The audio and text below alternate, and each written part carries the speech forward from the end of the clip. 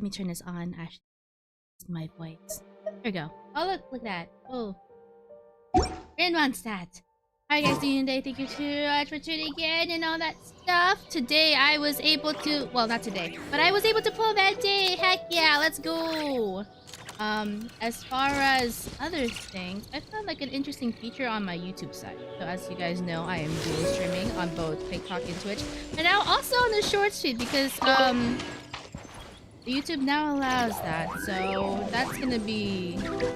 interesting. I just have it set to default mode. I don't have a vertical output set up. I literally just found out about it just now. So, yeah, I guess, we'll see how that goes as far as...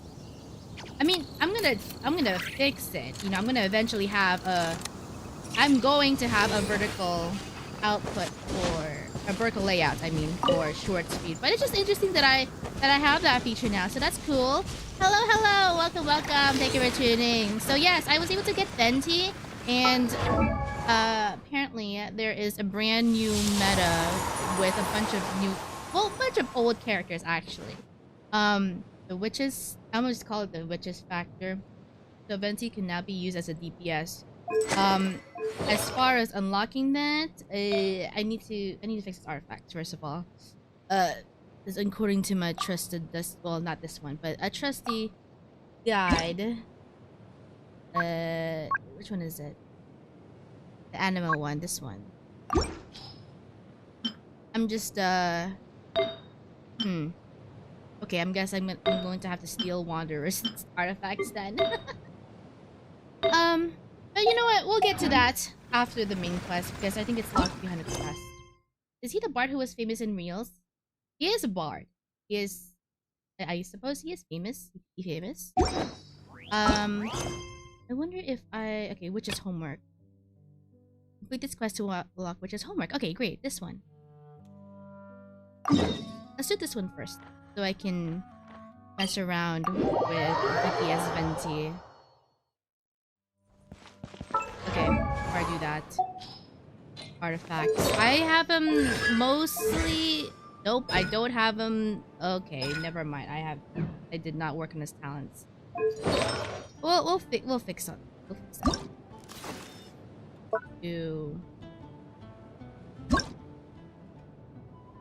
See how fast this is. Oh gosh, oh, just these. Okay.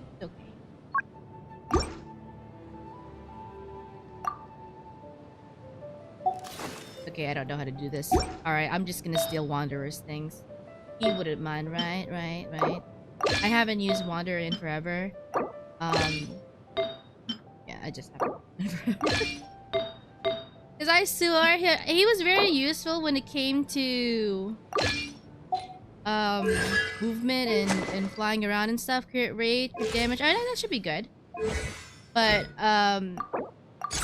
yeah, I haven't explored with him in a while. I've only... God damn. Ah, why am I out of things? Man, I hate this. Alright, we're just gonna... max out his NA, and yeah. Alright. I hope this doesn't, spoil anything for... Oh my gosh, wait, I need to change his wings. Oh my god, I'm sorry. I thought I had things prepared today. Turns out I don't. Actually, does that look good on him? I think the green one looks better. It's too green though. How about this one? Maybe this one. Fine, just the animal one then. Whatever. Lore accurate Venti, I guess. Onset is meta again. Ooh. Yeah, on the vertical shorts thing, I see that it's... Oh. It's just cropped in the middle. This is way too many books! Just fine. Considering this library organizing job was classified as a premium commission, I'm on key mentally prepared, you know? But seeing it in person is something else. Why, if it isn't Cutie and Paimon. What brings you back to Mondstadt? My gosh, Lisa. Let me guess. Lisa. You missed me so much, you just had to come visit. Is that it? You saw right through me. You've become quite the flatterer since we last saw each other, haven't you? Found you! We were stuck. Well, I wasn't planning to. But then, Catherine mentioned someone had finally accepted an important commission for the library. Might you both be here for that very commission by any chance? We're the only ones here, so yeah. Ah, music to my ears. Imagine my surprise when a glance down the book list revealed that each one would be an entirely new addition to our collection. There are books of all different kinds, including quite... I'm sorting them myself? My, what a headache that would be. All that to say, I'm very relieved to see you here. I would treat you to some tea, of course, but looking at the state of this place... Don't worry. Just leave the commission to us. You're as sweet as ever, Paimon.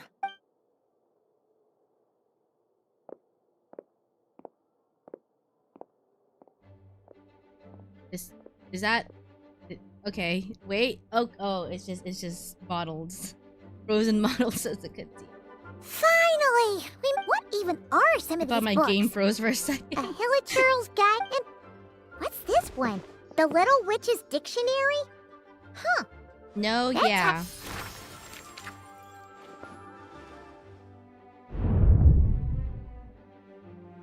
Yoo-hoo! Looking for me? Alice? How did you get in here? You must not have noticed, Paimon. I wasn't the one who barged in at all. What? Ugh. Have you ever read the storybook, The Little Witch and the Undying Fire, by any chance? Is it a manga? Splendid! That makes things easier to explain. This book was written as a dictionary for that other story. The actual... That explanation Epic makes things cutscene, even lol. more I know, confusing. right? So epic, it froze my computer. Oh dear. Where should I begin?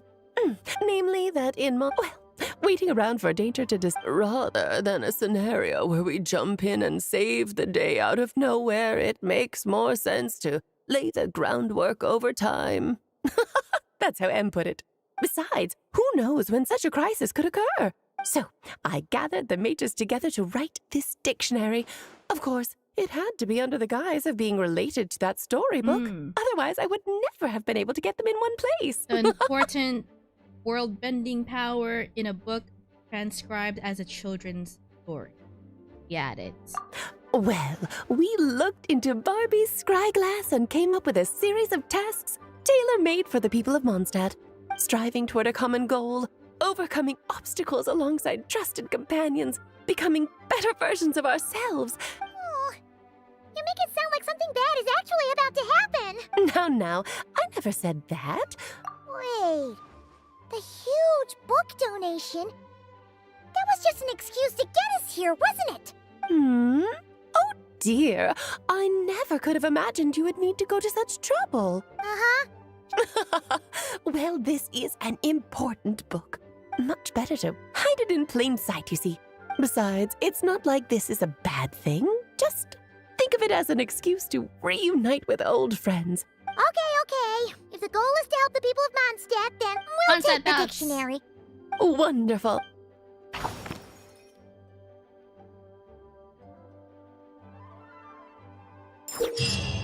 That it? Ooh, complete witch's homework-related quests to unlock the talents for a corresponding character. Certain character skills and constellations effects will also change. Each witch's... Oh, I should actually had... Okay, so I know Mona and Venti are affected by it. That's why I have them testing out Venti. I should also add Fischl.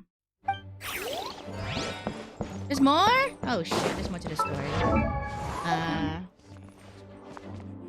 This is gonna be my... it says vape. Let's put witch factor for the Hexar. I'm not planning to pull on Dvalin. That's mean? Durin. There we go. Because I already have Venti and I don't have enough of my budget for both this. But this should be fun to mess around with, I think.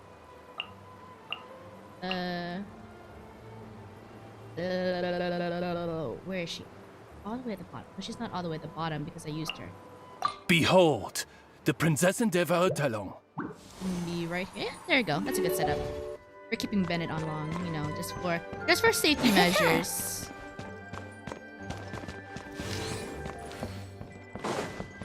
Bum, bum, bum.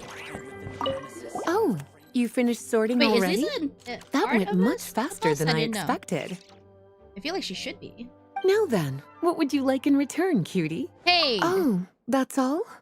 Ah, so you noticed too. Not to mention, this is the largest library in Northern Tevat. And Is I it? didn't recognize a single title on the list. Is it? I just don't see how that's possible.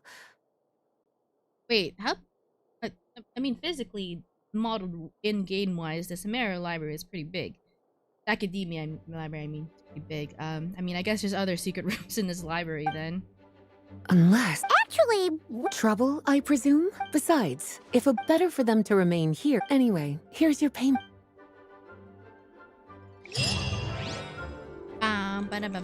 Ah, 10,000 more. Awesome. Am I going to see it here? Oh, there it is! After completing Witch's homework of the Waking Wind, Venti will become a Hexerite character when the character includes at least 2 Hexerite characters. You will gain Hexerite... secret! Right, the fact which enhances Hexerite characters. When the storm granted by the elemental burst granted is activated for 4 seconds, after a nearby active character deals a sword damage, Venti increased by 50%, and Venti's Storm Eye deals 135% of the original. Okay. Ah, okay, that's how it becomes DPS. Okay, so here are all the characters that's affected. So, Venti Official, Mona, Cleve, Albedo, Durin, Razor, Sucrose.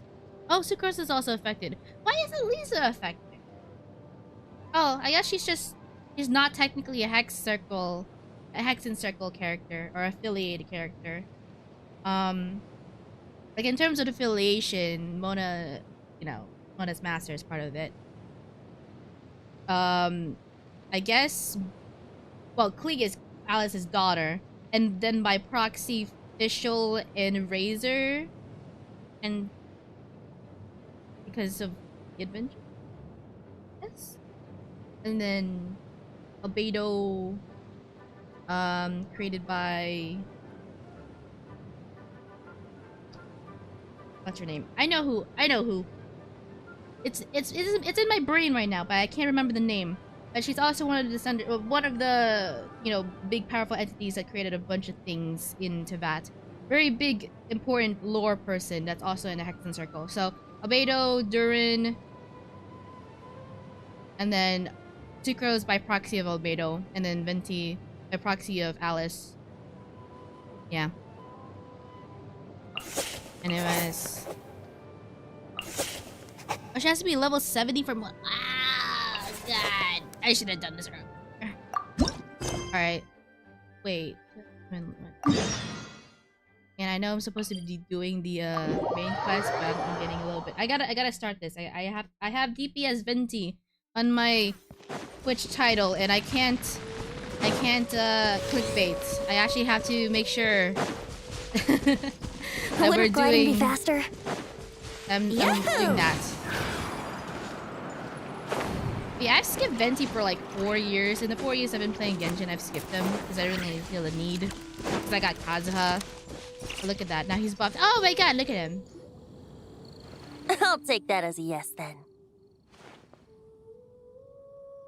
Ah. Time God. Venti. Ah, finally, you're here! Do you have a message for me from someone by any chance? A message, actually. There's not a single prophecy about you in that dictionary. That's what you were about to say, right? Yeah, the mages wanted me to come see you anyway, though. Oh? One moment, then. Your curiosity seems as strong as ever, Barbeloth. Alas, my future will have to remain absent from your... The wind may be happy to let dandelions trace its form and have poets sing it into verse. So, dear Barbeloth, please do set your pen down. Oh. Words heard on the wind are not meant to be recorded on the page. I got you. If you're truly interested in this legend, allow me to fashion it into a poem. I'll be sure to share it with you ladies at our next tea party. Barbeloth, she... Barbeloth has always been a reasonable person, and I believe she heard my request. As such, our conversation should be free from interruptions for now. Wait, Barbeloth was listening in just now? Well, she is a Hex and Circle mage.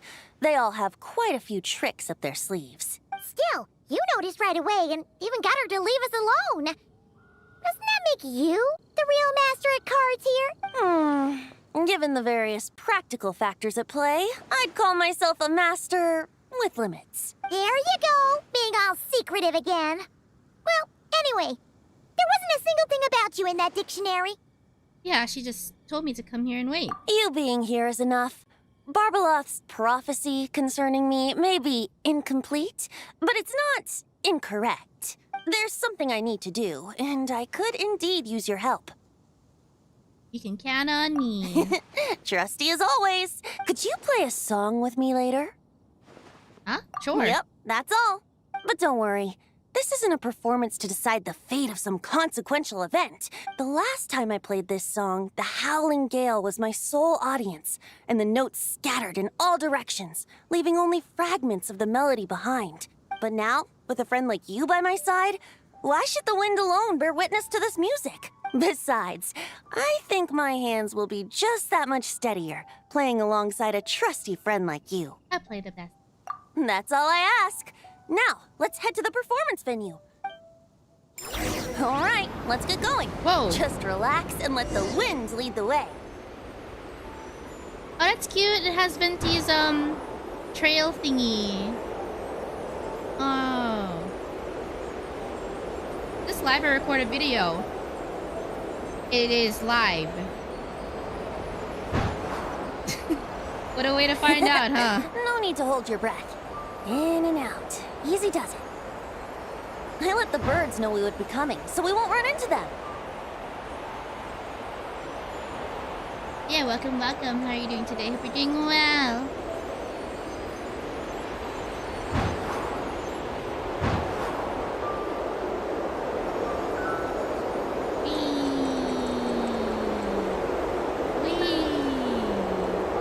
Yeah, it seems like they took Don't the worry. It's just a little ocean spray. You won't get soaked. I was gonna say, it seems like they took The the delightful sea breeze. swimming animation. Go from on, breathe it Archon in. Here. There's an observation. We're almost there.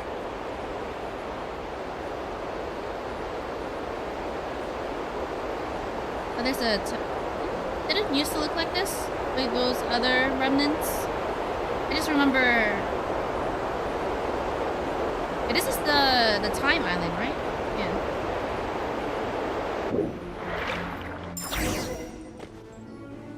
Huh. This island looks kind of familiar.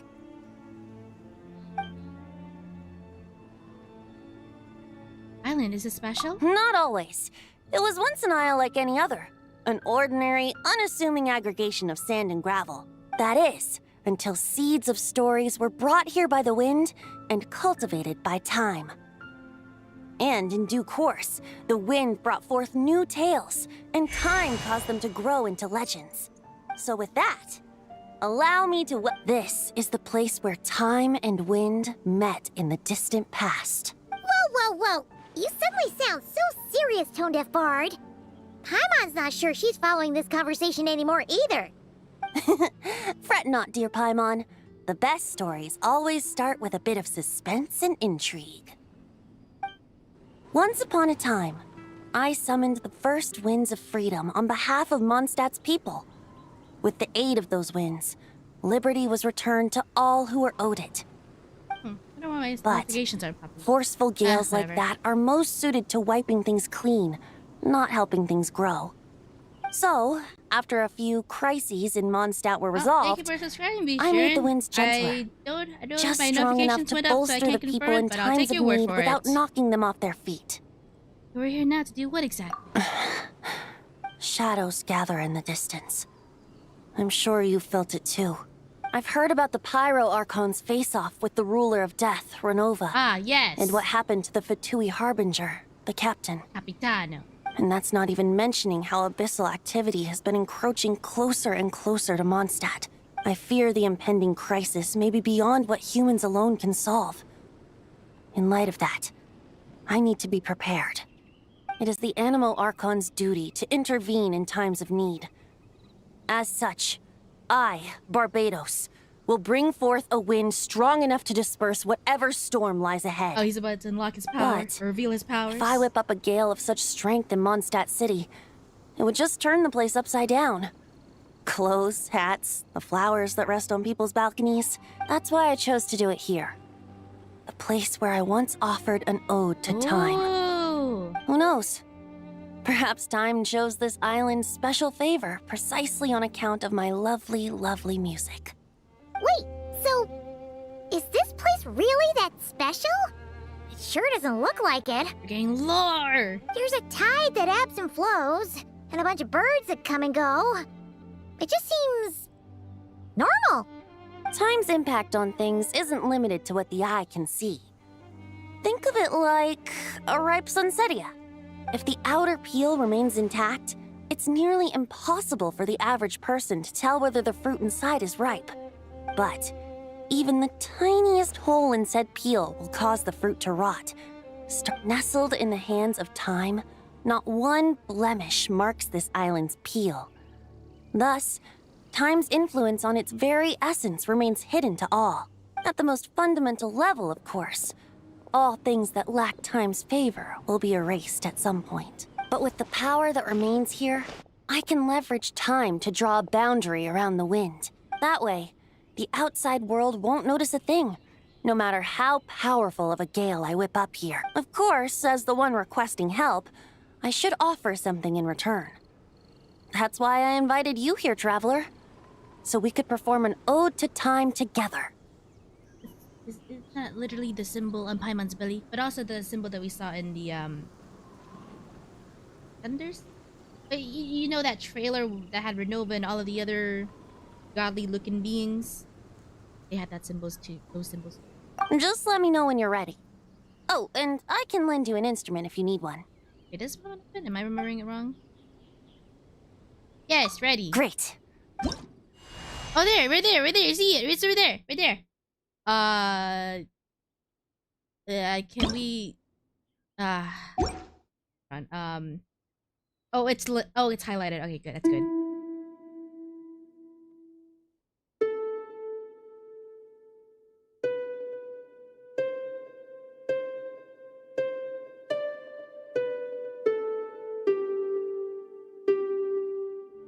I did it.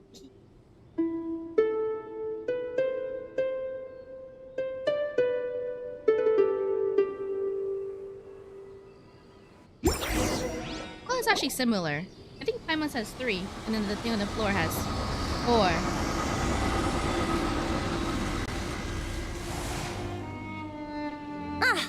Looks like our music has moved some in our audience to step on stage. But that's against concert rules, so let's... I understand your love for music, of course. Now you do a thing, But for now, I'm and going you to do have a you thing, leave the and then premises. maybe I should add some things, and then you do a thing that does that, and then you do a thing, and then Here we go. Alright, I'm trying to DPS you. 1 second.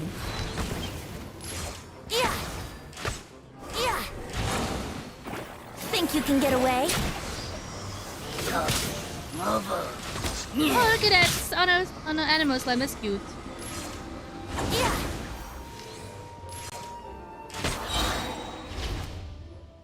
All right. That should do it. That was an exquisite performance, Traveler. Thank you. Frederica, hello, Braincast. I'm just gonna say the entire name. Frederica Braincast, hello, welcome. Thank you for tuning in. The power you unleash us now. Don't worry. You can normal attack That power was mine and Oh. mine alone. No external help was involved. So the buff is like after you do the alt, the normal attacks are buff. Think of it like tuning a musical instrument so that it might play melodies lovelier still. Just not just charge. Ha! So you do have some tricks up your sleeve. What else are you hiding, huh? Oh, Paimon. How many tricks could I possibly have? You know that's not what Paimon meant, toned it. I have a feeling the wind is gonna be pretty strong today. Okay, so instead of just boom, here's all of the character buffs, PowerPoint presentation style type of text on a wall type of tutorial. They give whole cutscenes and some backstory and some lore drops, so that's cool. That's interesting. I need to see if we... Yeah. Okay. So after completing words, mental burst. Okay, while the storm eye is created, 4 seconds nearby active suggestion characters instead of in.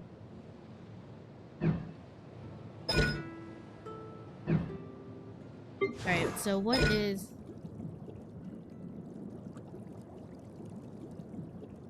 charge attack? Second grant of the most one stack vaporize reaction. Wait, it's specifically vaporize reaction? Each stack consumed damage vaporize reaction. Additionally, when Mona's normal attack charge at an opponent. Okay. Okay, good thing I have I have Bennett on this team. Okay, what's this one? Hark, Princess. Words I can't pronounce. He who has witnessed the fall of countless worlds, sing now. Okay.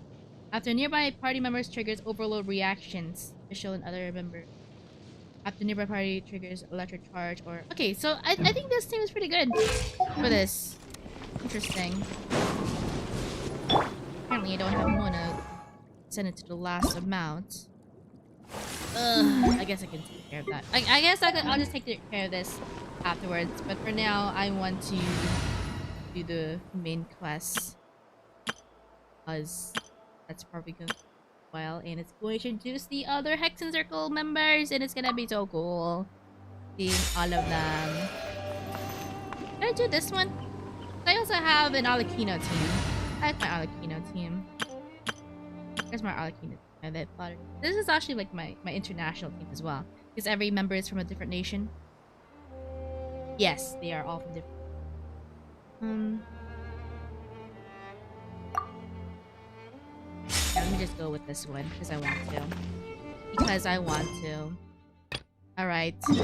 Story quest time.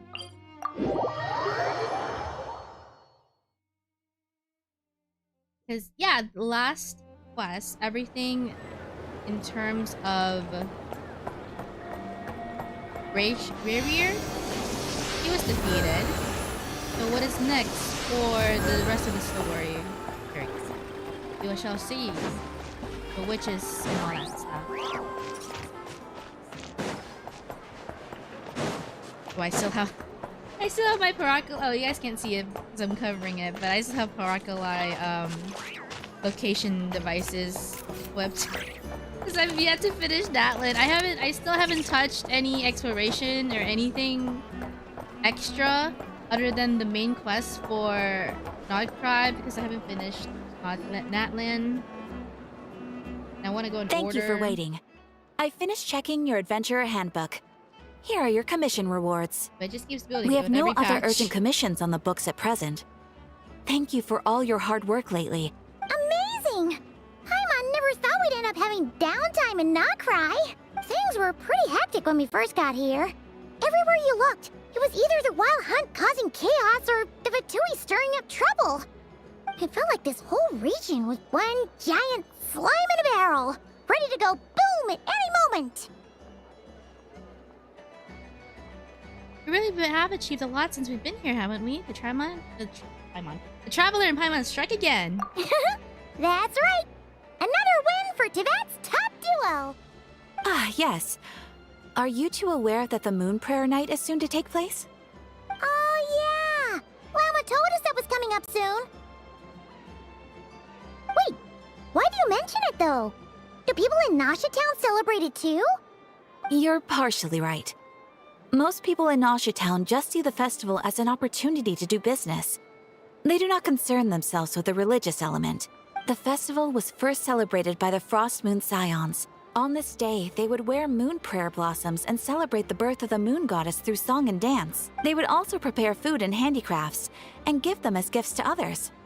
Over time, it became Nod-Krai's most lively festival. Oh, sounds like fun! I'm definitely up for it. Great! Well, in the meantime, since Catherine doesn't have any commissions for us, let's focus on some personal business instead. When we first got here, you mentioned that this was where your spaceship landed? Oh, We didn't get to yeah. follow up on it at the time, because we got Where is wrapped it? up in that whole rare situation, but now we can finally start investigating it properly. Except we have no idea where to start. Can't you just sense it? It's your spaceship. You just smell the stardust in the air or something. Whatever your spaceship had. What type of essence? You don't have a locator? Well, there's a saying Paimon's heard around these parts, which goes, if you lift up a rock, you'll find something you weren't looking for. By that logic, you'll never find what you're looking for while you're searching, but the moment you stop looking, it'll jump right out at you. Not sure if it's as simple as that. Could be worth a try though, right? Anyway, Paimon suggests we focus on other stuff we want to do for now, and just keep an ear out for spaceship-related intel as we go. I haven't seen Calabina in a while. He had used a huge amount of power in the final battle against ReReEee, and it's been so much weaker since then. I don't know if I can do anything to genuinely help her, but really a little chat can do no harm. One other thing that concerns me is we've seen no trace of the doctor so far. Oh yeah! Okay, he's a real villain. What's wrong? He looks super serious all of a sudden. The type that experiments on children and tries for world domination type of thing. I was just thinking about Columbina and the doctor. Huh? Paimon gets why you'd be concerned about Columbina, but what does the doctor have to do with anything? We learned back in Nalan that he's been investigating the moon. He's been suspiciously absent so far. Oh, that's true. And now that you mention it, we're definitely overdue for a showdown with the Fatui. It is weird that he hasn't shown himself this whole time. What could he be up to?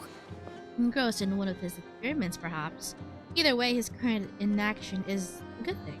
True. Paimon would much rather deal with Marionette anyway. She says the meanest things, but when it comes down to it, she doesn't seem like a bad person. She's just tsundere. Maybe it's the pressure of being a Fatus? Especially as a Harbinger. Does she feel like she's gotta act tough to keep up appearances or something? Maybe. But then, every time we headed out with ReReEee, she always wound up having to repair Polonia and her other robots. That's gotta sting. Losing face always hurts more for people who care a lot about their image. She's probably still furious about it. Paimon, I have a feeling that she might have heard that. What? Relax, she's not even here. What's the matter? Oh, nothing. Sorry, we'll be on our way now. Where are we again? Oh yeah, Columbina? Right, yeah, let's go see Columbina. She watches everything. She has eyes and ears everywhere here. Alright, into the Silver Moon Hall, which we can just teleport to, I assume. Oh wait, the mission. Oh, we're here. I'm not entirely sure what you're talking about. But rest assured, I protect client and adventurer confidentiality as a matter of principle. Phew, that's a relief. Alright, Catherine, can I use... What? I'm Can not I not use Catherine? I'm trying to redeem my dailies. Whatever. I guess I won't do it. I guess I won't do such a thing. Wait. Is this like... Oh, it's underground. That's right. Here we are. Such a pretty hideout. With her own theme song and everything.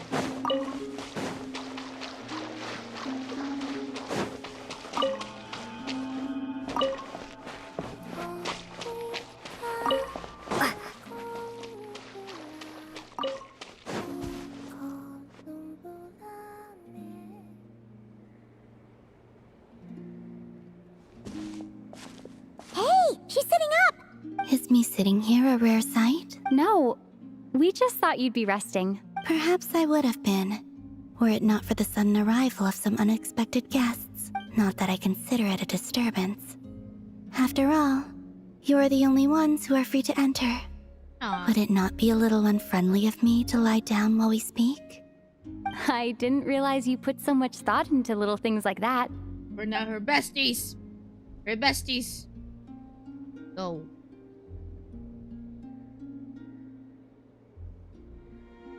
Only sometimes. There have been moments lately where I think about you and your companions. Oh, she thinks about us. They are warm, mysterious, and cozy memories. Very few of my past memories are anything like that. They say that travelers return home bearing bags full of souvenirs. But my luggage was empty, and I believed it would stay that way. Return home? So, you're still planning on returning to the moon? Yes. This planet continues to reject me, Oh. reminding me that I do not belong here. Ah. That's If I sad. remain in Teyvat, there will come a day that I disintegrate.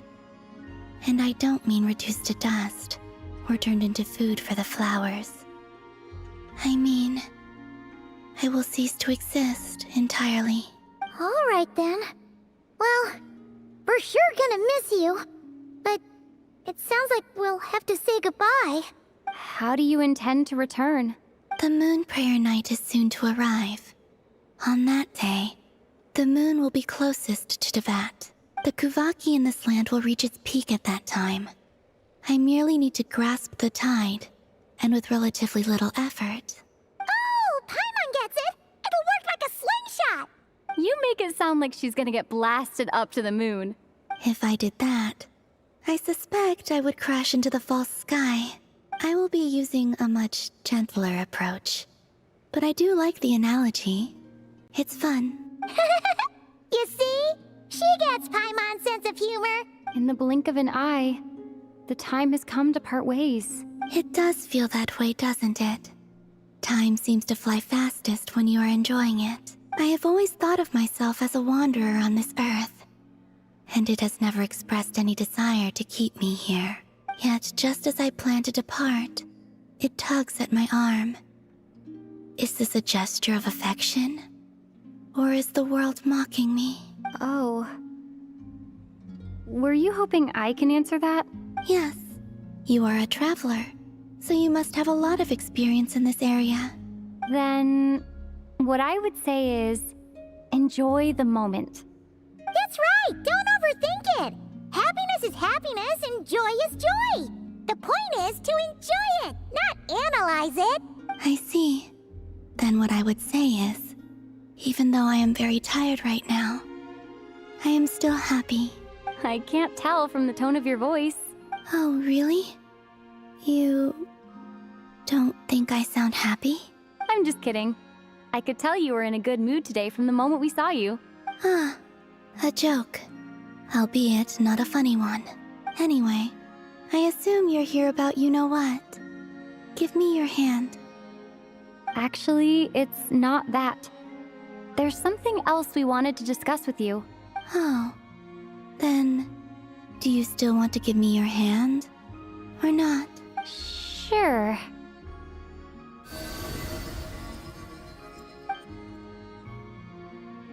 Thank you. So, I've heard that in the moon prayer nights of the past, people here would hold celebrations in the moon goddess's honor. Since you helped so much in our fight against the Reihir of Solnari, I think you deserve a farewell party before you return home. I haven't asked everyone else for their opinions on this yet, but I'd like to invite you to join the upcoming moon prayer night. I've never joined a moon prayer night before. I'm not sure what I would even do. Oh, don't worry about that! We take care of everything. All you need to do is show up. Of course, there's no need to force it if you're not feeling strong enough. It's just, this kind of felt like a golden opportunity. But they call me Kutar, and the Fatui have an arrest warrant out for me. Oh, yeah. I shouldn't appear in public right now. Yeah, there will definitely be complications, but I'll make it work. You have my word. Yeah, we got your back. Well, she does. Paimon's actually not too sure what she's planning. All right, if you're sure. I will not refuse your invitation. I suppose it wouldn't hurt to pack a few more sights from this world into my suitcase before finally learning what my homeland looks like. I'm feeling I might be distracted. If you see Llama, please Sure, tell her no. that my answer to the question she asked me is neither yes nor no. Rather, it is. There is no need. That was kind of cryptic, but sure. Guess it's between the two of you. We'll pass along the message. Bye for now.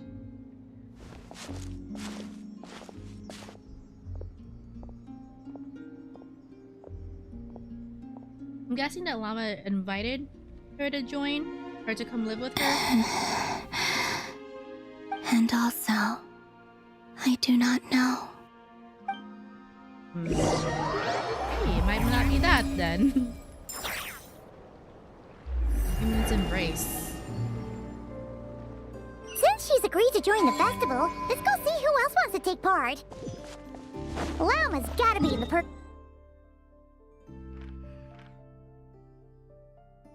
Oh, right here.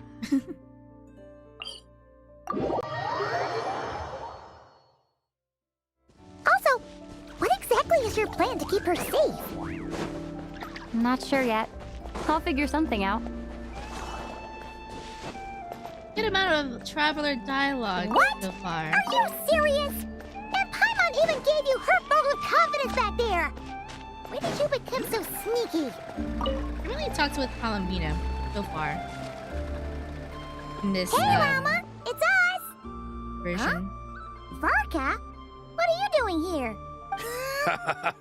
here? Beats me. I had a bit too much to drink last night, and when I woke up, I was on Hisi Island. Typical Mr. monster. Varka is helping to oversee Nasha Town's preparations for Moon Prayer Night.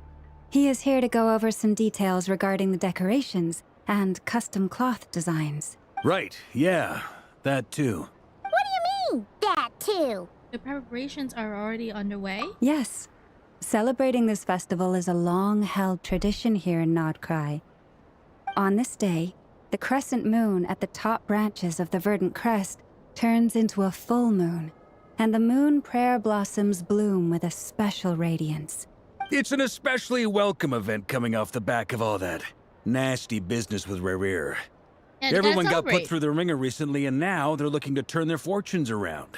Victory The big lap. shots in town all agree that a big, lively celebration is just what we need to rebuild people's faith in this place. No wonder Catherine said that people weren't so bothered about the religious element. You just want to party. That's right. It's become more of a local custom by this point. Even the Frost Moon Scions are eagerly awaiting the coming of Moon Prayer Night, despite now knowing that their past beliefs were founded on a falsehood. That's fair. It's a bit like the lantern ride in Liyue. It's a chance for people to enjoy themselves, not debate the existence of the Adepti. Although in their case, the Adepti definitely do exist. We've met plenty of them in our time. Oh, one other thing. We just went to see Columbina. We went ahead and invited her to take part in the festival this time. Hope it's okay. Wait, so... you mean she agreed to it? Huh. That's quite a surprise. Yeah, we told her. Then I suppose These are that she besties. intends to return to the moon on that day. Oh, yeah. It's kind of a complicated process, but basically, it's like a slingshot. Yeah. Yeah, essentially. Probably shouldn't have you endorsed your metaphor. I understand. In truth, I had a feeling that she might make such a decision. Well, if Kuthar has decided to participate in the festival, we should... Yeah, exactly. She was saying how it could be risky for her to show her face in public. We were wondering if there was any way we could hide her. Unfortunately, the people who carved the statues did an excellent job of capturing her likeness. Darn! We may have bitten off more than we can chew here. Nah, don't sweat the small stuff. We can handle that. Give her a mask, dress her up. Are you saying you have a plan? Not as such, no, but The most important thing with a festival is to keep the mood light and your spirits up. Or get everybody wasted You can't drunk? go preparing for a festival with those long faces. You'll never convince anyone to enjoy Yeah, themselves. they probably wouldn't recognize her. The They're all monster drunk. spirit is strong with this one. As it happens, I agree with Mr. Varka. Oh, Shadow, hello. How are you doing today? Thank you for tuning in. Hope you're doing well. Traveler VA's gotta pay their monthly bills, lol. Oh yeah, that's true. I'm loving that everything is voiced now. But yeah, because the traveler, we rarely get traveler voice lines in any of the languages. That's what I was saying. That's what I mean. It's very cute. I love it. I love that the travelers are being voiced. Like their true voices are coming out. Let's start by making our appreciation for Kutar the beating heart of the festive atmosphere. Like they seem more like an actual character rather than a self-insert MC. And who knows? Once we get the ball rolling, perhaps everything will just fall into place. Hey! Did you catch that? Llama said the thing! Or close enough, at least. I'm looking forward to the Moon Prayer Night already. We have a festival in Mondstadt called Windbloom. And I have a feeling we'll get to see that same smile on the Moon Goddess's face at this festival. Does Archon know that Not quite the same, surely.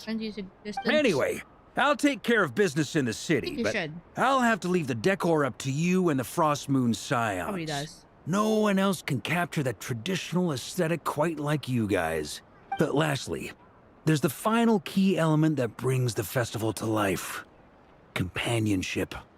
We'll take care of that. Before you leave, let me show you something that we've been preparing. Mr. Varka had asked to see it already, so you may as well tag along. Also, I have some further questions about Kutar's decision.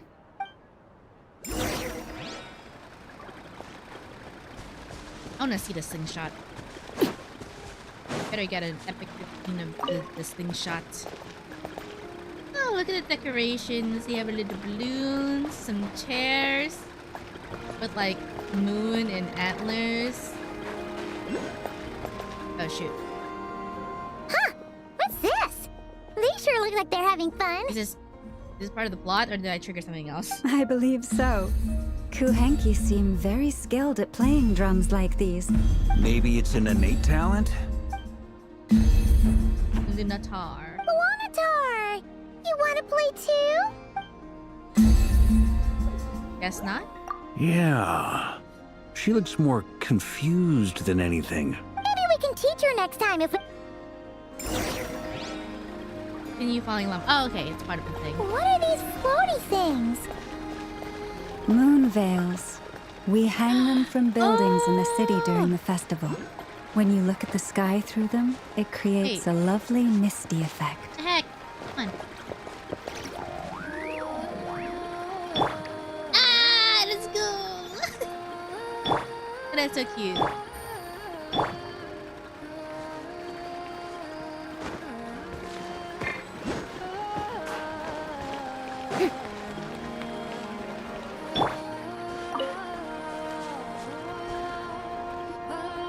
Everyone seems hard at work. They are preparing items for Moon Prayer Night. For instance, the sculpture being made over here, Mr. Varka and I were just finalizing the details of where it will be placed. Ah, there she is. I didn't know the finished article would be so large.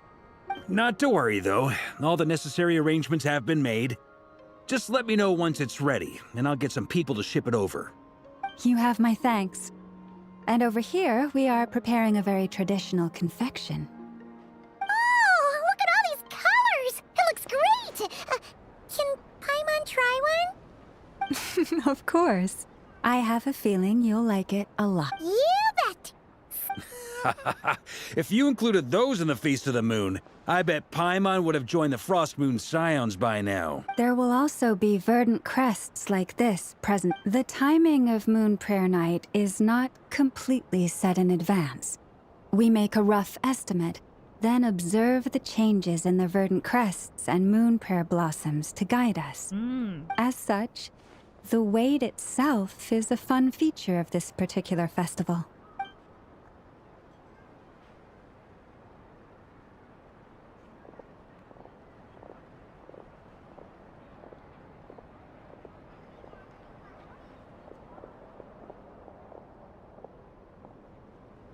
Let's talk here.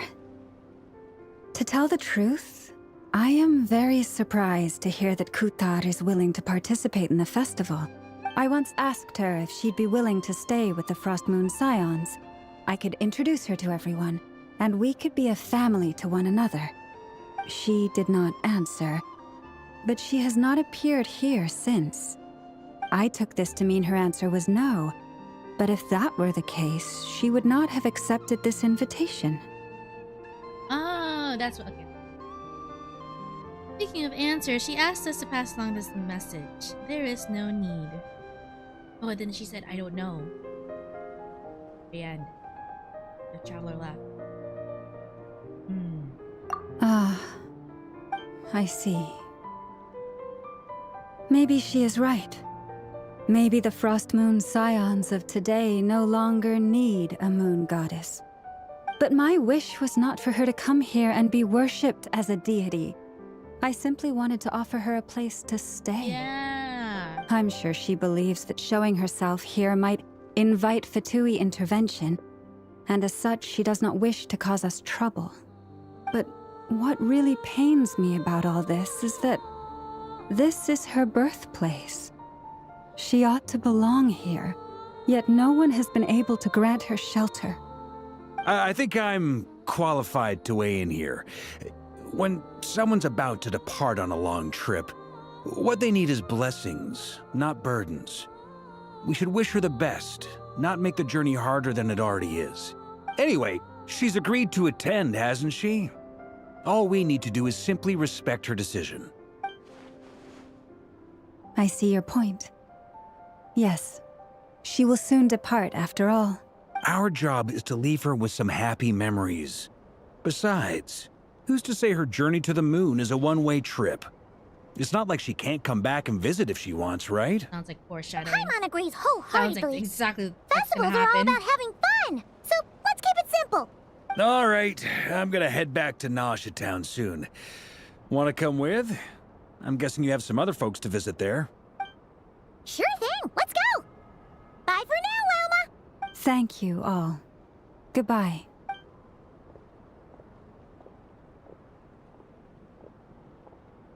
Traveler needs blessing, not burden. Weird trap. Sounds good in principle, but will blessings alone be enough for Columbina?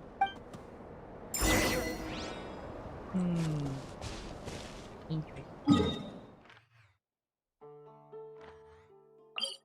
It all seems fun and dandy so far, but I have a feeling, I have an inkling feeling that something bad's gonna happen. Huh? Hey, over there! It's Durin and Albedo with twins! What could they be chatting about?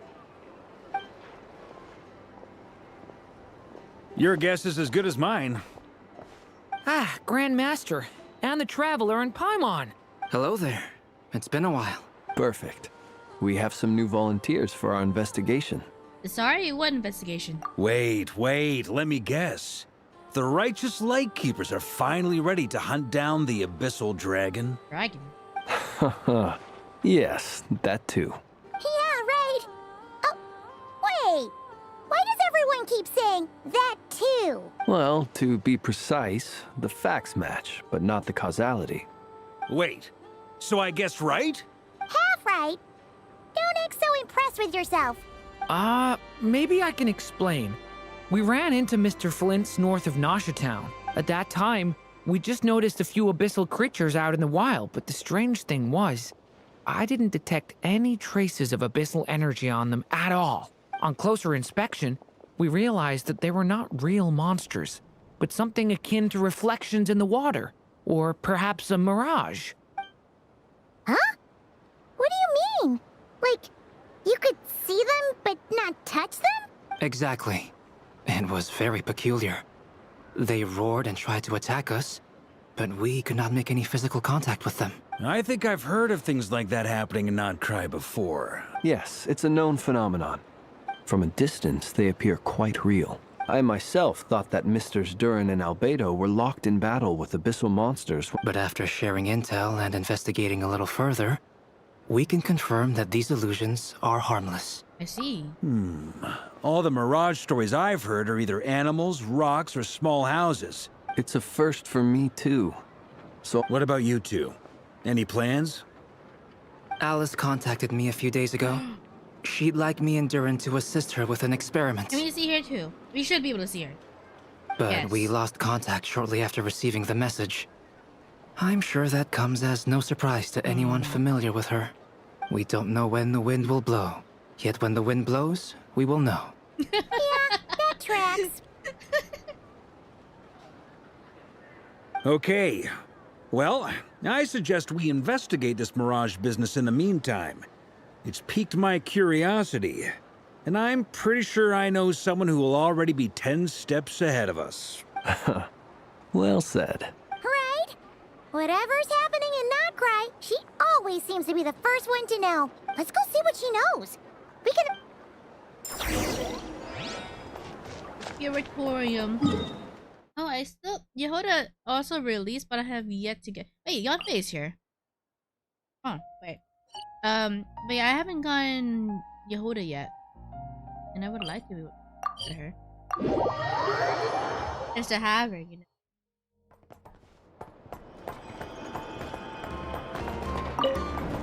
They made Yehoda's thighs like a bit like actually thicker. Like if you count pixels, her thighs are visibly like actually thicker than the normal medium woman models.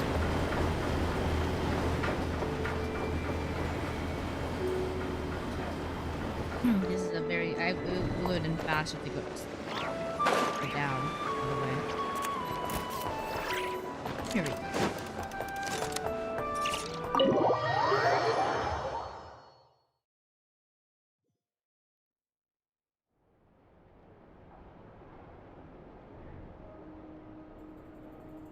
You're right, I have noticed. There's certainly something a little fishy about this situation.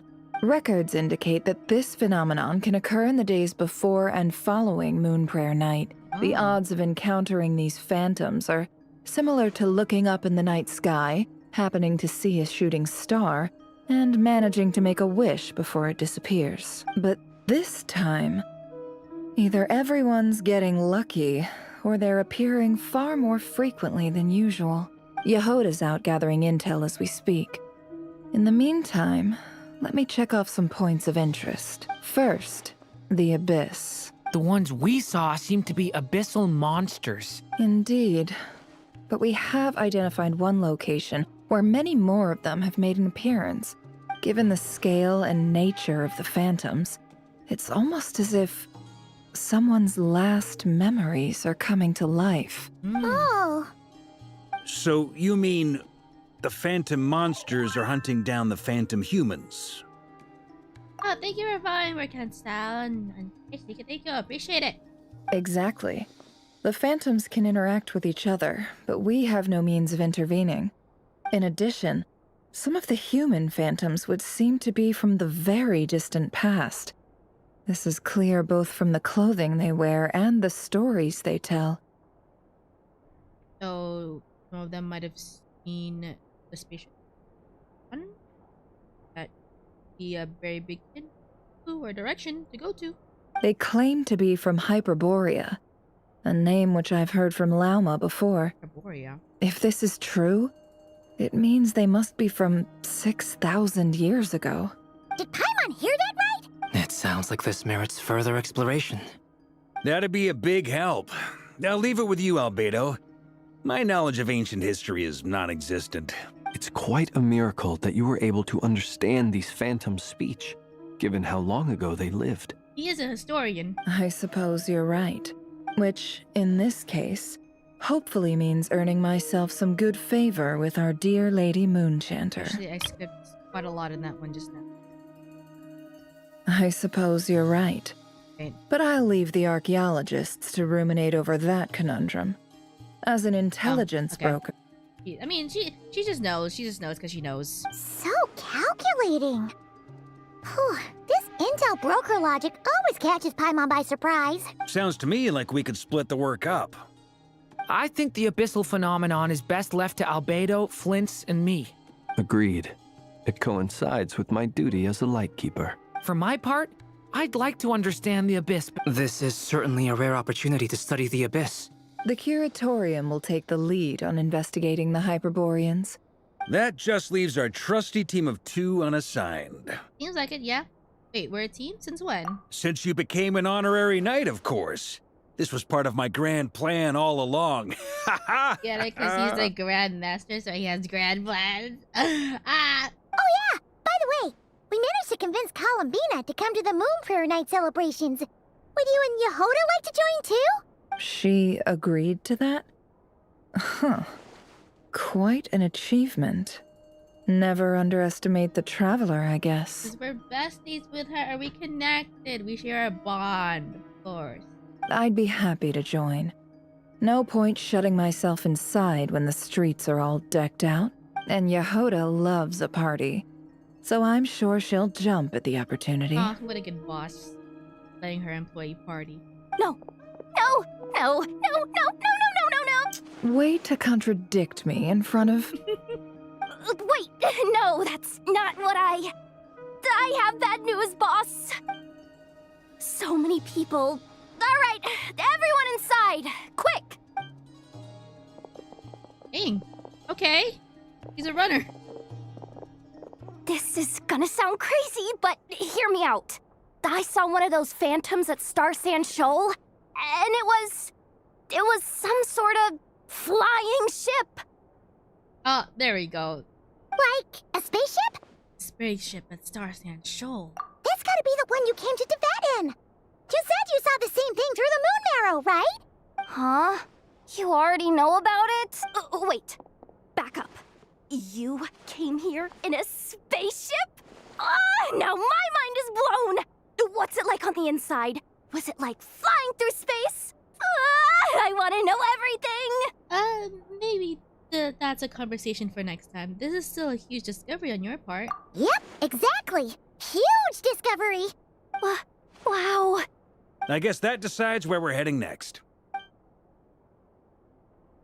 Come on, don't look at me like that. I know the spaceship doesn't have anything to do with me, but you don't want to leave me as the only one twiddling my thumbs, do you? Please? He needs to do something. Fair enough. In that case, let's meet back here to discuss our findings once we're done. I wish everyone a productive investigation. Yeah, productivity.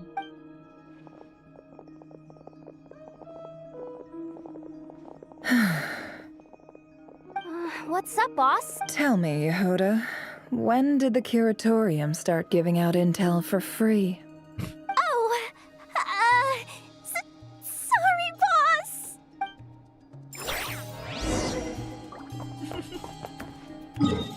Dang, yeah, she could have made a pretty penny with that information.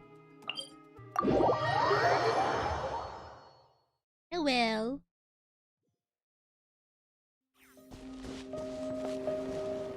Oh! Question marks.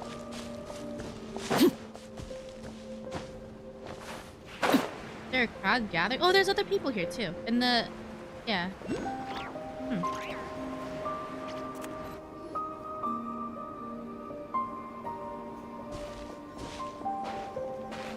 Wow, what do you know? Yehoda was right on the money. This phantom really is your spaceship. But that's so weird. Why would it show up here? Is it some kind of projection? Or a ghost? Like, maybe it no longer exists. But somehow it left an afterimage? I'm not sure either. Ah, you're already here. Miss Lauma, what a surprise. I thought you were busy with festival preparations. It was quick too. I was, until one of our people informed me that a strange sight had appeared at Star Sand Shoal. No one's ever seen something quite like this before. Same here. Oh, so we heard that these things appear around the festival period. Any idea why that is? Unfortunately not. We have very limited information about them, since they can't be interacted with. And no human phantoms have ever made an appearance before now. The most we've been able to deduce is that these sightings appear to be connected to the increase in Kuvaki energy around this time. Let's look around and see what we can find. Yeah, seems like that's all we can do. Allow me to lend you a hand.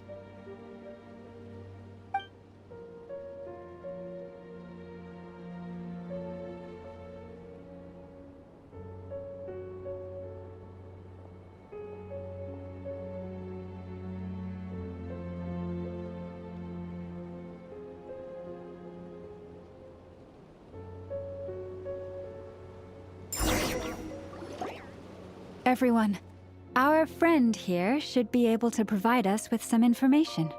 Yeah, Is that talk to animals. a phantom? I've heard about how the Okay.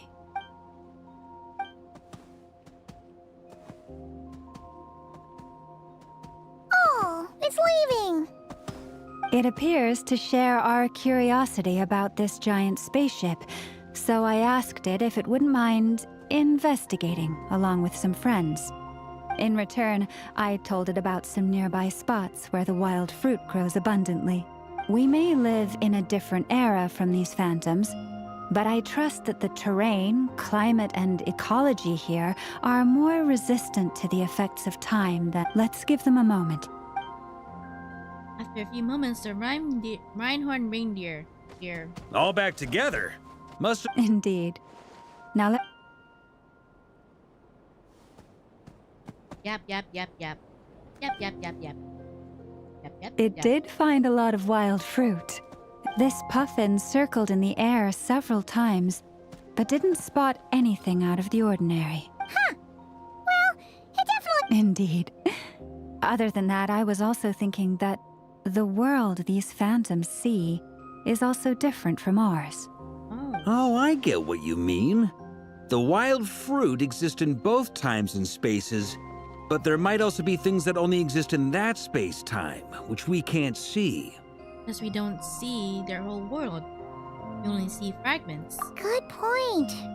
Great thing. Blunthorn rhinos can use Kuvaki to shift great rocks, but this one says it couldn't get that ship to budge by even an inch.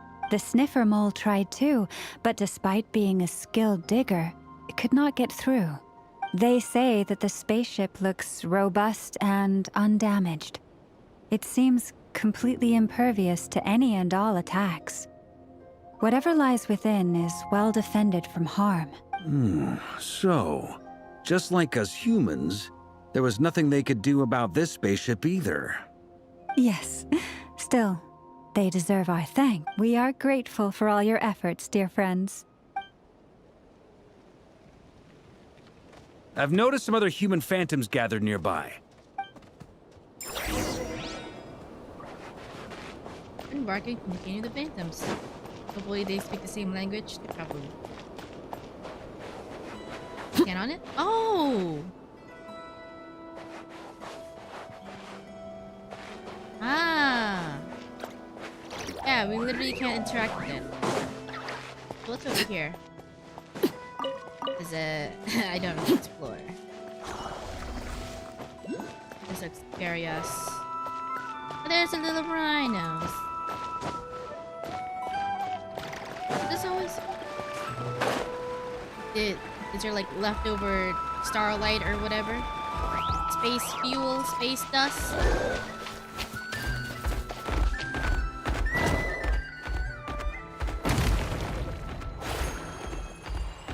Oh no, it's just a... Oh! Test. Okay, just, I don't want to collect that yet. Not yet. So, let's just leave that untouched. Untouched. What greater pleasure is there than the unexpected? There isn't anything... really.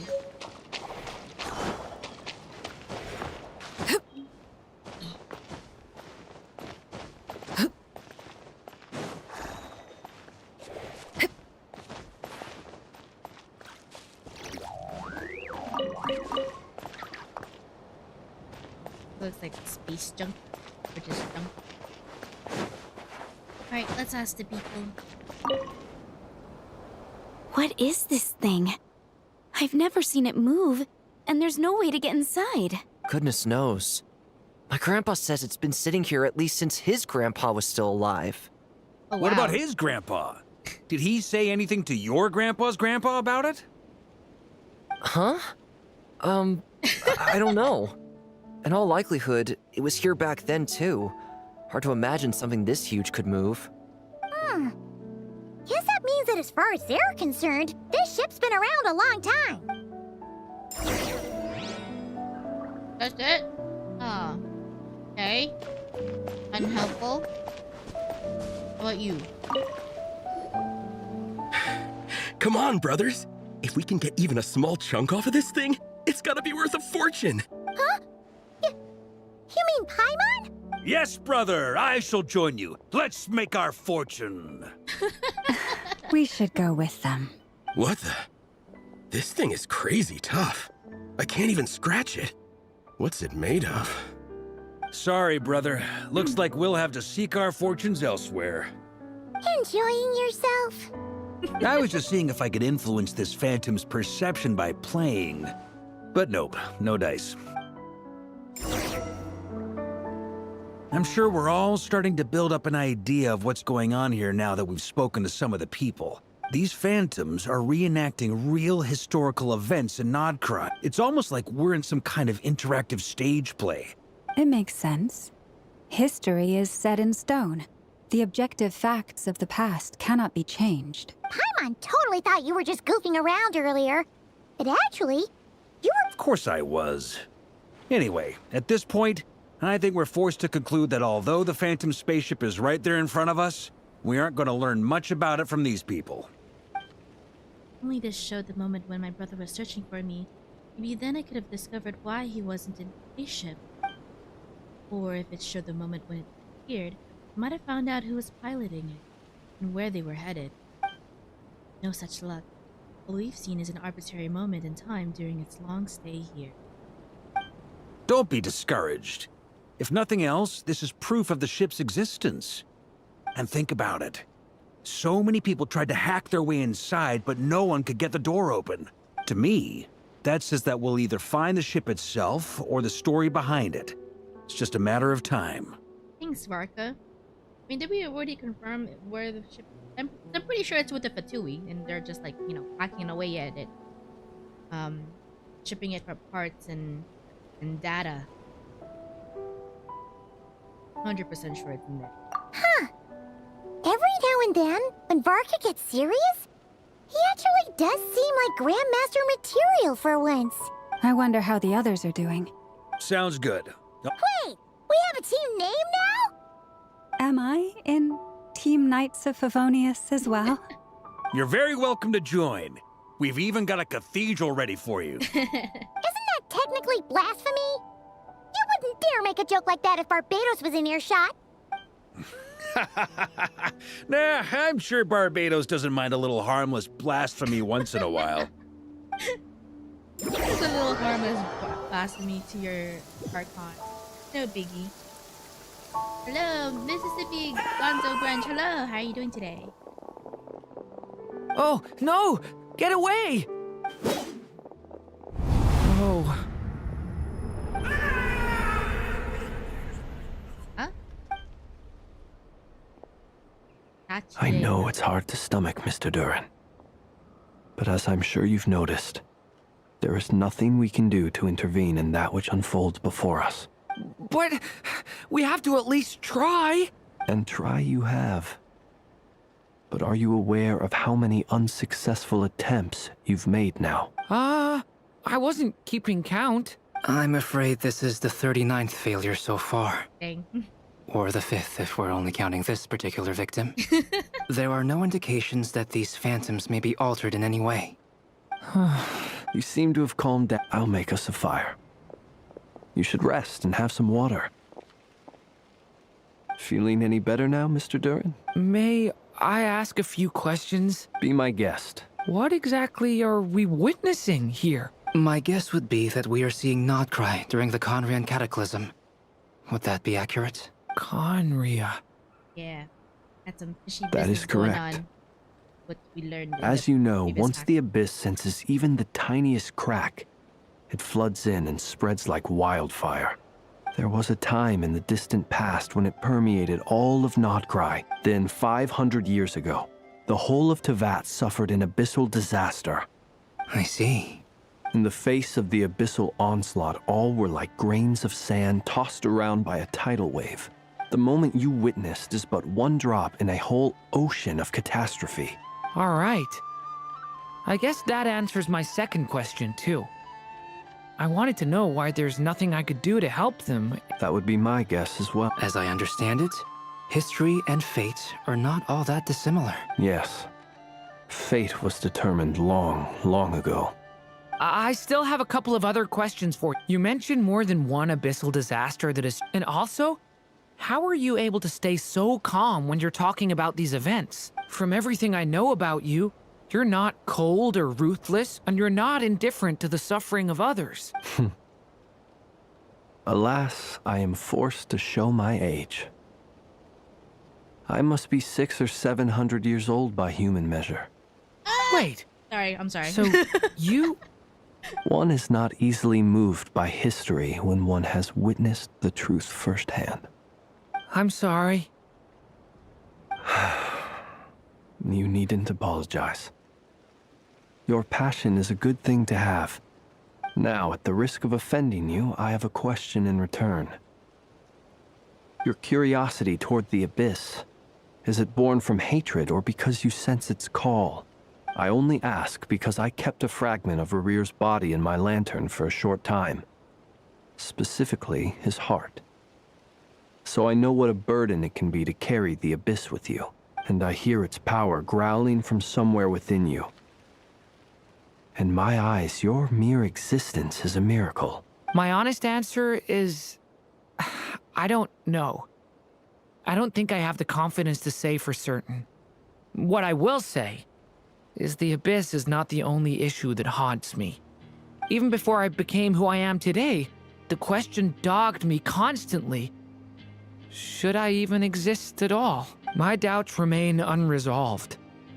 But when we fought LOREEEE, something became a little clearer to me.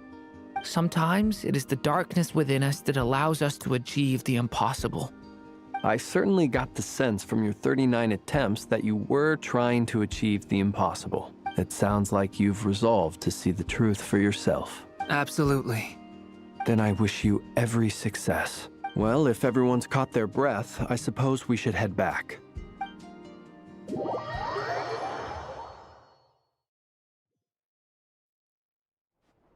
Incredibly, our separate investigations led us all to the same conclusion.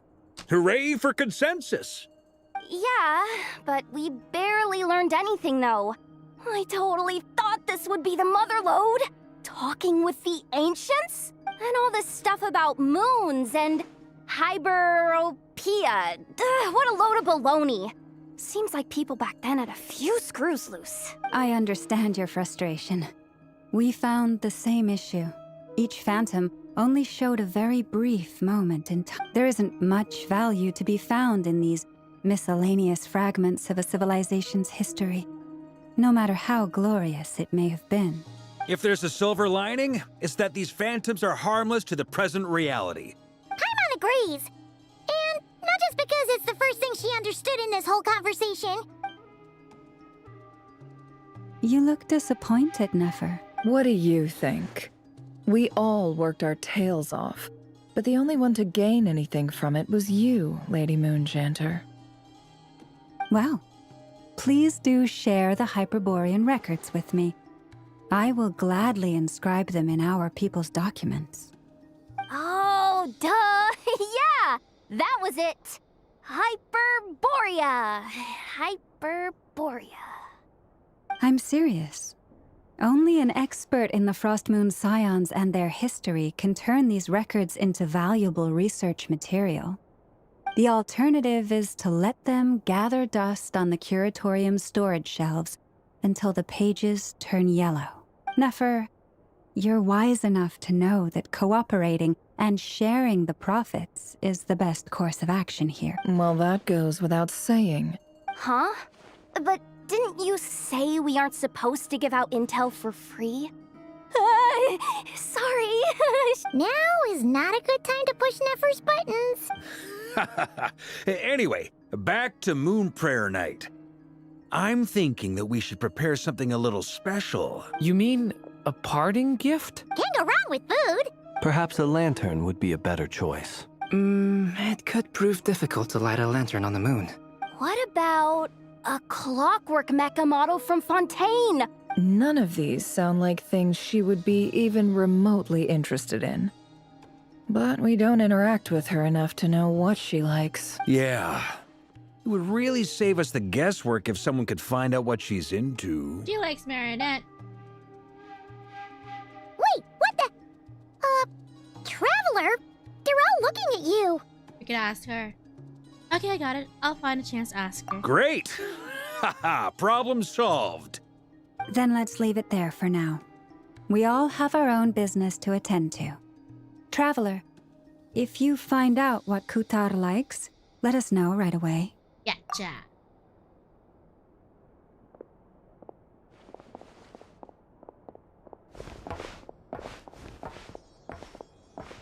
Is something the matter? That's my line, Durin. You seem a little down. I'm fine. It's just... I'm still feeling a little rattled after but it's okay. This is something I have to work through. Well, don't put too much pressure on yourself. If you ever feel like something's wrong, physically or mentally, we're here to talk. And don't forget, I'm a member of the Knights of Favonius. You can always rely on me. Come on. Stop treating me like a kid.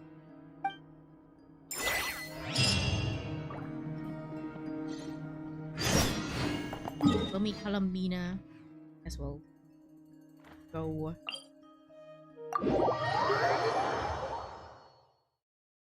I looked up real quick what Hyperborea because it's not familiar. It's Frostmoon Science original home before moving to Nod-Krai. Yeah, I've heard of the term before. I just couldn't figure out where I guess in the trailer or something. Free version launch information. Huh? She's not here. Can't sense her presence at all. Weren't there a few Kuhenki here last time too? Where did they all go? Maybe she took them out for walkies? Walkies? For Kuhenki? You're not pets, you know. Oh well, looks like we just came at a bad time. Let's try again tomorrow. There's still a few days until Moon Prayer Night, so we're in no rush. Besides, she needs time to rest anyway. Fair point, let's go. Maybe she snuck off and left before night. Actually, Kalamina! Are you back yet? Oh, wait, that would make sense. How strange! Looks like she still isn't here. She chose that specific day so she can launch herself. This is a bit odd. Right? It's not like her to spend so much time outside. Especially since she's worried about attracting unwanted attention. By the looks of it, though, she hasn't been back all day. What about Luonatar? Luonatar, you there? Oh. Hey! Do you know where Kalumbina went? Sorry, didn't understand. But if you know where she is, could you take us to her? Sounds like I don't know either to me. Yeah, that's even stranger. Emma, look, the flowers. What about them? Oh, that's not good news. Look duller? They change color when Kalumbina gets weaker, right? Yeah, they're duller. And they look super pale right now.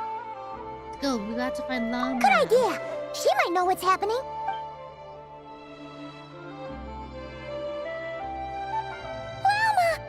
Ah, it's you.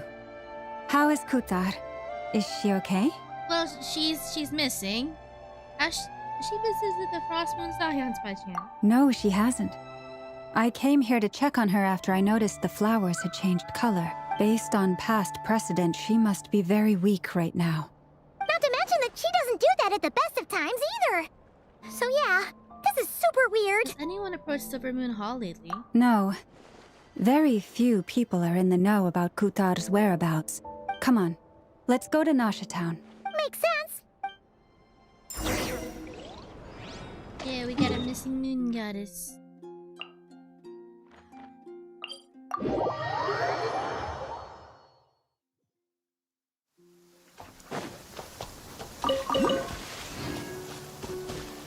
That's a lot of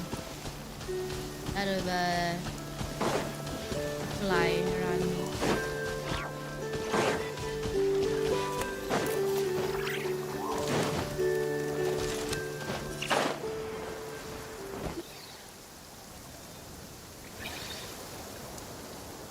Wait a moment. Is it just Paimon, or is this stall kind of suspicious? No, I don't recognize it. Alas, your free and easy adventure time is over. Now, prepare to face the final boss of Nod-Krai. Whoa! Where'd that voice come from? Not sure, but it's definitely hostile. No, not that way. The final boss is right here. The sniffer mole? That's the final boss? Surely not. Also, that voice is a little familiar. Okay, the jig is up. I'll stop teasing you. Turn around. I'm right behind you. It seems I've managed to leave quite an indelible impression, even though you've never seen my face. Oh, nothing could make a great mage more pleased with herself. Oh, that's cool. Nod-Krai, defender of Old Mondstadt, and she just fixed the camera, broke the fourth wall. What the heck? Okay, that's new. Interesting. What is going on? I've heard that all the big shots in Teyvat have long, wordy titles that stun people speechless when they make their entrance. Unfortunately, none of them are affiliated with the Hexenzirkel, and we ourselves keep a very low profile. The notorious name-dropping doesn't quite work for us. Still, I, for one, think I'm really quite amazing. So that didn't stop me from coming up with a title anyway. Oh my gosh, she has fancy highlights in her hair. Alice! It's really you this time? Not a lantern or a dodoco, but Alice in the flesh? Oh, that's right. So, what do you think? How does it feel to finally meet me? You look like... You look just like Klee. Oh, that's the first thing you thought. A little surprising, but that actually makes me very happy. Because that means that when Klee grows up, she'll be just as stunningly beautiful as her mother. So she's a friend of yours? Kind of. This is actually the first time we've seen her in person. I see. Madam Mage, that was, quite a powerful entrance. I certainly won't be forgetting it anytime soon. It's okay, Lauma, don't force it. Paimon will do the honors. This is Alice from the Hexenzirkel. She's a friend of ours. And of Arcus, too. She helped us a lot in the past. That's right. She's a good person, just kinda... unpredictable. Well, what is the human heart if not unpredictable? If we could not do as we please, how would we differ from machines? I am Lauma, Moon Chanter of the Frost Moon Scions. It is a pleasure to meet you. Oh, I know. Before you got here, I spent a good, 15 minutes getting up to speed on Nod-Krai's present situation. In other words, I've read the whole in the last episode part, so we can skip the pleasantries. Fair enough. Well, Miss Alice, I can already tell that you have quite a unique personality. He'll get used to it. Paimon sure is. So anyway, what are you doing in Nod-Krai? Oh, I thought I told you already. This time, I'm the final boss. And what a formidable foe I shall be. Powerful, confident, decisive, and good luck finding my weak spot. You will never succeed. I'm going to send a formal request for Jean to put you in solitary. Oh, drat. My one weakness, and you found it in an instant. Fate has been dealt a devastating blow. Thus falls the great Dodo King. Why are you playing along with this nonsense? For funsies, of course. What's wrong, Paimon? Are you disappointed in me? Am I a gigantic letdown? No, it's just... you seem like a busy lady. And this is the one time you've shown up in person. Paimon figured it would be for something more high stakes than just goofing around. You're quite right. I'm here in Nod-Krai because something big happened. Something big enough it caught the attention of the Hexen Circle. It concerns the 3 moons, Tevat's borders, and of course, the moon goddess you are currently searching for. You know where Columbina is? Kind of. Why don't we discuss this over a pot of tea? My main reason for coming on this trip to Tevat was, of course, to have some fun.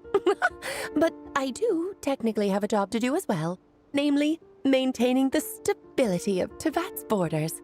I'll skip over the complicated parts, but to sum it up, abyssal energies are all that lie beyond Tevat's border. We'd find ourselves in a real pickle if they ever made it through. Oh. And the phantoms you've been seeing are a sign that the border has been disturbed. Oh, wait. It kind of reminds me... So, it kind of reminds me of Hunter x Hunter, how, like, actual world where humans are in Hunter x Hunter, it's just a small area and a lake, and the rest of the world is just full of dark energy, dark continent, and all that stuff. Yeah, it sounds exactly like... Ah, no wonder they tend to show up around Moon Prayer Night. Is it because the real moon is now so close to us that its power can cross the border? In part, but only a negligible amount passes through. Just enough to influence the verdant crests and so on. And as you've noticed, there has been an unprecedented number of phantoms appearing this year. The influence of the moon beyond the border cannot explain this. No. There is another far greater factor at play. The trilunar syzygy. A trilunar... New word. syzygy. Eons ago, before the heavenly principles came to Tevat, it was the then 3 moon goddesses who controlled the laws of this world.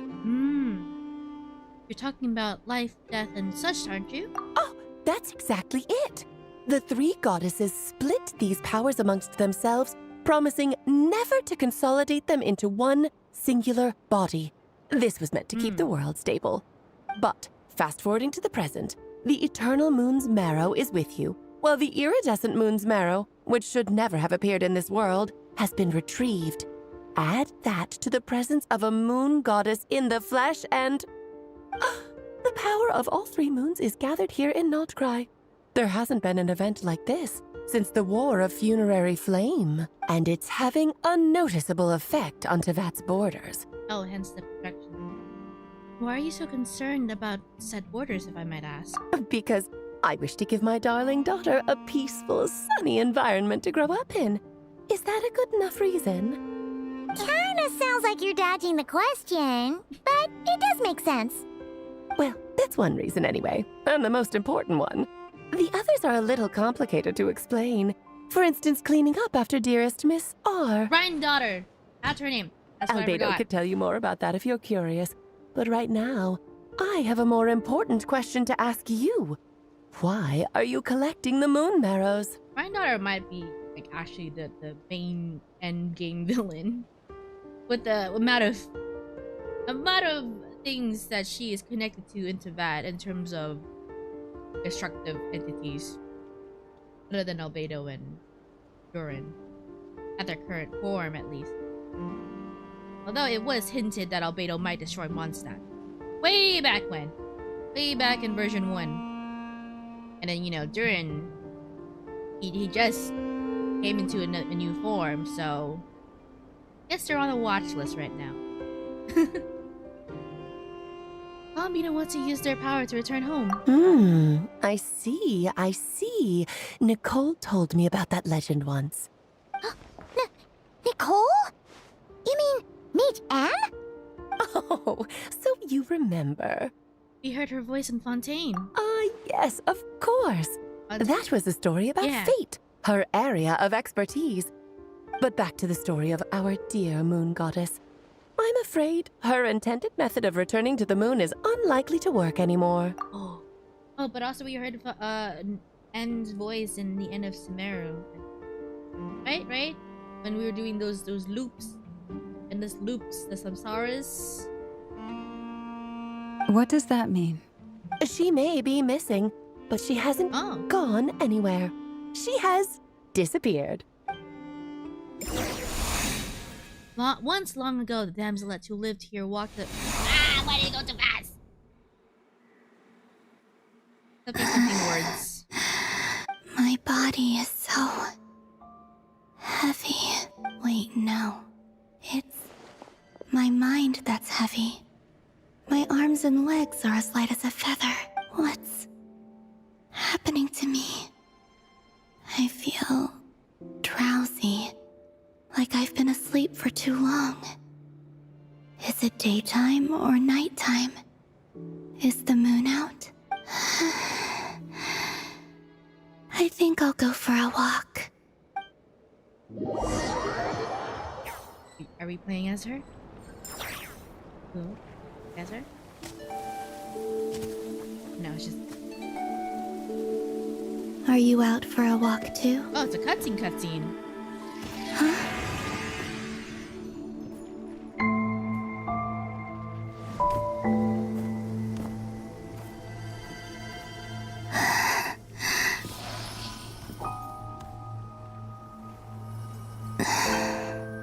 The day has come at last.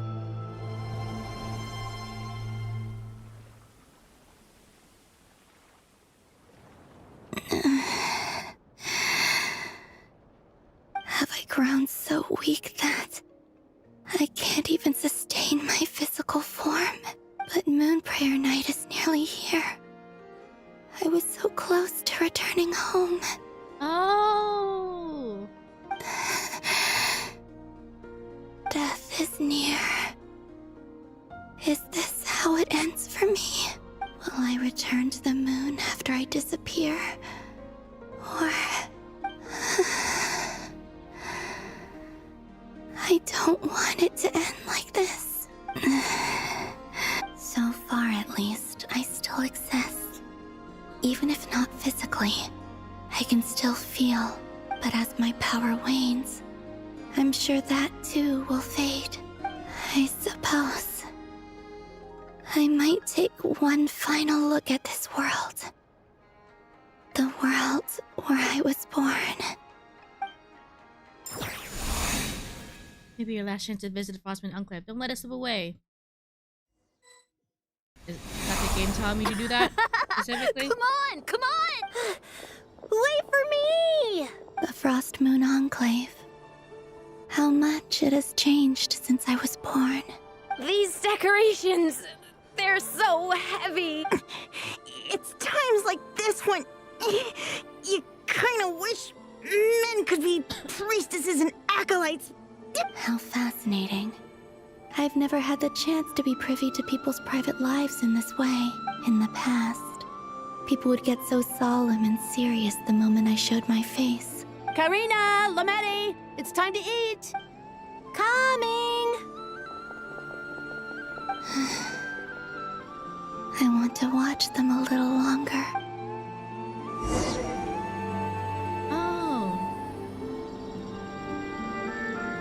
Oh, she's floaty. Oh, I hope this is actually how she moves. It's gonna be so fun when she comes out.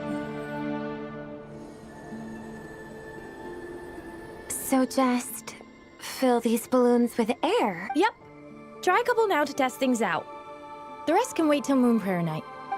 Think fast. Vreda! Teasing an acolyte of the Frostmoon Scions? Surely that's a punishable offense. Take this! Huh? Alright, enough horsing around. The task is just to check that the balloons don't leak, right? Okay, you got me there. We won't use all of them. And as long as Lady Lauma's trusted acolyte doesn't snitch, this can stay as a little secret between friends. Oh, you menace. Then, think fast! I'm gonna go through all of them. Is pumping a balloon full of water really so much fun?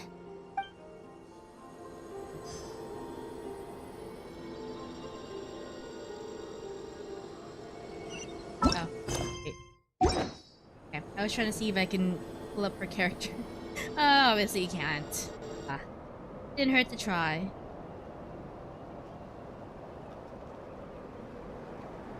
I'm sure you're both tired from playing all day. Come on, eat up. A plain, humble meal. Huh? How come Lametti got a midsummer berry dessert? Oh, I always get lockaberry. I don't mind sharing. You can have a bite of mine if I get to have a bite of yours. They're sharing food? I've never shared food with anyone before. Even at the Harbinger tea parties, everyone just ate off their own plate. And when I couldn't finish my food offerings from the Frost Moon Scions, they'd leave the leftovers out under the moonlight for the animals to claim. Hey! That was 2 bites! Oh, then you can have another bite of mine. Oh, you too. Oh, don't fret now. Here, have some of Granny's too. So this is what it means to be family. No. God.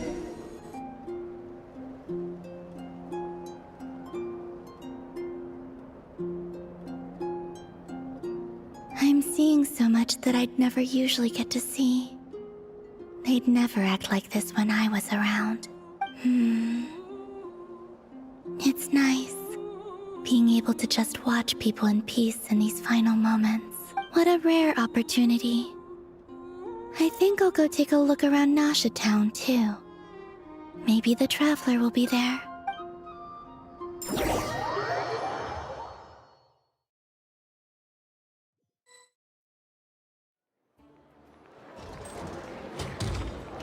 After the War of Funerary Flame, the moon goddesses were no longer recognized by Teyvat. They lost the whole foundation for their existence. That's why the moon goddess's strength is fading. She cannot withstand the world's rejection of her. It's just like what Kalmina said. The world itself is rejecting her.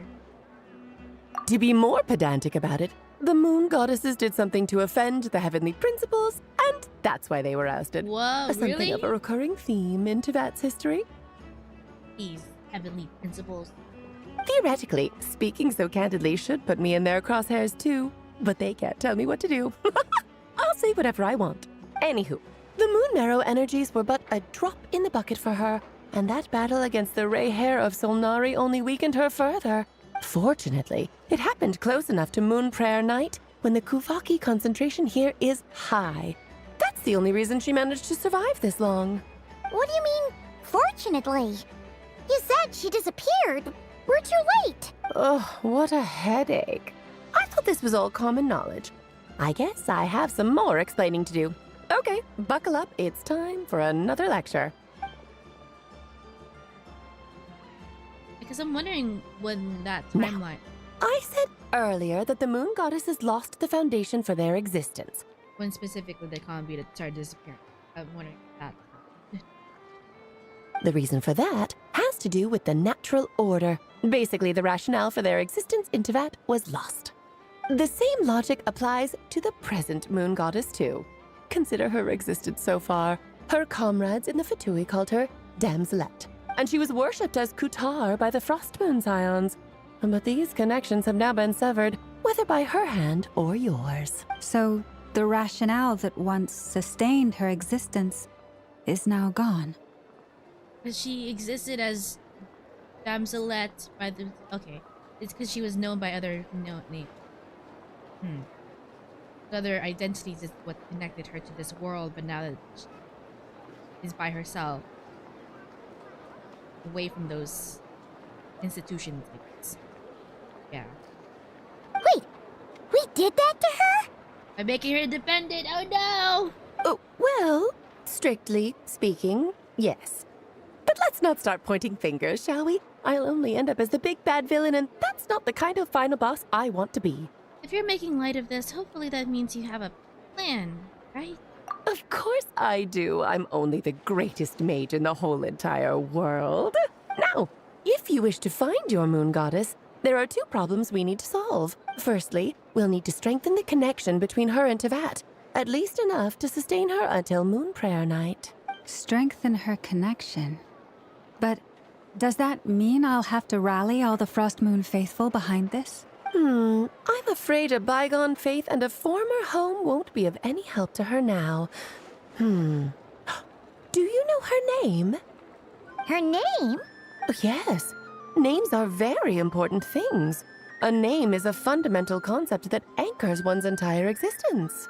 I asked her once, but she said she didn't know. Then your first job is to find it. As a moon goddess, I'm sure she must have a name she identifies with. Ooh, does that mean that her release playable version will have a different name? Like how, you know, Scaramouche was different from Wanderer when he was released as playable? Neither Columbina nor Kutar is her true name, and she's never really accepted either of them. Interesting. So, finding out her real name is enough to sustain her existence? Yes, I know it sounds like a small step, but every journey begins that way. So for now, that's all we need to focus on. The second problem is with her plan to use the moon marrows to return to the moon. Unfortunately, piercing through the false sky will take an enormous amount of power. Malvika was able to do it. Given her current condition, she won't be able to provide anywhere near enough power, even if she recovers her physical form. But no need to fret. Nicole's the expert in this field, and I'm sure she'll figure something out. I mean, I'm pretty sure the hole in front of Natlan's sky is still there. If we just manage to bring her over to Natlan, then slingshot her from there. I don't think that's how that's gonna work because of the Kavaki thing. Because Kavaki is what's keeping her sustainable at the moment, and Natlan doesn't have Kavaki. Wait! Mage N is going to help us out too? That means we've got 2 Hexacircle mages on the case. This is turning into a pretty big deal. Actually, this is more of a side quest for me. Yes, bigger and better things to take care of. Like you said, I'm a busy lady, so I can't stay for too long. I'll have to return to Tibet's border soon. Thanks for telling us all of this. That's the upside you get for looking out for my little Klee. Hopefully that will incentivize you to carry on keeping her company in the future. Yeah, this is gonna be just... I feel like it's gonna be like Hunter x Hunter type of thing. And this is gonna be our Chimera Ant arc. Anyway, jokes aside, you'd better get moving. It will take quite a miracle for the moon goddess's consciousness to hold out till moon prayer night. Oh, I suppose I might as well tell you where Nicole is before I leave. Off you go now. Time to meet your new friend. Oh, yes, and a little suggestion. Don't forget to mind your heads. What? I wonder how Durin's doing. I should really go see him before I head back. You really are super busy. I most certainly am. There's so many children I have to keep tabs on just in Mondstadt. Durin, Albedo, Venti, Varka. Oh, I wonder if Varka's gonna have a Hexrai ability. Or Hexrai. It wouldn't really be a buff since he's going to be released. But I wonder if he's gonna have a specific Hexrai talent along with this kit. Since he's affiliated, I mean, Venti is in the Hexrai thing, so I would assume that Varka would be able to fit the requirements for it, you know, just to be affiliated with one of the witches. There were some unexpected names in there. Klee didn't make the list, huh? Of course not. Klee is my pride and joy. I have no qualms about her, because she's the best child in the whole wide world. Yep. Klee's a little angel. You're not even gonna go say hi to her, though? I'm glad you agree. Well, all the best. See you when I see you. Okay, she's a very hands-off mother, I see. She left in a hurry. Yeah. She didn't pack up her stall. Should we handle it for her? I doubt that's necessary. A mage with her abilities doesn't need our help. I must say, I'm now very curious about her daughter. Klee, wasn't it? What's she like? That's a long story. Come on, we'll fill you in as we go. She has a very explosive personality.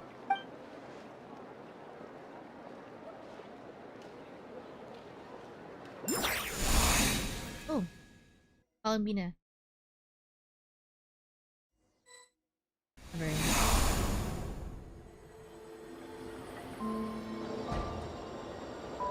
What a lively place.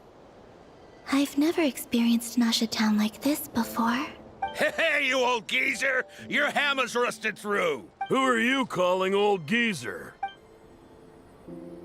Are they quarreling? I'm looking right at him! You've really gone downhill since giving your daughter free rein in the workshop. You might as well use that hammer to massage my back for all the good it's doing.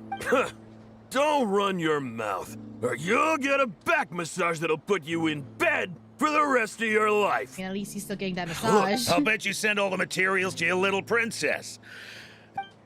All right, you've made your point, Uncle Koski. As soon as the materials arrive, fixing your chair will be the #1 priority. And Dad, if you've got time to chat, why don't you lend me a hand, See? Lolka knows what the score is. I guess they're friends. But the way they spoke to each other was so ugly. Then again, it wouldn't be the first time I've seen something like this. Columbina! Sing outside my door in the middle of the night one more time, and I'll unscrew your vocal cords. You hear me? Oh, Zandrone. Go see your bestie. So that was her way of trying to be friends with me.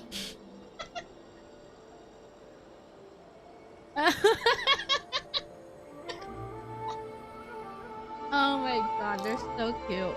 Their relationship is so cute. Oh my god. What a pity. I won't get the chance to say any ugly things in reply.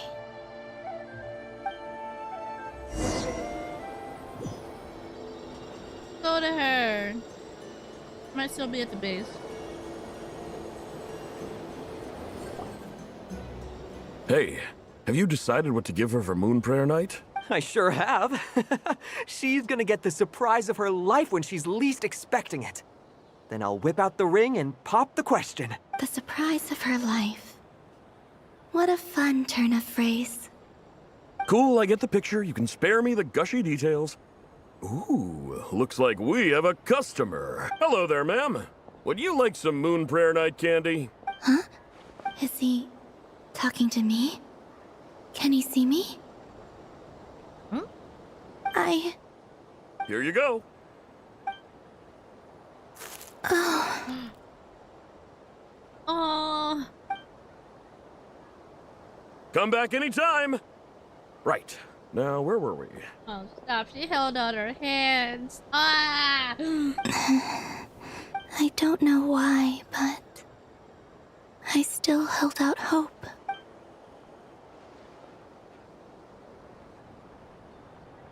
The most important thing right now is to find that mage. This name thing seems super important too, but where do we even start looking? I'd better go pay the Fatui a visit.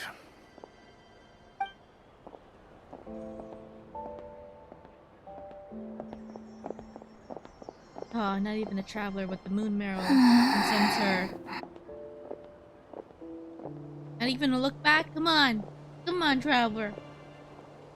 Use your MC powers. Columbina?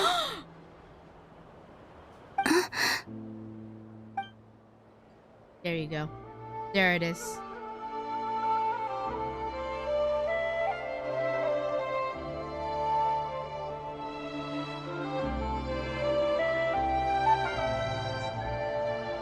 Traveler? Let's go! This is no time to be spacing out!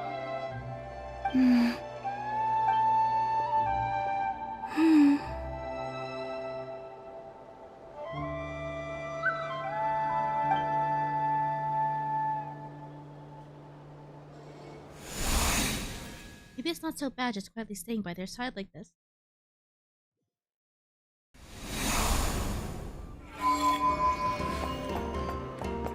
Oh, look for Mage Nicole. Let's go.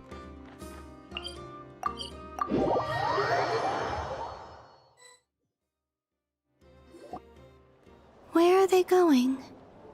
They mentioned a mage and a name? So, Mr. Varka, are you acquainted with this Nicole? Or should I call her Mage N? Not really. We've never met, though she has come up in conversation. From what I've gathered, Alice kinda took Nicole under her wing. Taught her how to speak in a more ladylike fashion, that kind of thing. Huh. Hard to imagine Alice as an etiquette coach. Yeah, Alice is a larger-than-life personality, I'll give you that. But then again, that's why she's able to draw such an eclectic mix of people into her inner circle. If I remember correctly, being an interesting person is actually one of her main entry requirements. So, if you ever wanted to join the Hexen Circle, I'm sure you'd both be eligible to apply. Ooh, that could be a thing in the future. Like, actually, we're like, the travelers climbing up the power scaling ladder, becoming an Hexen Circle member would be pretty up there. It would be one of the goals, I would assume, in the future, I guess. Since they're building up the lore in the world of Teyvat. In order to, like, eventually explore what's beyond the Teyvat. And you need to have that type of level of power. Hey! Don't go around making promises on Alice's behalf! Promise, but I see it as foreshadowing. I wouldn't dare. I'm just trying to paint a picture of the Hexen Circle for you. Okay, sure. Anyway, since none of us have ever met Nicole, how are we supposed to find her? We can't just go up to every woman in sight and ask, "Hey, are you Nicole?" Maybe something she's wearing will give it away? Like, a wind bloom pinned to her chest or something. Not from Mondstadt, though. Wait a minute. Alice never said Nicole was from Mondstadt. Oh, true. What about a tea set? I recall that each mage has their own teacup. Oh. That would be this young lady, then? Oh, which Hexen Circle tea set would be so cool. Whenever all of them are revealed, I guess. Hey there! Sorry to disturb you, but are you Miss Nicole? Varka, Knight of Boreas of the Knights of Favonius. Alice might have mentioned me before. Wait, I just realized that rhymes. Mm-mm. Have we got the wrong person? Sorry. Well, this is awkward. When I shook my head, I meant, no, Alice hasn't mentioned you before. Oh. Huh? Where is this voice coming from? My apologies. For certain reasons, I am unable to speak. This is the only way I can communicate with you. Oh, that's what Alice taught her, because Alice can break the fourth wall. Oh. Oh. It might take some getting used to, but I hope you can understand. Hey, it's fine. I'm more shocked by the fact that Alice never speaks about me. I mean... As for you two, we have crossed paths twice before, but it is nonetheless a pleasure to finally meet you. Yeah, she can communicate telepathically. The player, it appears as a text box. It's really you! Thanks for all your guidance in the past! You're quite welcome. This time, things are different. We have reached the unwritten pages of the story. You might say that we stand at the crossroads of fate. Oh, Columbina's still there. Hey, you see her? Please tell me you can see Columbina. Now then, allow me to formally introduce myself. My name is... Nicole, the unappreciated master sculptor, the immortal literary giant, if only they'd write, and the silent angel, yet also the orator, the instant they utter a word, etc., etc. In summary, to remain silent is to be the observer of the world. Oh my gosh, she's so pretty. Whoa, her face. Whoa, her eyes. Her eyes are gorgeous. Oh, I like it. I like how the witches have like a pretty, like as far as silhouette wise, it's pretty like simple, but their actual details are so like stunning. Like it's the perfect amount of details to give each of them like their own personality and distinctness, you know what I mean? No, stop! Alice, I can't believe it. I had a whole speech prepared. I'd agonized over every single word. She always picks the worst moments to ruin other people's plans. I'm so sorry about that. Alice took the liberty of devising some bespoke self-introduction magic for each member of the Hexen Circle. Oh. But I could have sworn I deleted all of the triggering conditions for it. How did it bypass everything? Oh gosh, this is so embarrassing. This is a very different side of Nicole than what we're used to. Is she not used to face-to-face interactions? Don't worry about it. We've seen that introduction magic once already, so it wasn't too much of a shock. Introduction magic. Please go on, Miss Nicole. That's what they call it. We'd love to hear what you have to say, or, well, communicate. Huh? Are they talking to this lady? But she can't hear. Will you all promise to forget that horrendously embarrassing introduction? Sorry? Embarrassing? When? Among the words that popped up just now, I saw angel. Yes. My name is Nicole, and I am one of a very few angels who have retained both their preferred form and their power. Oh. The Traveler and Paimon should be no strangers to this concept. There is another of our kind in Natlan. They call her the Lord of the Night. Oh. All right! Paimon remembers her! Well, we've never seen her in person. Yes. Well, I have retained more of my power than she. It's because I don't have a long-term duty to fulfill. To be more specific, no. We'll be here all day if I get into the specifics. Moving on. If I'm not mistaken, you are here because you wish to learn how one might reach the moon beyond the sky. Yes, yes, answer. Goodness. Welcome, welcome. Thank you for following. Yeah, Bob? Oh. Thank you for tuning. Glad you're here. That's right. Is that something you can give us any guidance on? Yes, I do know a way. It began with the Hyperboreans, who lived after the War of Funerary Flame. Blank looks. Maybe I should start with the background of the war. Yes, give us lore. Or maybe not. Lore! It shouldn't be an issue. I'll fill in the gaps for you when we have more time. Anyway, after that war ended, the three moons retreated to beyond the false sky. The Hyperboreans were humans I once aided. They accepted the civilization and creations bestowed upon them by the angels.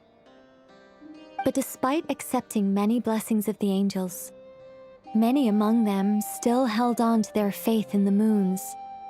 They were reluctant to accept the new order, even after the War of Funerary Flame.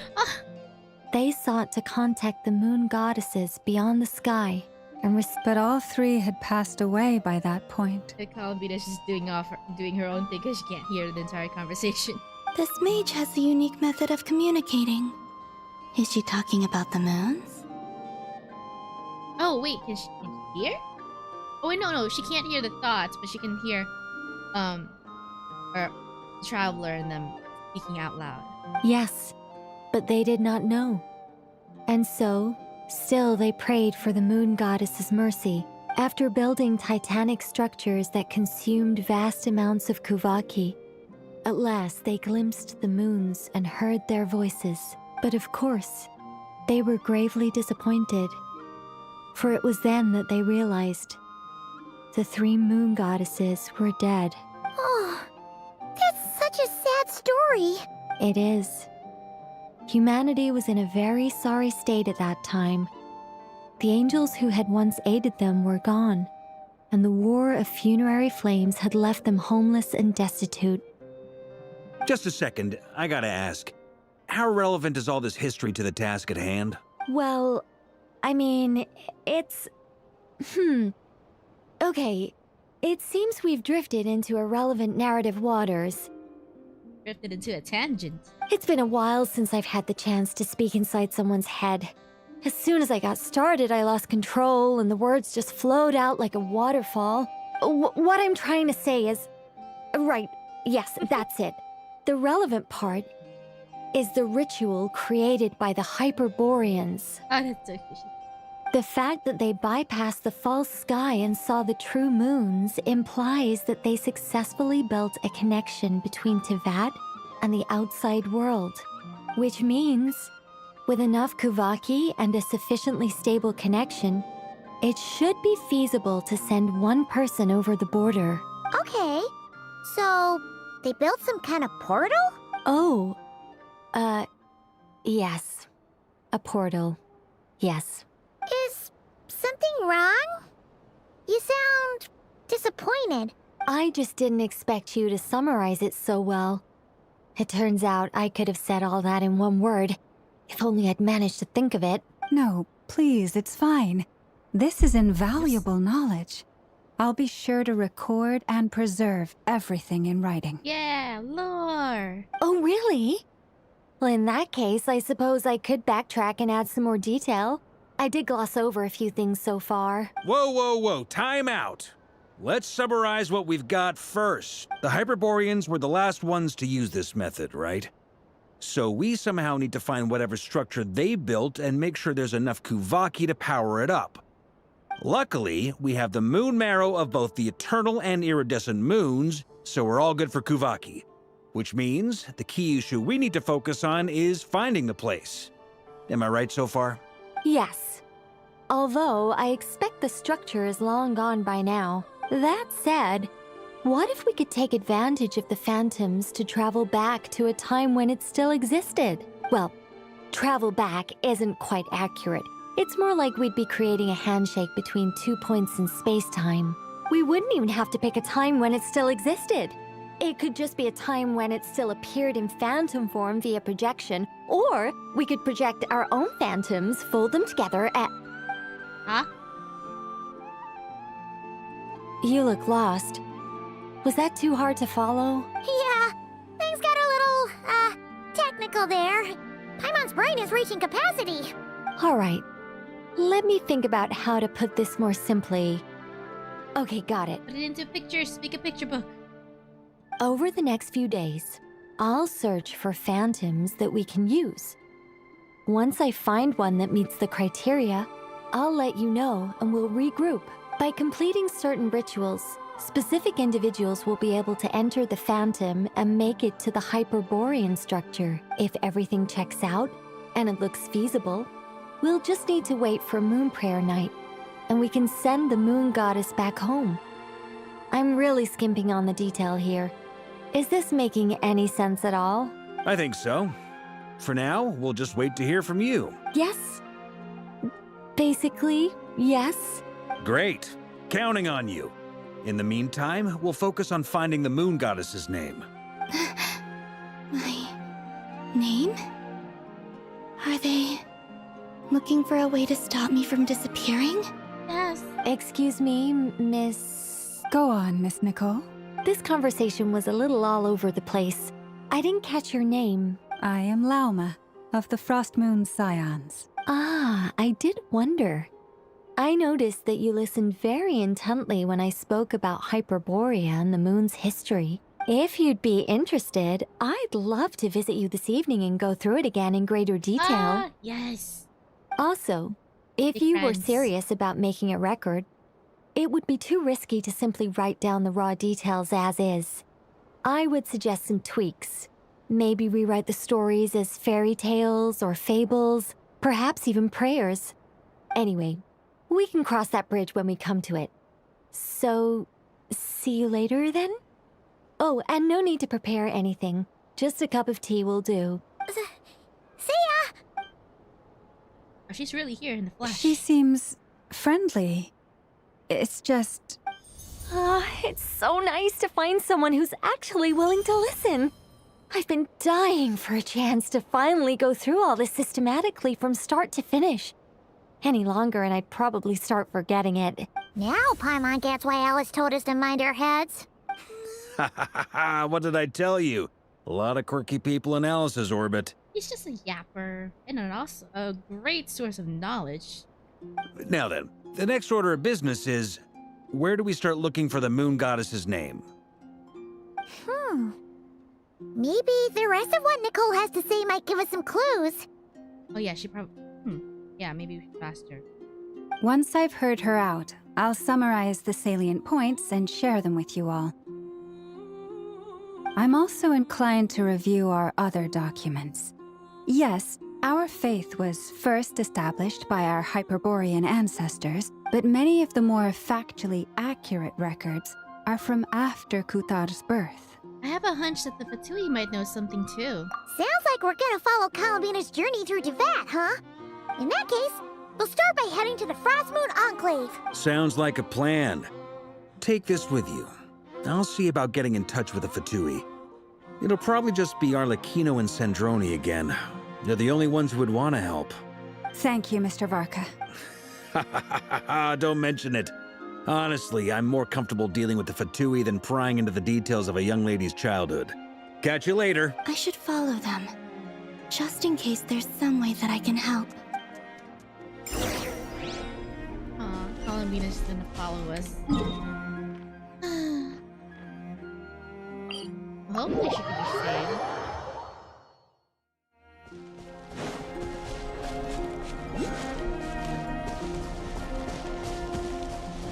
I didn't get a catch of what Nicole had a vision. Alice had a vision. She's a pirate. A while ago, I took the time to organize all documents in our possession that pertain to Kutar. You're saying there's unreliable material too? Yes. Most of the information we have was transmitted through an oral tradition. There's no sense seeking answers in history unless we can ensure the veracity of the historical record. Makes sense. Alright, Clear and concise would be one way to describe the writing style of these historical records, but you could just as easily describe them as terse and dry. Terse and dry. And since Llama already knows the material like the back of her hand, the quest to find new information in these texts is tough going. Almost all these records refer to Kutar instead of Columbina. Although neither of those is her real name. Paimon's not sure what point she's trying to make. What we can gather from these records is that the Frostmoon Scions worshipped her as a god, placing impossible expectations upon her.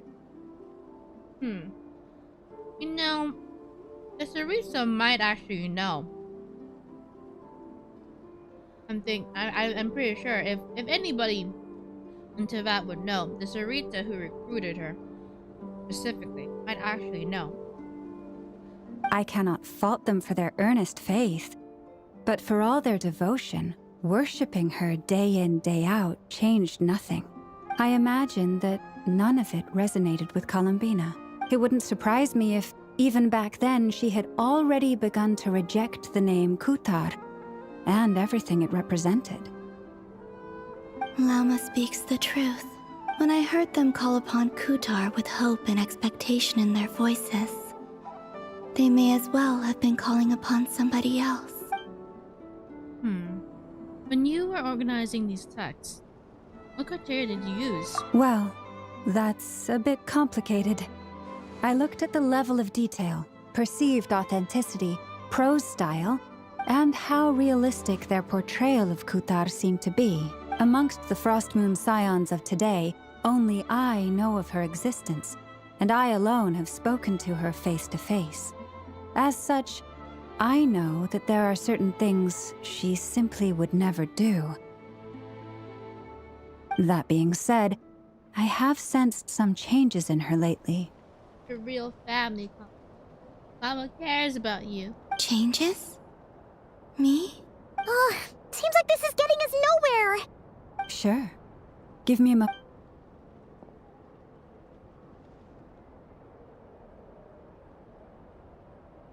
Exerting but a fraction of her divine might, Kutar sheared a great mass from the snow-capped mountain and cast it into the sea, upon whose surface shone the mirror image of the moon.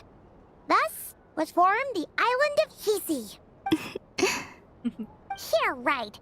That doesn't even begin to pass the sniff test. The 3 moons are not but lies through and through. Only one moon has ever shone for us, and Kutar is her name. The subjectivity is strong in this one. I've heard something like this before in Natlan. The vast majority of ancient texts are filled with fanciful tales like these. I trust you understand my criteria a little better now. Kutar did not speak, merely gazing into the distance in silence. And where her gaze landed, this was her prophecy. Clearly, whoever wrote this text never even met Kutar. Otherwise, they'd know that her eyes are always closed. What about you, Traveler? What are you reading?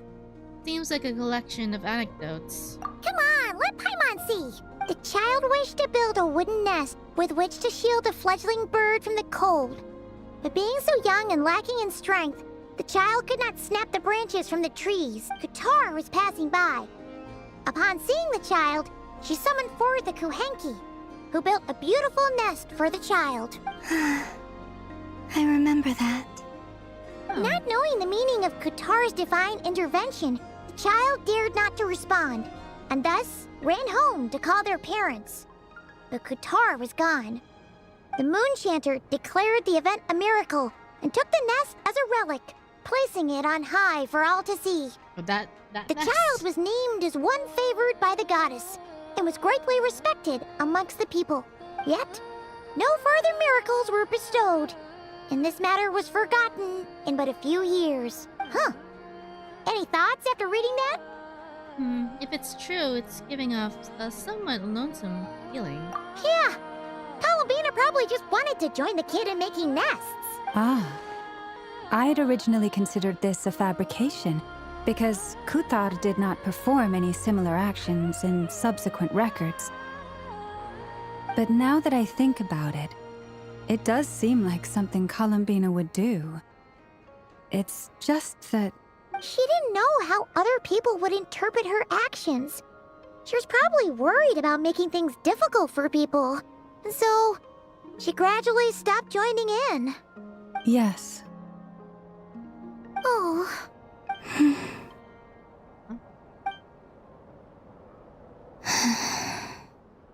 And now, I can make no such gestures of warmth, even if I want to.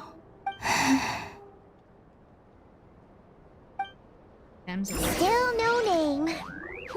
That's a bit of a shame. But we did learn some interesting stories. That's gotta count for something. Did it originally say the Barker damsel said he on was her gonna thing? set up a meeting with Arlecchino and Sandrone, right? Let's go back to Nasha Town and see how he's doing.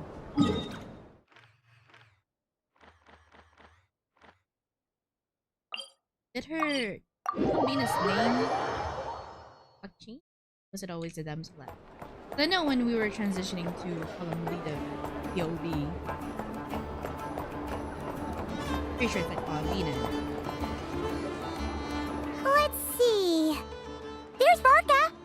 Oh, and it's Durin and Albedo too. Hello, folks. Hello, hello. How are you doing today? Hope you're doing well. Thank you for tuning in. Talk about coincidence. We meet again. Doing Genshin Luna 3 today. Going through the entire act. And also testing out DPS Venti because a bunch of old Mondstadt characters have buffs. Yeah, this is pretty much the same place we bumped into each other last time. I convinced them to stick around a little longer. We were all waiting on people, so I figured having a little company would help pass the time. Ah, so you've been waiting for us? Does this mean that you've already arranged things with the Fatui? What does Santa say in a nightclub? Ho ho ho, sit on my lap. Oh my god. Nice. Sure does. Now you're back, we can go meet up with them together. How'd your investigation at the Frost Moon Enclave go? Well, we didn't find out Columbina's true name. But apart from that, it went pretty well. And that's what I forgot to do. I have some holiday-related decorations and assets for my mono, but I forgot to put them on today. I need to put them on so I can, you know, be in the festive spirit. I learned some stories from her early days. Aha, just as well that I didn't tag along then. I'm sure our moon goddess wouldn't want every man and his dog knowing all about her private life. Still, desperate times, desperate measures, I guess. So, Varka was waiting on us, but what about about you two? Are you waiting for Alice? Oh, no. We already met with her. We discussed that experiment I mentioned to you last time. Oh, and she also handed me this communication device. That looks familiar. I'm sure I saw one of these back in the Golden Apple Archipelago. That's right. I understand she informed you about the relationship between the phantom phenomena and Tevat's borders, yes? She wants me to help her with some more experiments on that front. She said that she'll contact me through this device with more information. Ah, I see. Following instructions and making observations. Pretty common research method. Wait, then who exactly are you meeting? Someone you know. Albedo's met him too. But I don't think Miss Lauma or the Grand Master have been introduced. Oh yeah? Introductions are overrated. Ah! Especially in cases like this. I named my Wanderer Fushi. Based on the character from Your Eternity. That's before this was back when it first released, okay? Back when it first released. It's you! I mean the manga. Yeah. So, it's not like the academia has prohibitions against going abroad. Also, I applied for leave. I'm not like caught up to Your Eternity, but I'm hearing that the newest season is not very good. I've been writing to Hat Guy since obtaining a human form. Oh, yeah. I've already brought him up to speed on everything that's been going on in Nod-Krai. Yeah, because he's a scholar at the academia. That's right. He writes scholarly essays.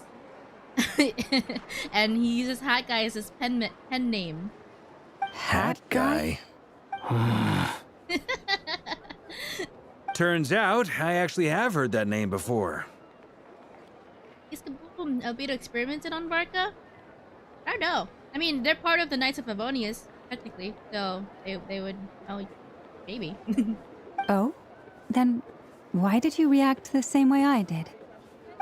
I only knew the name, not the fella. But since we're all here, let's do some introductions for what it's worth. I'm Varka, Grand Master of the Knights of Favonius. Your Eternity. I really like the manga. I dropped it after the time skip to modern days. Yeah, I like the manga. I read it up until... Well, before the time skip. Yeah, I haven't caught up to it, but I'm hearing season 3 is not that good. In terms of the actual plot. Characters. But it's very heartfelt in the beginning. Lauma, Moon Chanter of the Frost Moon Scions. And I'm a Driosh from the Vahumana Darshan of the Sumero Academia. Hat Guy.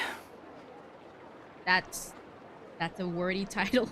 Good to see you again, Mr. Guy. All in one breath. Dang. I believe we last saw each other on the boat ride here. So they came to Nod-Krai together. Mind you, the only reason I came here is because there's someone I want to look into. This is a little awkward. Earlier in the stream, I kind of took away his artifacts and gave it to Venti. So he's in my account artifact list.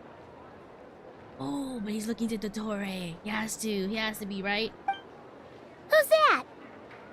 The Doctor, also known as Dottore, second of the Fatui Harbingers. Oh, it's coming back to me. Yeah, because Wanderer took away all of his literal previous identity as Scaramouche and any affiliations he's had, and made a new life for himself. Back in Scenario, using Irminsul. Just as I thought. From the tone of your voice, it sounds like there's bad blood between you. Oh yeah. I was reviewing our archives and noticed that a lot of information about him was missing. Left a bad taste in my mouth. That's all there is to it. Up to something.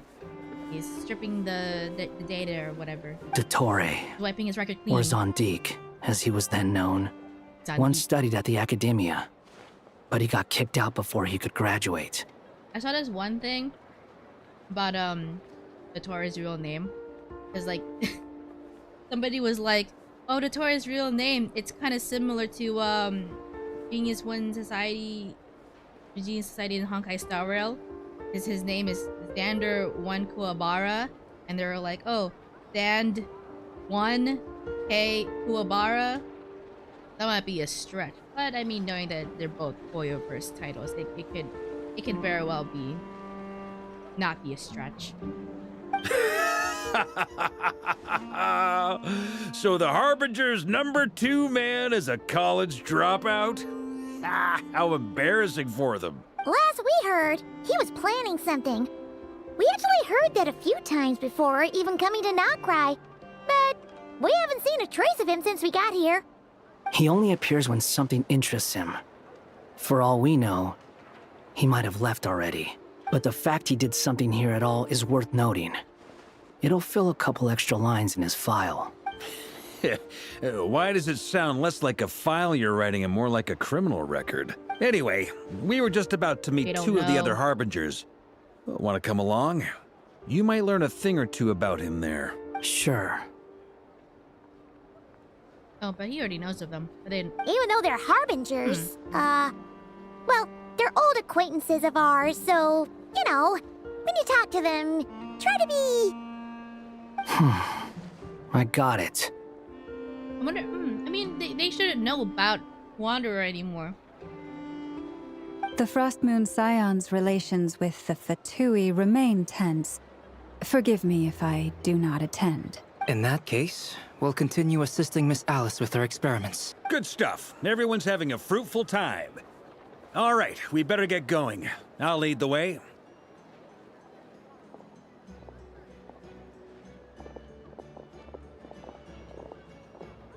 Hey, Fushi. Are you here for revenge? Well, yeah. That's obviously part of it. But I'm not the only one who has a score to settle with him. Neither you, nor Lesser Lord Kusanali, nor I want to see him meddling with things again. Huh, fair enough. One other thing, when we return, let's talk about Palomino. What's the hurry? Don't worry. Pigeons always know which way home is. After the conversation ends, the group splits into 2 teams. Led by Barca, you make a... We're in the vtuber Center. That's all you need to know. You made it.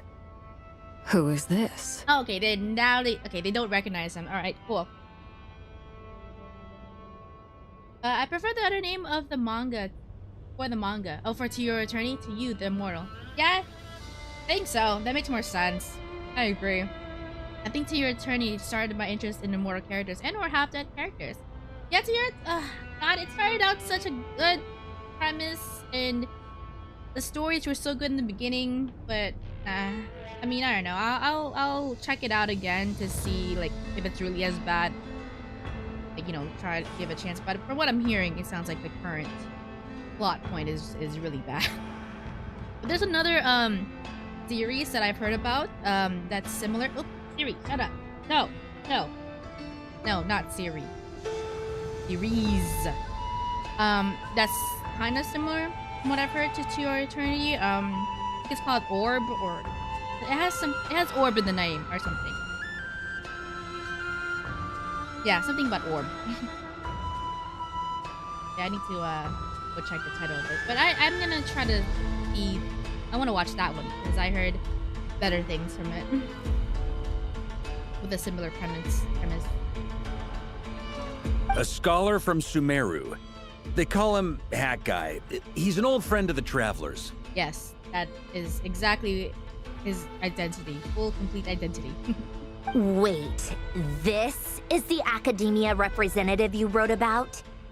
He doesn't exactly look the part. Oh yeah, because she's also a scholarly type. She's extra judgy. I believe this will prove my identity. You'll notice it bears the seal of the Sanctuary of Surasthana. Well, what do you know? So it does. All right then. My mistake. It's fine. I expected as much. What? So as I mentioned in my letter, the Academia's got its eyes on Dottore, but this matter remains top secret. Apart from those assisting in the investigation, the fewer people who know, the better. If anyone asks, I'm here in Nod-Krai to pursue my personal academic interests. Gotta say, Varka, you did pretty well to keep all this under wraps for so long. Sounds like you got in touch with the academia about this way back. You flatter me. You're all harbingers. What reason would you have to disclose information about the Tory? Where do I even start? Remember that time we fought LOREEEE at Star Sand Shoal? He sure let me have it then, didn't he?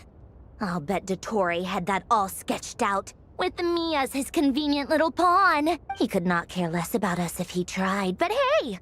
The feeling's mutual.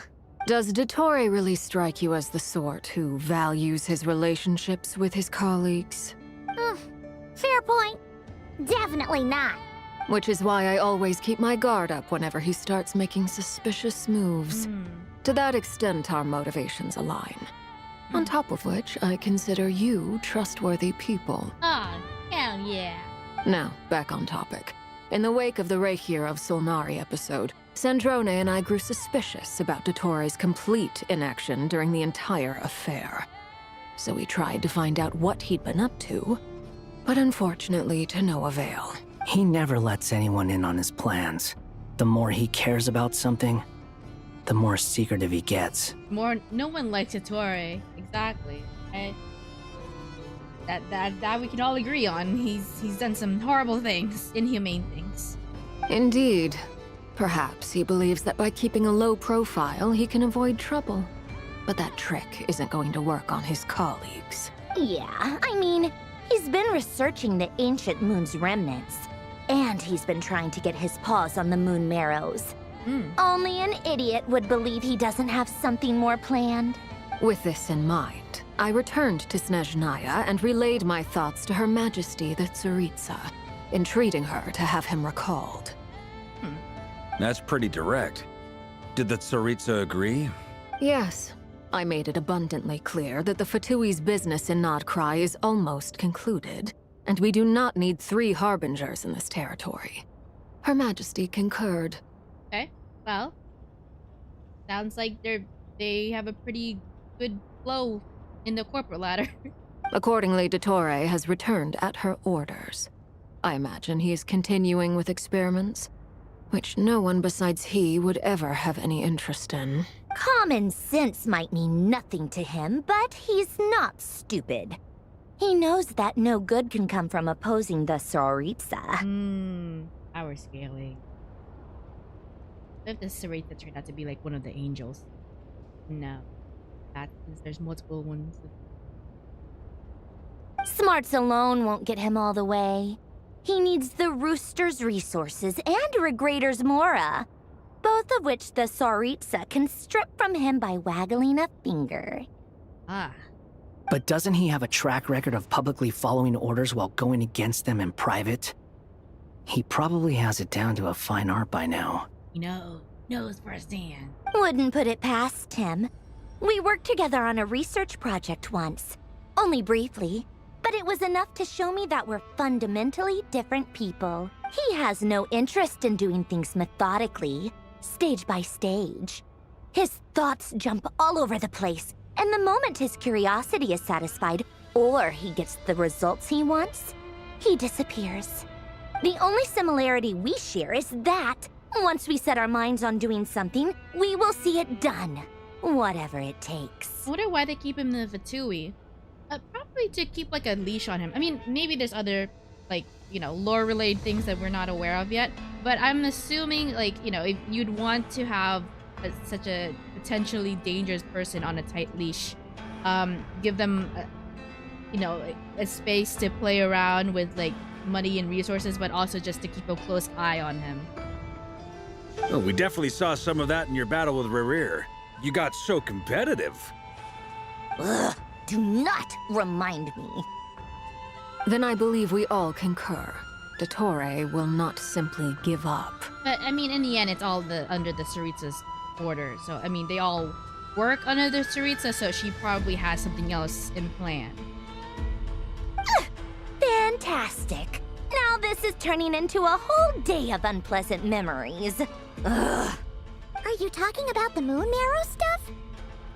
He also strikes me as the kind of person to disregard experimental regulations, ruin all the equipment, and go way over budget. Then leave the first person he can find to deal with the fallout. He's speaking this all out of experience. Exactly. This one time, he was running some high-temperature experiment and the substance exploded. But does he care? No. He orders his subordinates to open the device so he can observe the results, which causes the gas inside to leak out. Yeah, they're just sharing stories about their horrible coworker. They're just yapping about it. That gas was poisonous. If I hadn't been there, who knows how many people might have died. And after all that, he left while I was still cleaning up after his mess. What a waste of time, he said. Waste of time? The nerve! He wasted my time! You've been bottling that up for a while, huh? Hat guy, I must say, you seem awfully familiar with internal Fatui affairs. Especially when it comes to Dottore. Yeah, you're being a little bit too on the nose there, Hat guy. Down a little bit. Thank you, Lady Harbingers, for providing such valuable information. I have no other questions for now, so I'll be on my way. Okay, just leave. Alright, sure. Wait, what? You're just gonna leave? Just running away from the question. You're welcome to join if you want. He's just gonna walk away. Just when Paimon thought he'd finally mellowed out. He makes quite the impression. I'll say. I've met tons of headstrong people, but not many of them would join me in bad-mouthing Dottore. Anyway, back to the main agenda. Barca, you said that Columbina has gone missing? Or rather, disappeared. There. She's right there, but you can't see her. Yeah. We're working on building a connection between her and this world. The simplest method is to find out her real name. I've actually asked her that question before, but she said she didn't know. Considering our relationship, I doubt she was lying to me. I think because she loves you. Ah, they're so cute. She could have just given you a pseudonym. What did she do while she was with the Fatui? As far as I recall, she was never dispatched by Her Majesty to claim a gnosis or anything like that. The Tsaritsa's plans had long contained a place specifically for her. I always thought that was weird. What could she do that the rest of us couldn't? She has a really, they have like a cute sibling relationship. That's what I mean. Knowing what we do now, it's probably something related to Kavaki, right?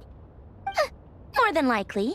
When she first arrived, Columbina would often go to Her Majesty and ask when she could start the task assigned to her. But Her Majesty always gave the same reply. The time has not yet come. So she spent her days in Snezhnaya doing basically nothing. Oh. She did look bored in the trailers. What we saw of her with the Fatui. The Tsaritsa has summoned a beautiful blind maiden to be a harbinger, giving her the third seat by virtue only of her enchanting voice. It was a dumb and stupid rumor, but the reality of the situation made it hard to refute. And what happened after that? I imagine she stopped caring. She no longer seemed to care why she had been recruited, and Her Majesty never gave her any missions, so she just continued to sing in the flower garden. For my part, I was busy. So busy, in fact, that watching someone be that idol had me fuming. But still, I got the sense that she had long been used to a life of other people claiming she was needed when she wasn't. Oh, she gets her. I just felt that having a place to stay would cost me something eventually. And so I waited quietly for the day that I would have to pay the price. And on the other end of that spectrum, you had me. Someone once told me that I had the lousiest work and the toughest luck. That's a good way of putting it. I forget who said it, but those words have always stuck with me. Was it Wanderer? Yeah, there you go. Sounds like something Fishy would say. No wonder. But you've done your job exceptionally well all this time. Because at heart, you are a conscientious person. Thanks for telling us that. What is it? Something come to mind? It's nothing, I'm just been more eager to learn her name now. I want to shout it out from her rooftops. That makes sense. Nothing screams you are needed like your name shouted from across the town. Well, good luck with it. But if you ask me, Colambina is still the most shoutable name. I'm just so used to it now. After all the arguments we've had, I can't be bothered trying to remember another name for her. Nor I. Sandrone. Harlequino. We chat further about the interesting moments from Columbia's past, but soon... Huh! It's a Sealy! Does that mean Nicole has news for us? Ladies, I thank you for your hospitality.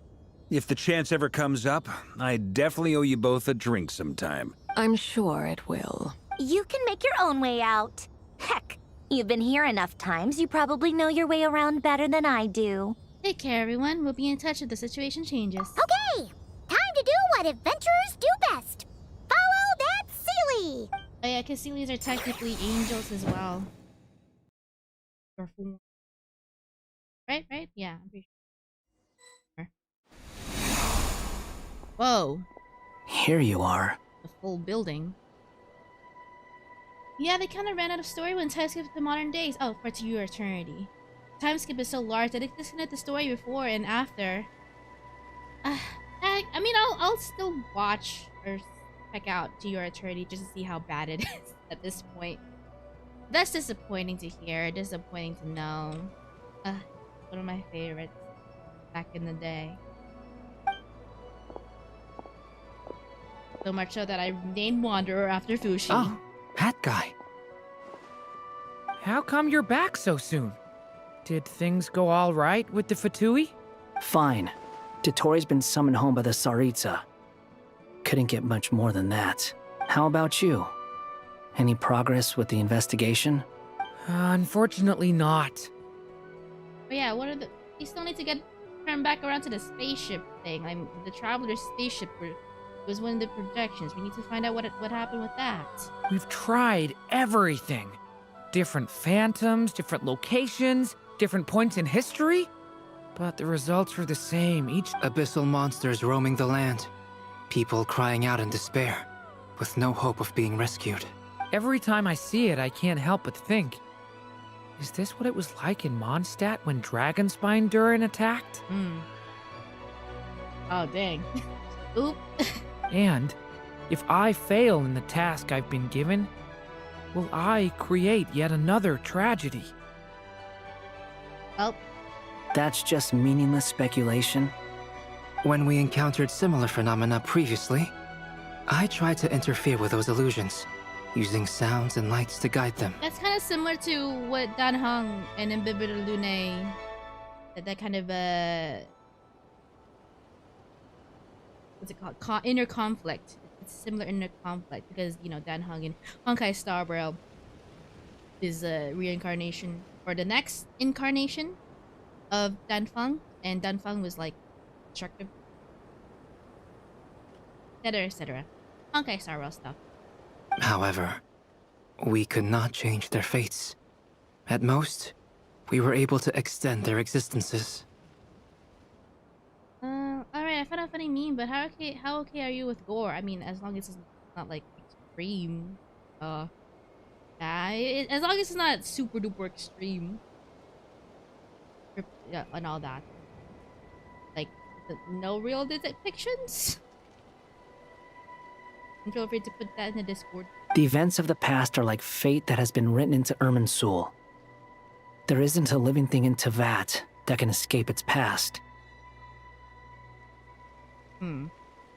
But Miss Alice instructed us to try to find ways to change the outcome that these phantoms face. It's an impossible task. Can't you just refuse? Since she asked us to do this, I feel like it can't truly be impossible. Or if it is, well, mages can make the impossible possible. I could not have been born as Durin otherwise. But you also said that your past 39 attempts were fruitless. That's true. But you're still going. Yes. After this many futile attempts, surely you realize that you're not doing this because you still believe what some mage told you. It's because you want her hypothesis to come true. It's something you wish for deep inside. So, think for yourself about what you want to do. As long as you don't believe it's futile, it isn't. Yeah. Previous experience indicates that we cannot touch the phantoms, which limits the effectiveness of our interventions. If we want to clear this hurdle, we need to break this rule somehow. Same thought here. Following the same rules means repeating the same failures. Reducing ourselves to mere playthings of fate. So you mean we need to figure out a way to make contact with them despite knowing that we can't? Yes? Yes, and I suspect that's something only you are capable of. Everything in Teyvat is logged in Irminsul, but the withering that once occurred in Sumeru was a sign that the Great World Tree was being corrupted. This corruption allowed things that should not have existed in Teyvat to appear. This is tantamount to rewriting reality to an extent. You're saying abyssal power might be able to affect those phantoms? How did they not try this up until now? I mean, I guess Durin was just being single solution type thing. Brute forcing the solution. No one's ever tried it before. If you're gonna try it, it'll take courage. And you have to be confident that you can control it. Oh, right, because he doesn't want to Okay, I get it. He doesn't want to accidentally go overboard. I'm destructive. Is anyone there? Has anyone seen my daughter? She's missing. I hear someone inside. Ah! If I can use my abyssal powers to warn him that there is danger here, maybe it'll change his decision. Maybe he'll stay away. Is it because, like, abyssal power is technically, like, outside of that laws, rules? Like, that's how it can change its fate? Yes. The important thing is not the nature of the power, but rather how you use it. To intimidate and obstruct. Sounds about right for the Abyss. Let me try. Have you seen a little girl? I've never seen Durin fun. Oh, look at that! He has a tail. Oh, that's. Oh, that picture looks so cool on him. All right. What? This isn't the time for that! Just run! Make use of the stone pillars to aid. Ooh! I hear someone inside. I've never seen his skill before. Are you in there? Durin can use the power of the abyss to affect the world. Okay, What is this? Looks dangerous. I should get out of here. Okay, but... Alright.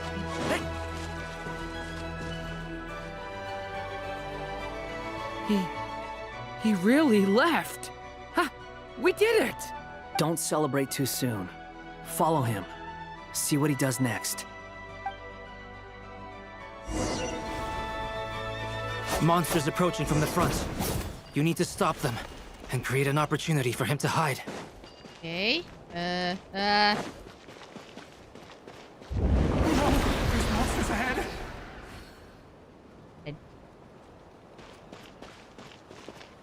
Make it possible for Rasmus to come through. I think I did.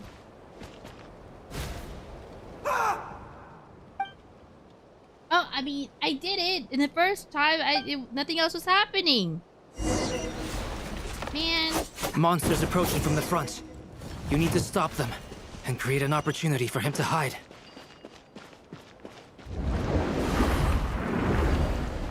No, there's monsters ahead. There you go. Ah, now you do this. Here we go. The monsters are gone.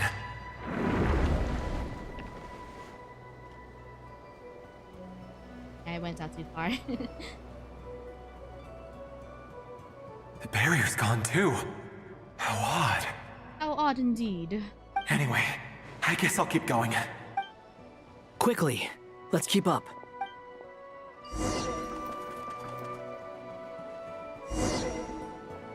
Wait, there was someone else here? Don't go any further. We've got anti-monster traps laid out everywhere. But my daughter must just be up ahead. I have to go. Explosives. This way's blocked.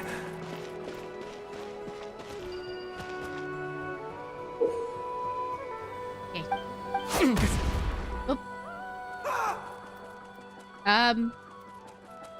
We want? We're trying to explode him? Nope, never mind. Okay. Create a barrier. Again. Wait, there was someone else here? Don't go any further. We've got anti-monster traps laid out everywhere. But my daughter must just be up ahead. I have to go. This way's blocked. Okay, don't click that. We Why might would it be able show to me use that? the explosives over there, but we need to take care not to hurt him.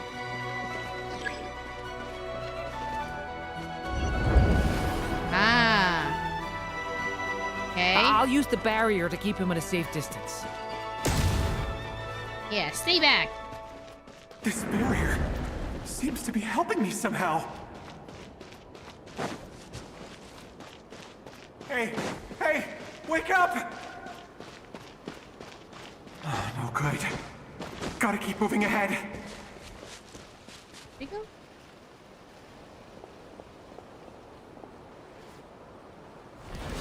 So many monsters! There's still a chance, Durin. Use the traps.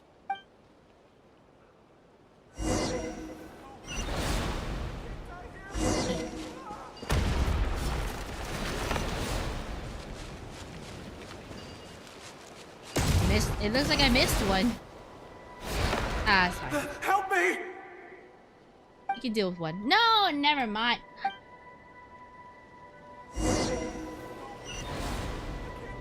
Alright, buddies. Just get close within range. There you go. Why is there... Oh. Alright, real close. They're real close. There you go. What the... Oh, I thought they were still alive. Ah!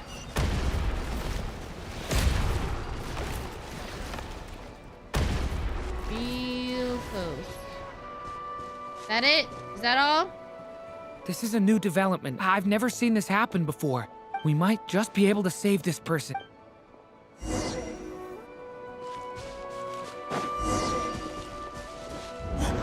Why? How will I know where Spargana's gone like this?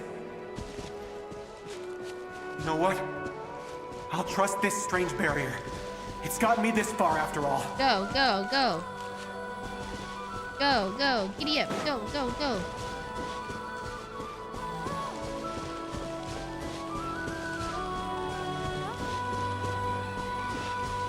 Spargana, are you there?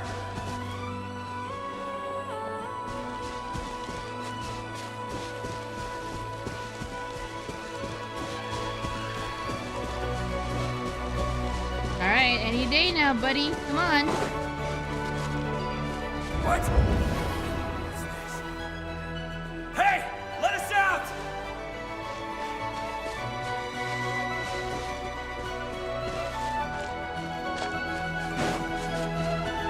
Hey!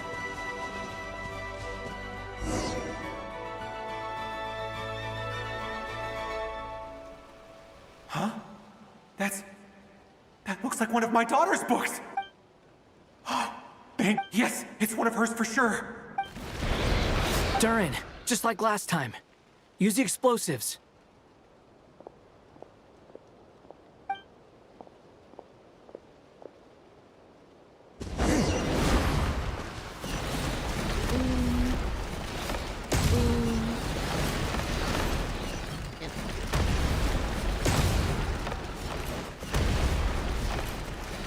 And All these creatures keep wanting to attack this same guy. Uh-oh. It won't work. There's not enough left. But then, this clue could be the key to him finding his daughter. It might not be the only one. Better he misses that clue than loses his life. I guess so.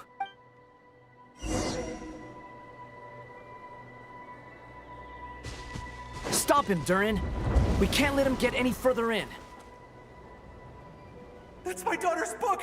She's passed this way! Why would you want to be hit with explosives? Why won't you let me go We're in? exploding the abyssal creatures. 'Cause those are their traps or whatever. I've searched and searched and searched just for this! But how will I find her without any clues? I no longer have anywhere else to go.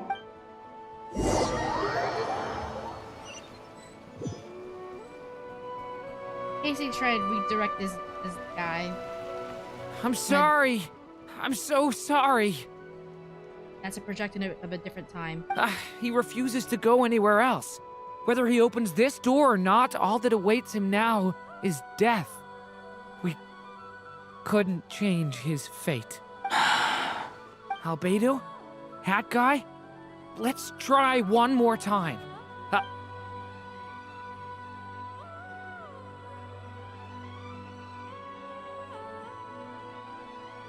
Why am I here? What's going on? All these scenes running through my head. Where are they from? Huh? What's going on? His reactions have changed. How many times have I... Huh? Oh. Wait. Who are you? You can see us now? I feel like I always could, but that I only just realized you were there. I'm sorry, I don't know how to describe what I'm feeling, but you were the ones guiding me using that marked barrier, right? I haven't done anything yet, but those monsters, those deaths, they feel like memories. I won't find my daughter.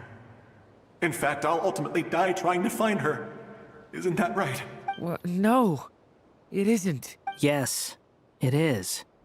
Even so, we're trying to find a way out of this. You've not seen my daughter either, have you? It seems she really isn't here. I'm sorry we couldn't help you. I'm just tired. How long do I have left? Experience says 15 to 20 minutes.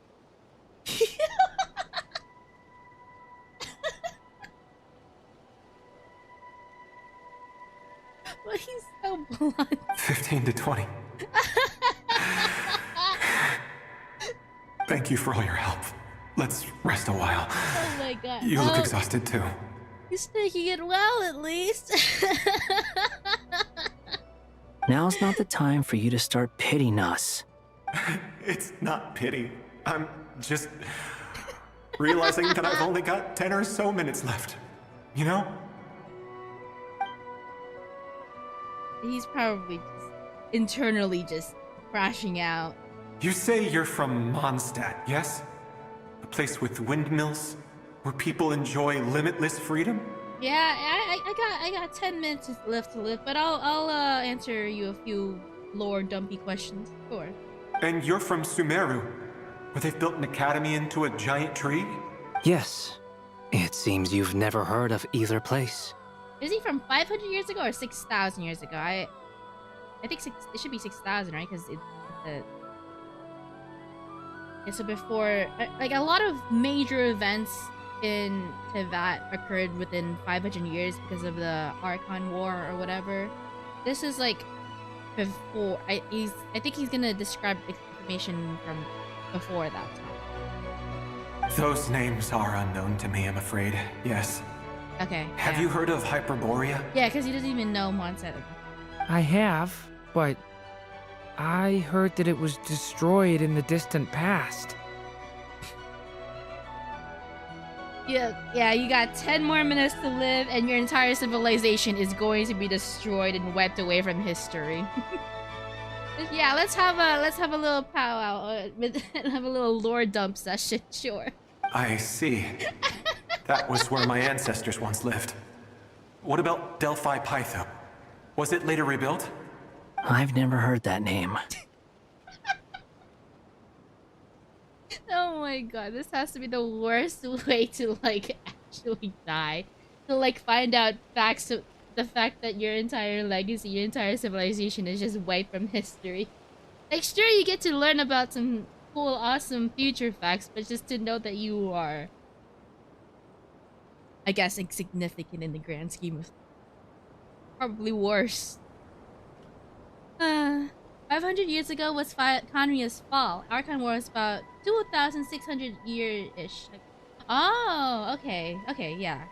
Alright, great. Thank you for the clarification. There's a lot of things happened within 500 years. Like, Nahida's birth and all that other stuff. Just 500 years, just common indicator of how things happen. Okay, good to know. But how come he describes the places without knowing them? Oh, because they're talking. They're all having a conversation. So they just Durin and Scaramouche and them were just filling him some extra information. Then what about Sal Vindagnir? I have seen that name on stone tablets on Dragonspine. But I'm afraid the only things left of that place are its ruins. I see. Sure enough, there was no way to turn this around, huh? Ah, dang. Guess there's no other way than world destruction. Yikes. I'm sorry. I was the one who asked to chat, but it seems like we're too many ages apart. There's barely any common ground to start from. It's all right. We did hear something new, at least. From how you speak of your lives, things must be going all right for you, I guess. I mean... no? They are. Kind of. Mondstadt is a place of freedom and happiness. There's a lot of good people in the church and the Knights of Favonius, and even outsiders find that it's an easy place to feel at home. Oh, okay, well, yeah, that's one way to put at it. There's a lot of other things going on in the world, but sure, if you just, you know, put it that way, yeah. We have festivals a few times a year. Everyone gets together to drink, sing, and be merry. Sumeru is a lot more uptight. Not really the kind of place where you can relax. It's a nation fraught with problems wherever you look. But if all you want in life is to seek knowledge, I guess it's pretty much paradise. Yes, That's it's wonderful. pretty much paradise. So much joy in him, huh? In other words, after this all-devouring black tide passed, humanity did not merely avoid extinction, but rose to build prosperous civilizations anew. Yeah. I mean, I can see you all right now. That must mean the future isn't a total mess, right? Okay. Of course. That's true. Well, time's almost up. Let's part ways, I think. Might be best if you don't waste too much time on me. The chances are slim, I know, but I'd like to spend these last few minutes looking for Spargana. If things work out, I'd love to tell her about what I've heard. That will not turn out, but sure, let's be hopeful. May we meet again. Well, or not, most probably. In that case, may your wishes come true.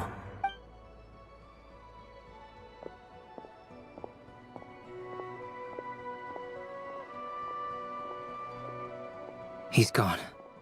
In a few minutes, he will meet the end that was his to begin with. The ending of this tale did not change. But I believe that we've just made the most progress we have yet. I remember watching a video saying Mondstadt is the strongest lore-wise because unlike the other nations, the Vtui have to work in shadow. Yeah, actually, right before I started the main quest, I did Venti's witch's homework, which is like, you know, how you unlock their new buffs. And it came with like a little cutscene, which basically had us going to the Time Island or the secluded island in Mondstadt. And he was gonna, he did his little power upgrade because he was like, yeah, I have to do it here because if I did it in Mondstadt or anywhere else, it would have been too destructive. So yeah, he released a bit more of his power and confirmed that he has a lot more power that he is hiding. or keeping down. May your wishes come true. If only it were so simple. Hat guy, could I ask you a question? Conria would be the strongest region because of the sinners and days of now. Oh yeah, that too. I mean, considering if Conria was still in a nation, it's still like, you know, alive. yeah, sinners of Conria. You've never talked about your past. It seems complicated, and it weighs heavily on you, too. Would you be willing to tell me about it? I mean, sometimes it's better to get things out in the open. Take that guy we try to help, for instance. At least he said goodbye with a smile, right? That was the best case scenario. That conversation could have been so ugly if he wasn't so positive. I know about Albedo's past. Our experiences are very similar, and he created me. As for you, you're my first friend, and you've witnessed every step I've taken. But by comparison, I know nothing about you. Either way, I mean, we're still best friends. But if I knew more about you, I might understand your thoughts a bit better. Oh, he's gonna be a good influence on Garbage and Wander. I've told you about myself. I'm a student at the academia. And what did you do before that? Prepared for the entrance exam? All right. If you really don't want to talk about it, I won't press you any further. He's giving the same energy as Nahida. And Nahida was able to push through. Nahida was able to enroll him in school, so sure he can do something similar.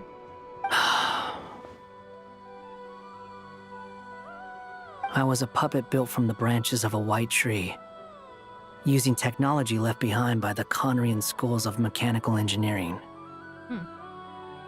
Puppet Simulanka.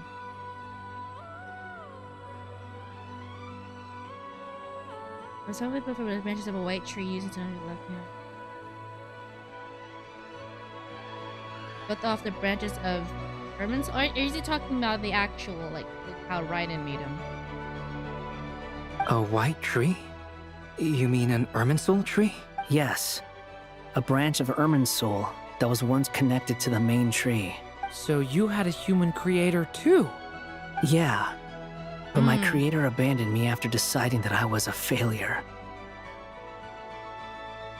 After that,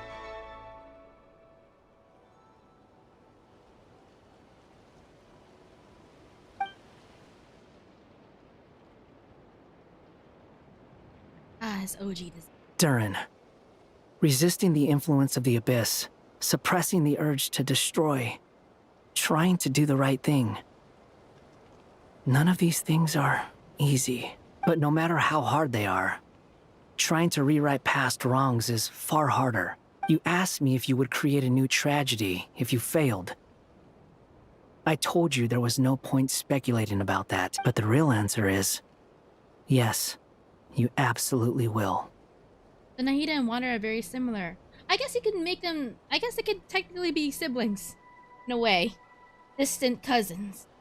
Because they're both part branches of the same tree. Well, Nahida's the avatar of Irminsul, but you know. A similar, you know, distant cousins. Hat guy. Hat guy. But at least you've got people here to help steer you away from the wrong path. So, just keep aiming towards the light. I will. I promise. Oh, look at him. Passing along his wisdom. All right, break time's over. Hello?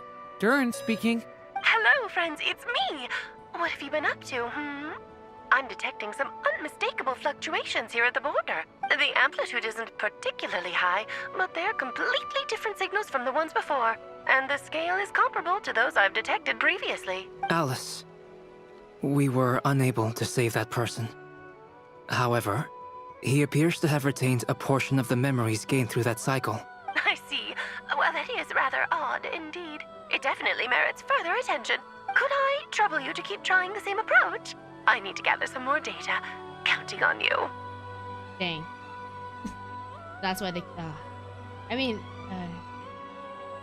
they were just sent out here just to gather data. There's no real end to this. I should probably have Nicole come and check this out as well. The Nocturne of the Far North, Song of the Welcome Act 5. Oh yeah? Let's see Act 6. I'm gonna do the Act 6 today as well. Interesting turn of events though. There you are. I was worried you might stop to collect treasure chests opened by the Seelie along the way. It would have taken you so much longer to get here. Another conversation I cannot hear. I am delighted to see that you understand what takes priority, and that your adventurer's instinct has not swayed your resolve. Really, I must applaud you for it. You should know. Paimon's head. It's filled with her voice. Okay, I'll try and keep it short. My senses are telling me that this is where we shall find the entrance to the ruins. Oh, cool! Well, what are we waiting for? Let's open it up and see! Patience. This was a sanctuary of great importance to the Hyperboreans. A special process is required to open the gate. Oh! Like the place that housed the Eternal Moon's Marrow? Seems like the ancients were very fond of making tricky gate puzzles. Okay, so what's the plan? Need us to do anything? And just the short version, if you can. Alright then. I was planning to start with some background on the invention of these techniques. Are you sure you don't want to hear it? It's quite informative. Remember what you were saying about priorities? Fine. Simply put, we need 3 human representatives to successfully undergo a process of Kuvaki resonance. Think of it as a test from the 3 moon goddesses to see if the entrants are qualified, with the most recognizable qualification being Kuvaki. I think they could, yeah. I mean, Llama for sure would be able to pass that. Traveler with having the moon marrow in them would pass that. Barca, he could just power through it, I'm pretty sure. Pretty sure Llama would ace that test. Oh, wait. But we need 3 people. I also have no doubt that the Moon Chanter would be qualified. But we would need 2 other people with the same constitution. Therefore, the most feasible method is not so much to follow the rules, but to figure out how the test functions and find a workaround. I've done some research, and it turns out the mechanism is rather crude. We'll simply need humans to stand before it who have sufficient Kuvaki energy within them. I'm with you so far. How do we get the Kuvaki in them? The easiest way would be transfusion. Take some Kuvaki from Nod-Krai's soil, put it into the bloodstream, and get it circulating in the body. That doesn't sound medically good. So we're going to cheat on the test? Gonna take some IV strips filled with dirt and just in their veins, yep. Precisely. There are other methods, but this is the simplest one. Cheating the system is much easier than trying to hide from it. Sorry? Does the idea of cheating upset you, Miss Lauma? No, that's not it. I suddenly had an idea. Oh, what is it? It's about Moon Prayer Night. I figured out a way for Kutar to join in the festivities. But as Paimon said, we need to have our priorities straight. Let's get back to the test. I'll follow up with Nefer on the festival arrangements. Oh, okay. Anyway, is this really the best method we have? A Kuvaki transfusion sounds dangerous, no matter how you slice it. Especially we're talking about literal dirt. That doesn't sound very clean. Ugh. If you think that's dangerous, wait till you hear the other methods. I'd be more than happy to go through them if you'd like. There are several. There's some dirt in your blood, and that's a recipe for a tetanus infection. Exactly. That's ugh. No need, we're good. Let's go with this one. Very well. Kuvaki transfusion it is. Now, I should mention that the risks can be greater or lower depending on individual compatibility. It would be rash to simply infuse the Kuvaki and hope for the best. If the body rejects it, the reaction can be quite severe.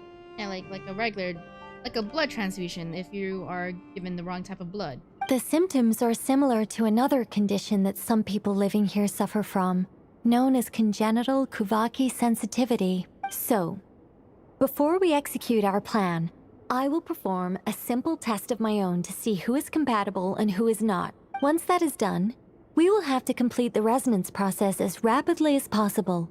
The participants must remain stationary while the Kuvaki circulates and bonds with them, and they— What? No eating or drinking? That's some hardcore fasting. They'll all be monks by the time they're through. It's a weird way to say tetanus. Isn't it tetanus? Is that how you sure, right? Tetanus shot? Tetanus infection? How long will they have to keep that up? 3 days. Oh, that's so long! And we still need to find 2 more people who are not just compatible, but also willing to volunteer. Hey, who wants to stick some dirt up their veins? Fasting? What are they talking about? I'm willing to volunteer. Really? Don't you want to think this through? Haha, count me in too. 3 days without food? I can handle that. Miss Nicole has made it clear that this is the easiest way. The way I see it, there's nothing else to discuss. It's time to step up. Compared to having Colin Bean disappear completely, fasting for a few days is nothing. That's right, we care about you. You're needed here. Don't leave us, Calabina. Yeah, you're right. In that case, Paimon volunteers to be captain of logistics. She'll keep the fires lit and grab some spare clothes to keep you comfortable. Good work, Paimon. Then we'll start with you first, Traveler. Please step forward. I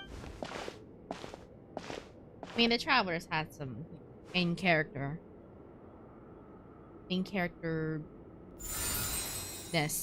Oh. How's it going? Do you feel anything? No? How about now? No. And now? Nothing.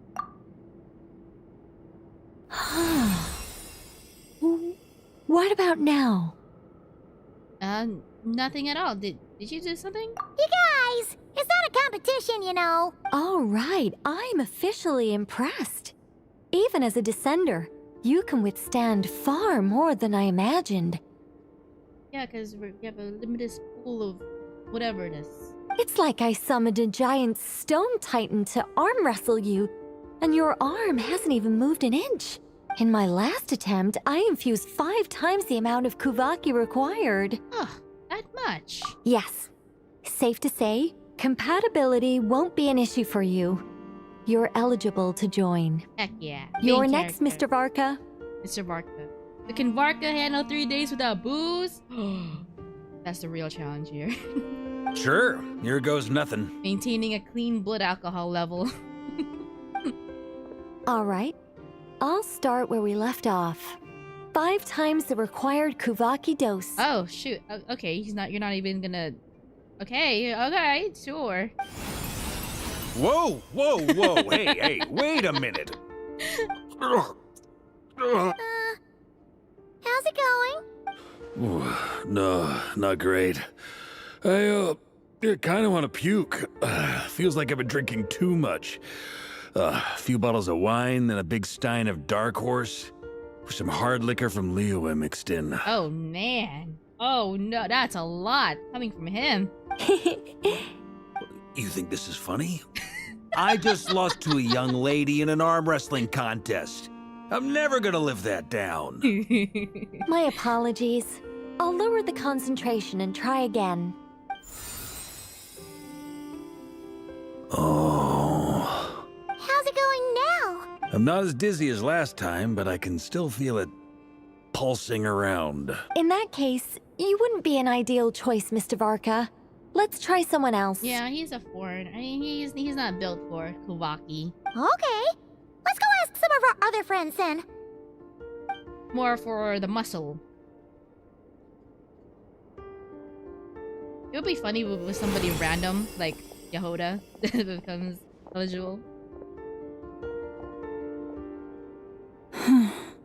No surprises here, Miss Moonchanter. You're perfectly compatible. You may join. But yeah, her blood literally heals. I'm pretty sure she's more than enough.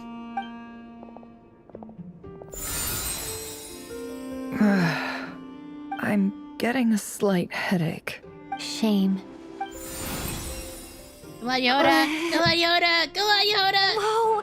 I'm itching all over. Allergic reaction. Ah. We can't have that. Dang. I was rooting for her. Huh? Oh. I know. Maybe. Well, are you gonna start a what? The Hexen Circle is an organization that cares for and protects children. We will not have them do dangerous things. Not even tests. Ah. That's nice. That's nice to hear. I finally spoiled the secret of what he did to the horses he took with him. Poor Kaya has to live with the shame of being the cavalry captain with no horse. Wait, that's lore? Barca took horses? What he did to the horses? Wait, what? What he did to the horse? What did he do to the horses? Is something the matter? Wait, enough is technically inorganic. It also has the core of a Natlan god in her, so... The candidates have to be human. Dang. I guess that rules me out too. Dang. Huh. Everyone except the Moonchanter got beaten. Guess I don't need to feel so bad after all. I mean, looks like this isn't gonna be as easy as we thought. Perhaps I could ask for volunteers among the Frost Moon Scions. He ate the horse? Barca ate horse? I'll see about talking to some trusted Lightkeeper colleagues. Itlua springs to mind. Has to be human. Okay, I guess that also rules out Albedo, Durin, and Wanderer. They're all technically artificial.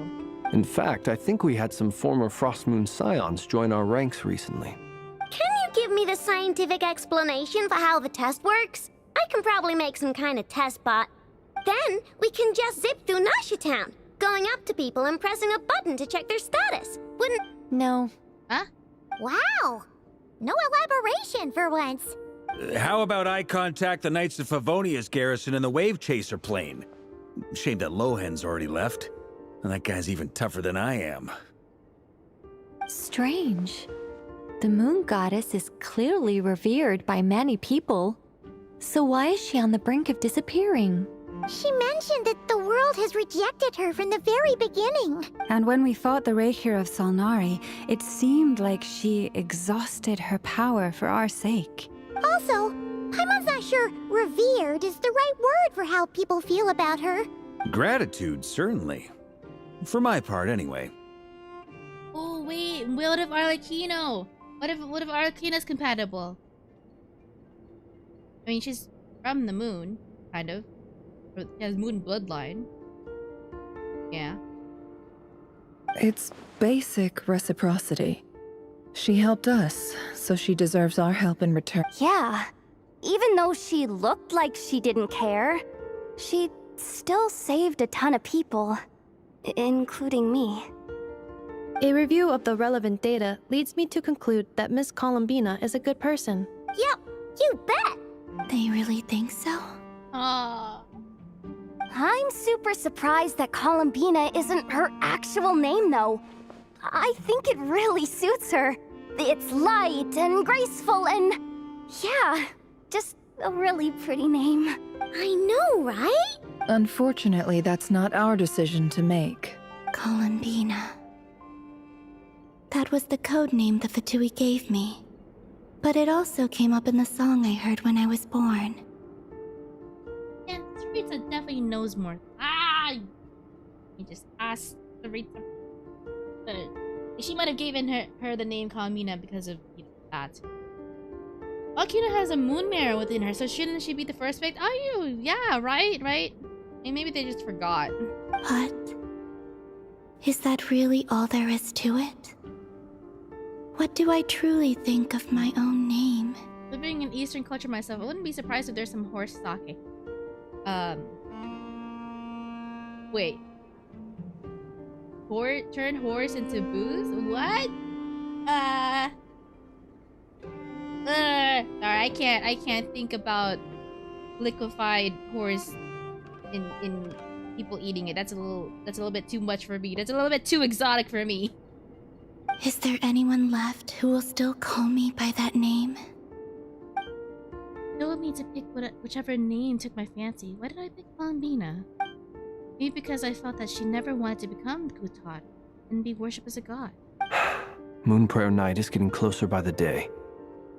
We're running out of time. We need to look for other candidates. There we go. There we go.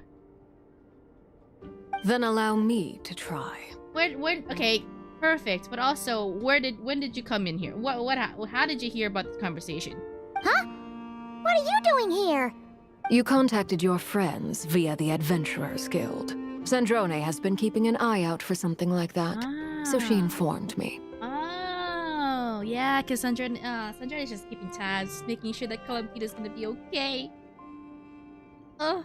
Since I have the ability to accommodate a moon marrow... There we go. I should... put her in. Arlecchino. When can we begin? I see. We can begin right away. Yeah, they did the team up last quest, so this isn't even random. It's perfect. How was it? Did you feel any discomfort? Not at all. There we go. Then it seems we shan't need to look for additional candidates after all. Great! Cool. Alright, like Paimon said. Then, my job is to take care of the caretakers. I will ensure everyone receives food and accommodation. Let's do this. No time to waste. I'm ready as well.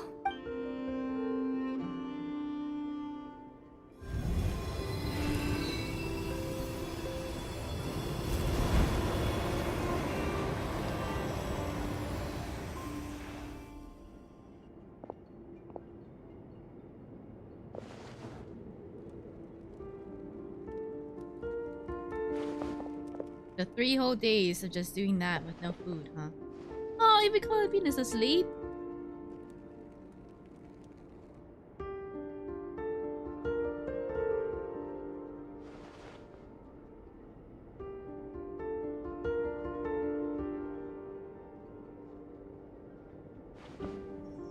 Uh-oh.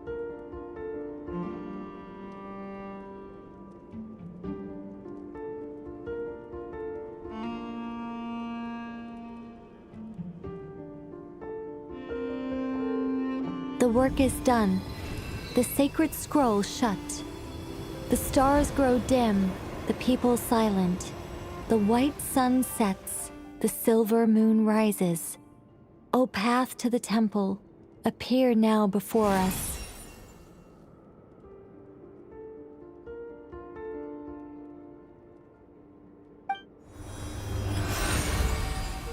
Wow! It really opened! So that's what all this is about. They've been trying to open this gate. Come, let us enter. Wait. It might be best to eat something first. Take care to chew properly and swallow slowly. It will give your body time to readjust to the digestion process.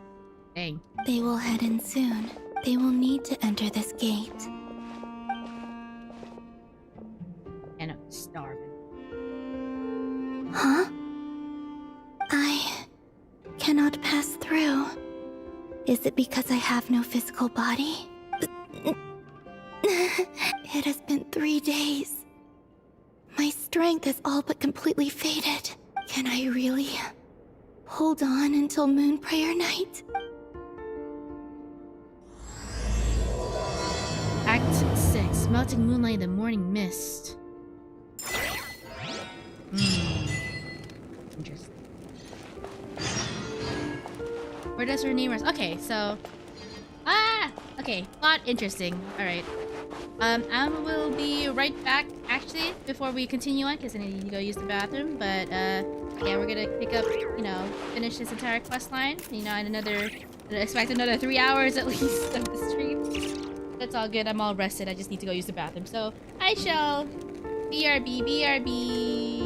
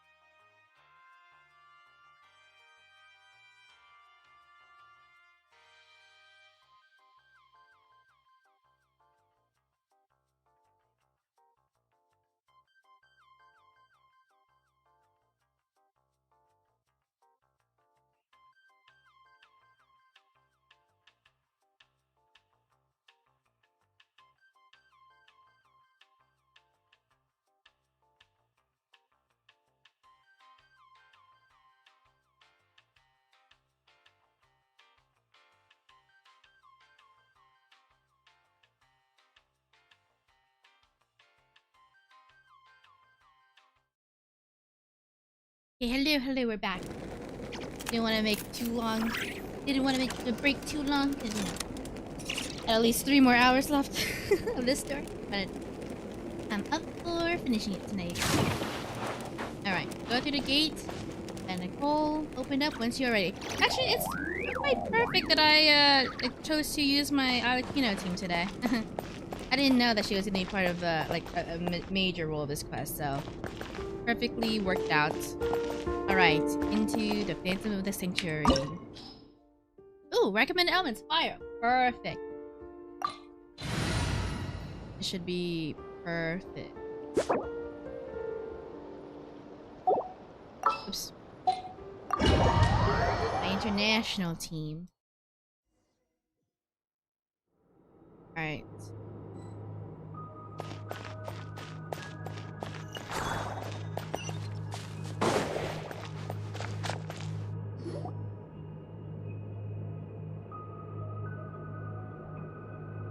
Are these people...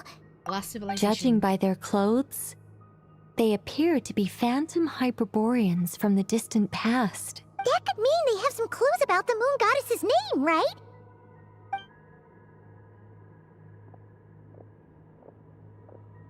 Hey there!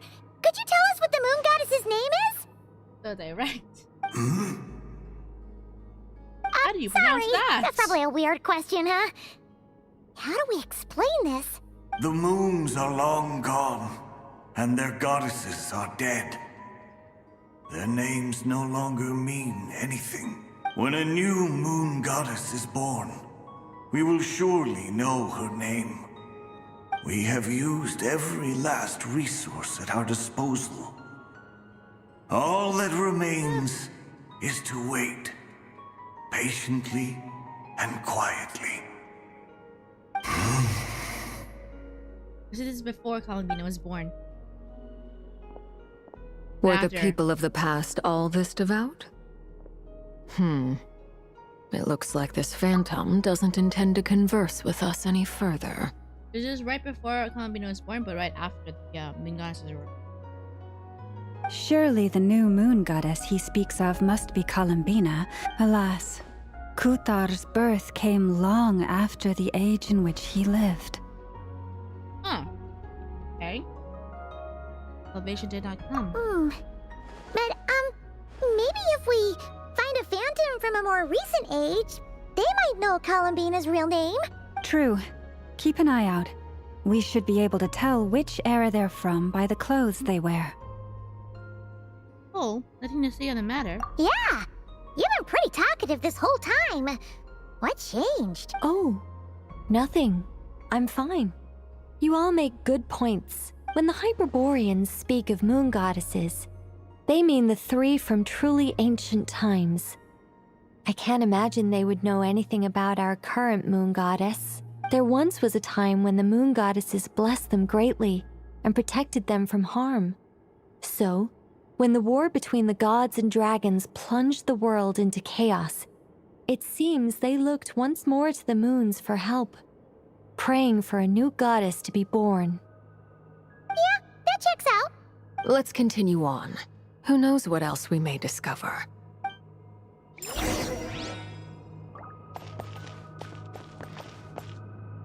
Oh, they're all doing that thing. The crossrun people do.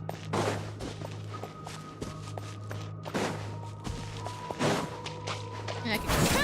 There's a door blocking this path. Not a problem. Try this. Whoa!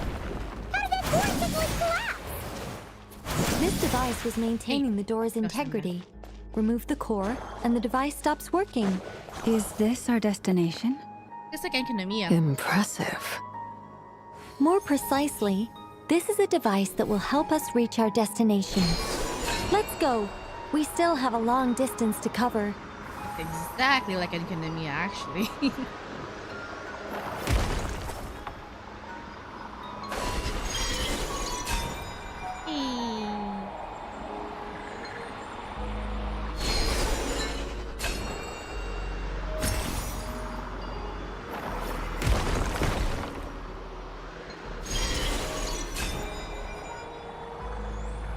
So far up.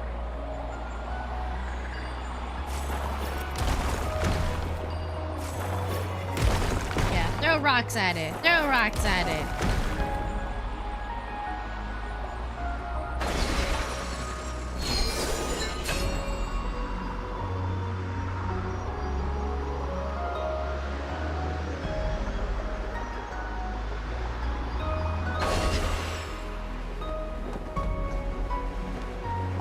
The way ahead is blocked by broken rocks. Oh. Let's try that device again. Remember the door from earlier? I have to touch it. Oh, uh-oh. Uh-oh. Uh-oh. Oopsies. Think about it. I mean, I could just jump off and it'll probably reset, but... Yeah. Oopsie daisies.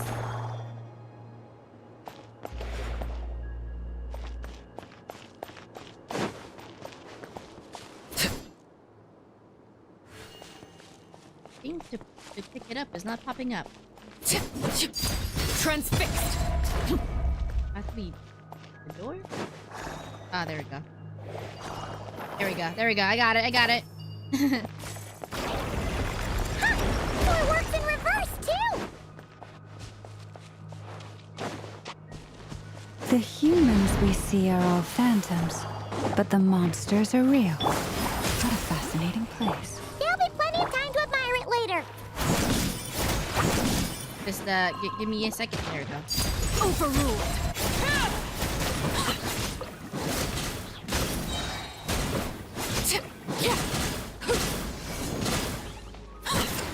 Witness my rise. Transfixed. Game's up. Time's over. Yoo-hoo!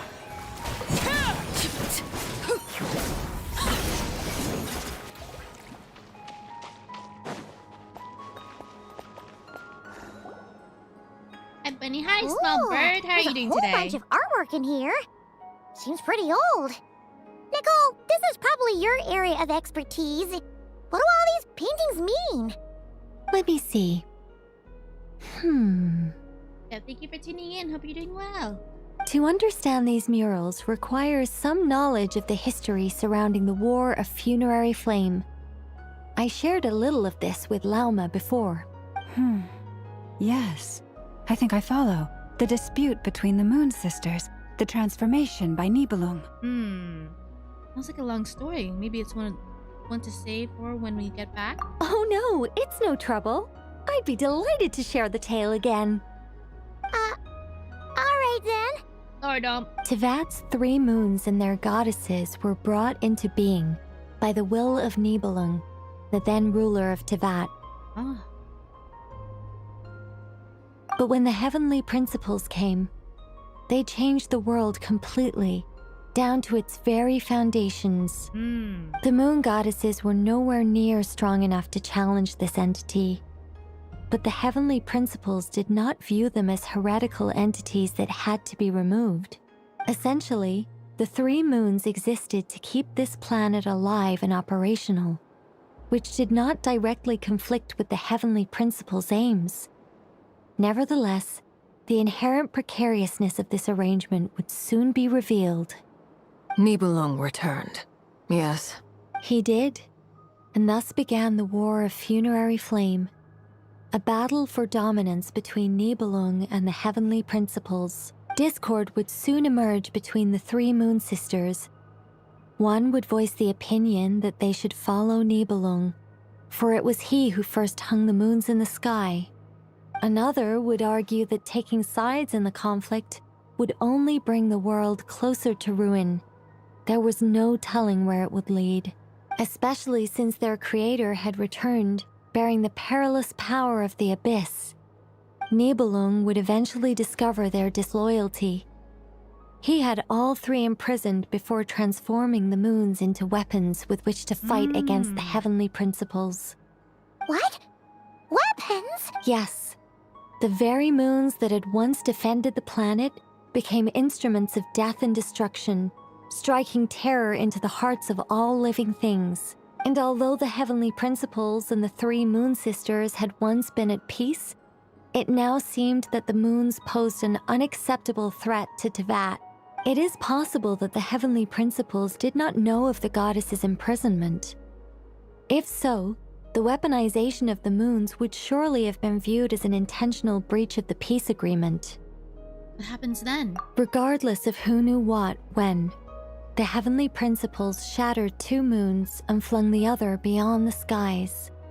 Whether the goddesses managed to escape Nibelung's captivity after his fall, nobody knows. But this much is certain. From that day on, the moons no longer belonged to Tevat. The rejection slowly drained their power until eventually they passed away. So that's the full story. You say the moon ceased belonging to Tevat from then on. Why then would Columbina be born here? That is perhaps due to the lingering connection between the Frost Moon, which was not shattered, and this world. You could see it as the 3 sisters' dying wish. They never desired war. All they ever wished for was to protect this land. Dang. I see. If the final fate of the 3 goddesses is as you say, then Columbina faces the same grave danger. Our investigation has yet to bear fruit. We must hurry. Yeah, you're right.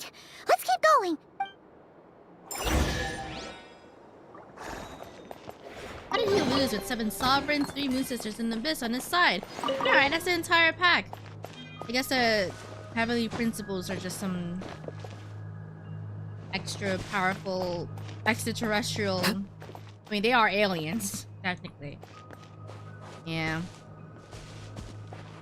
That should be thing. Found a lore.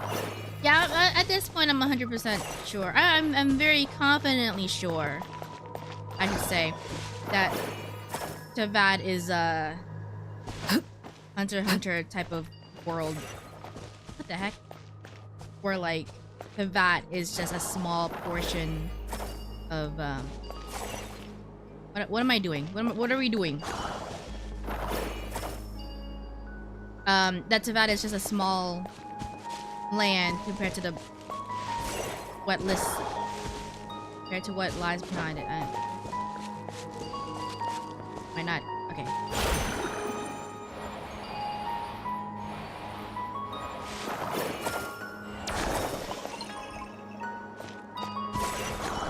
Why am I dropping it? Oh.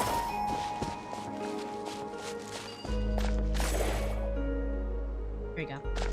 Just chilling. It's Sunday after all. Oh, I'm glad that you're having a great weekend. Great, relaxing weekend.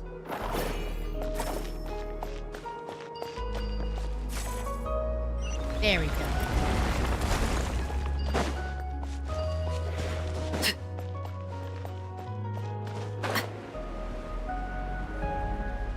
And yeah, I'm pretty sure it's gonna be like that so that they can extend the game as much as possible as well. But then I wonder how big the roster, or like how they're gonna, I don't know how big the character roster will be at the very end. There's also a place called the Dark Sea in Tibet. Really?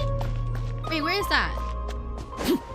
in actually Tibet? Like, is it some place we've found, or a place that has yet to be unlocked?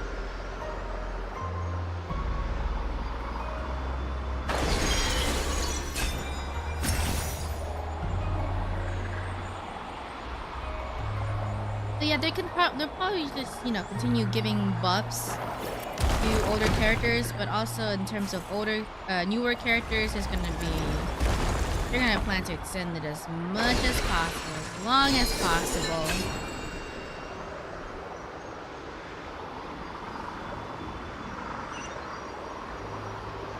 And at that point, I will be so surprised at how this game can exist as a mobile game. I am always missing my landing. Oh.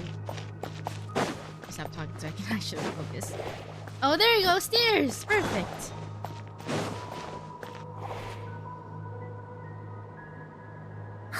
We're finally here! Guessing we'll need to activate this thing? Indeed. I was a little worried about that at first, but as we got closer, I sensed that the Kuvaki within it flows unimpeded. It should be functioning normally. The only issue is how to activate it. It's looking a little worse for wear. What about the cores from some of the other devices we've seen? Can we repair it using those? In all likelihood, yes. I imagine that would have been the Hyperborean's backup plan. Let's look for some cores.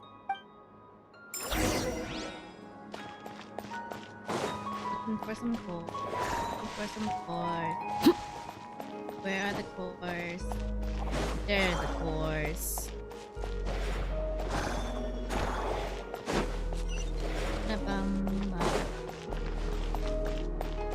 Here are the cores. Oh no! Fulfill our pact! Strike a pose! Let the world come alive! Busted. Oh my god. Overruled!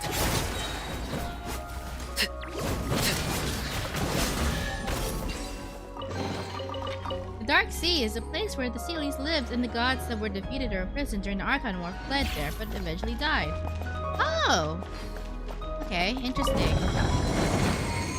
Was that information in a textbook or like in a quest or something? Okay, I have to be next to these plant things to do this. Now we can stay here.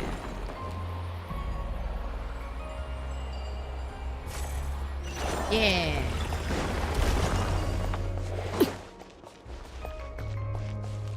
Paimon found a core! But how do we get across? Random books. Ah, okay. Walk up, then jump down.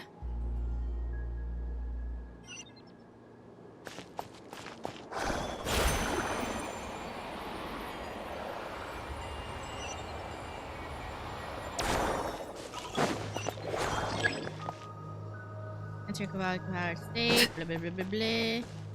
Blah blah blah blah blah.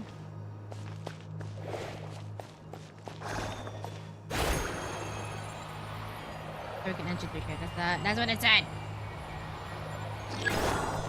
And take the device's core to open the pathway. Ah, I didn't read the entire sentence. Dang it. Alright. It's downwards.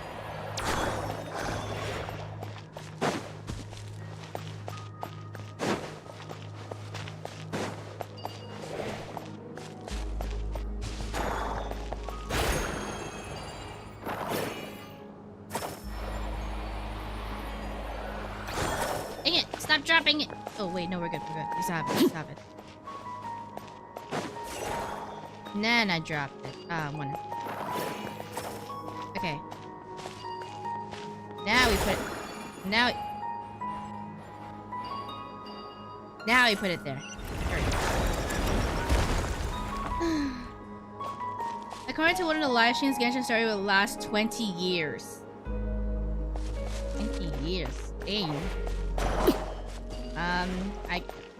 We're almost a fourth way into it. Are we? Wait. It's been 6 years or 5 years since it started Genshin? No, it started in 2020. Yeah, 6 years. We're a fourth way into it now. Woo!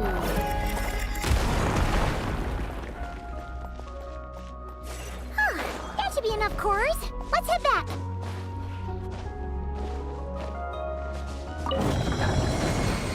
Yeah, the character roster is about to be huge.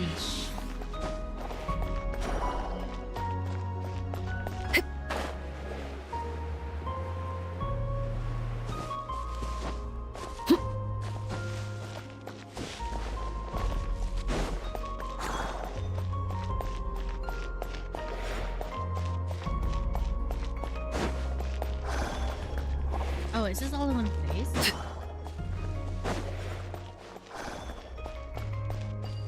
Oh. Ah! When did I drop that?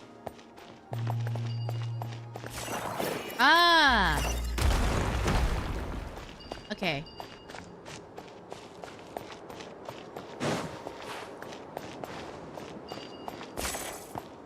Here we go. Alright, everything's coming together. Everything's coming up. Doing uphill house.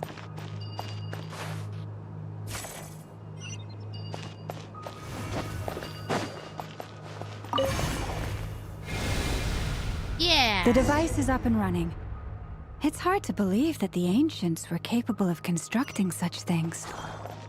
Paimon sees our destination! It's right up ahead! Teyvat is just one chapter of the Yes, Genshin story. There's so let's much go. left outside Teyvat. Yep. Hunter, North Continent, Teyvat. Type of thing.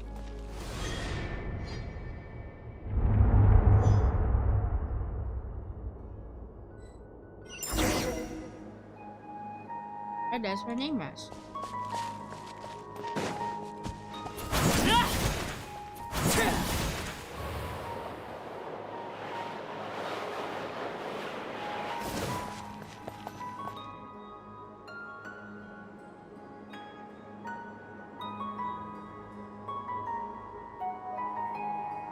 This is where the people of Hyperborea communicated with the moons.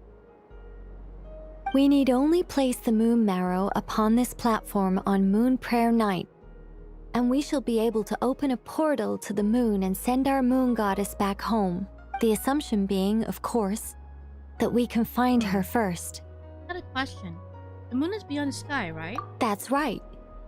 You want to know if it's safe there, don't you? Exactly. It might have been corrupted by the abyss. And yet, she has no choice but to return. You know this. Oh, that's not the only issue here. This is the end of the line, right? We've explored everything we can. And despite looking at historical artwork and talking to people from Hyperborean times, we're still no closer to learning Columbina's name.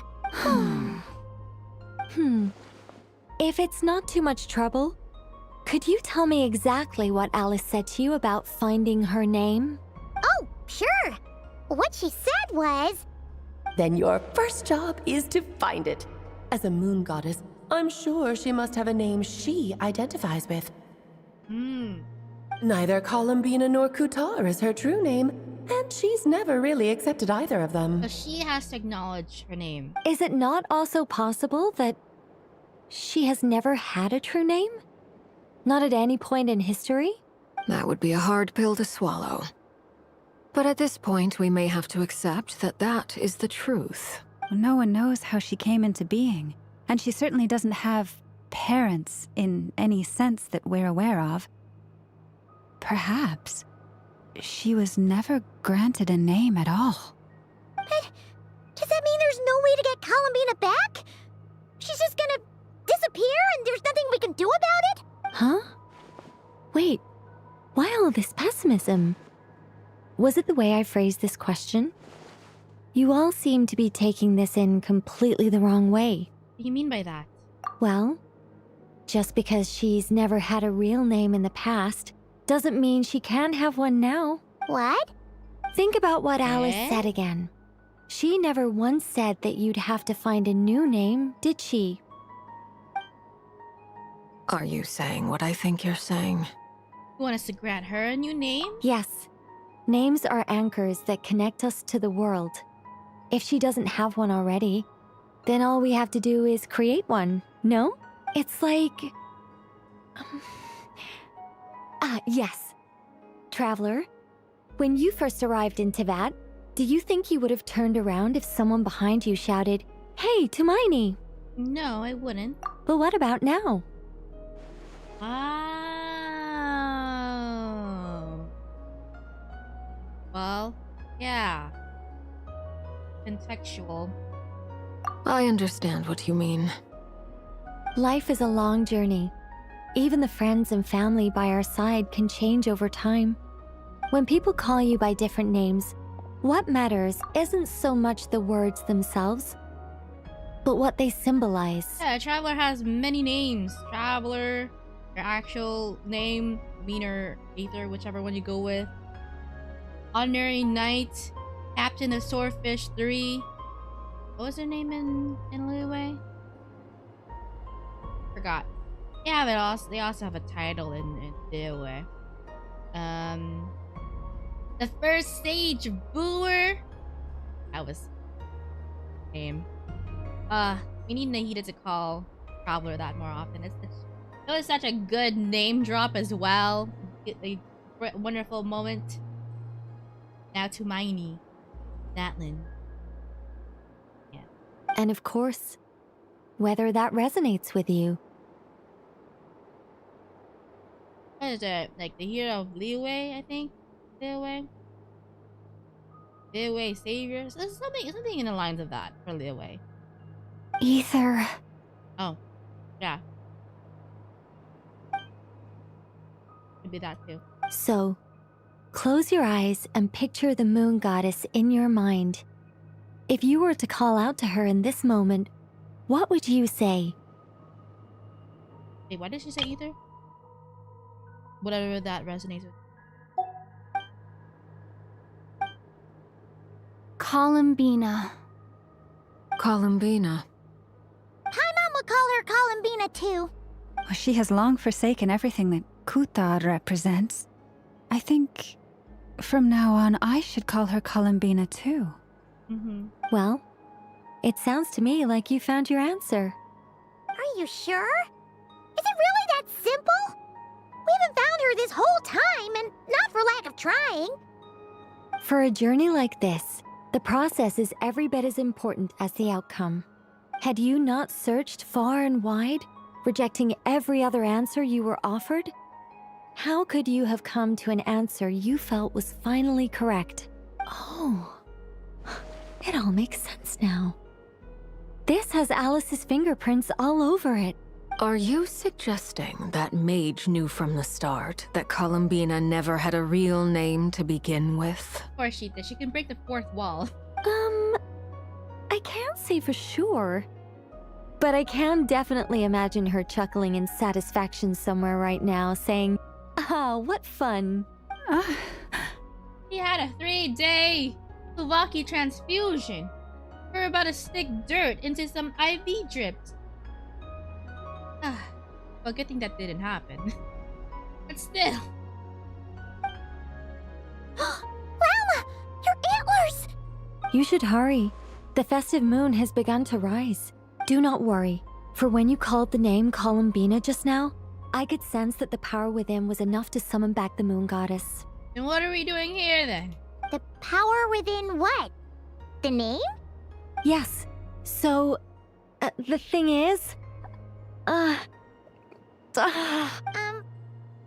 wrong now? This is so annoying. I really want to explain how that whole thing works. Starting from the founding principles of Teyvat and... Oh, I could talk about this for hours. But... Deep breaths, Nicole. Deep breaths. You're an angel. A sober, sensible, solemn angel who has her priorities straight. Okay then. Sorry for asking. Clearly a bad call on Paimon's part. Anyway, you all need to hurry. Last thing, remember how it felt when you called out that name. Then it is agreed. By the name Columbina, we shall find her. Then we'll throw her the best Moon Night party ever! And at last, we will send her home. After informing your friends, everyone splits up to look for Columbia and call her name. You choose to visit the place where you first met. I wonder if the Traveler and their twins were born from an egg. I can barely move anymore. Mainly because no mention of the parents are aging. Or like, you know, cellular multiplication? Either or. Either clones. My consciousness is fading away. Have they come back out? I'd love to see them one more time. Let's see. They didn't make it.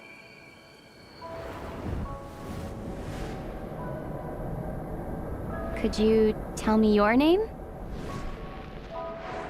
My name is... Columbina!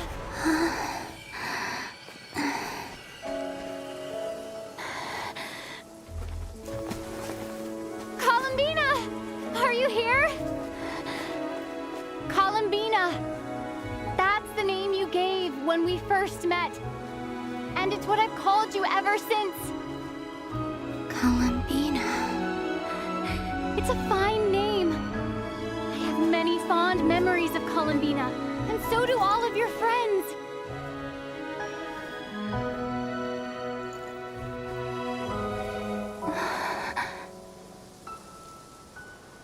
If you like this name.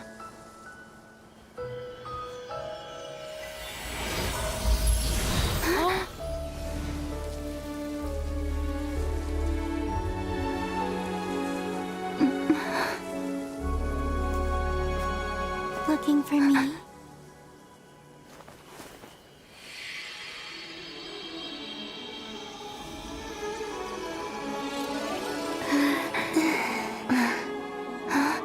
I like it.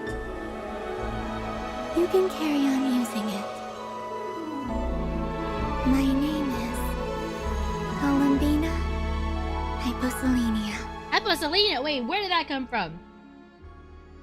Wait, hypo from Hyperborea, Selenia. Columbina Hyposelenia. That's a wonderful name. Selena's like moon. Okay. Please elaborate. I never thought that Columbina would become my real name. Okay, but the Hyposelenia, that just out of come out of you? It was just there. I mean, I can understand where it came from, obviously, but it's like, where did she come up with it? That's what I'm wondering. But after I met you and my other friends, the things that this name stood for slowly began to change. Quite a mouthful name. A lot of the Hyperboreans had mouthful names. Names that I couldn't understand, I couldn't pronounce either. But at least this is more pronounceable. For me, at least. It went from being a Fatui code name to something my friends call me. I'm pretty sure that the Sarita knew. The Sarita just knows all along.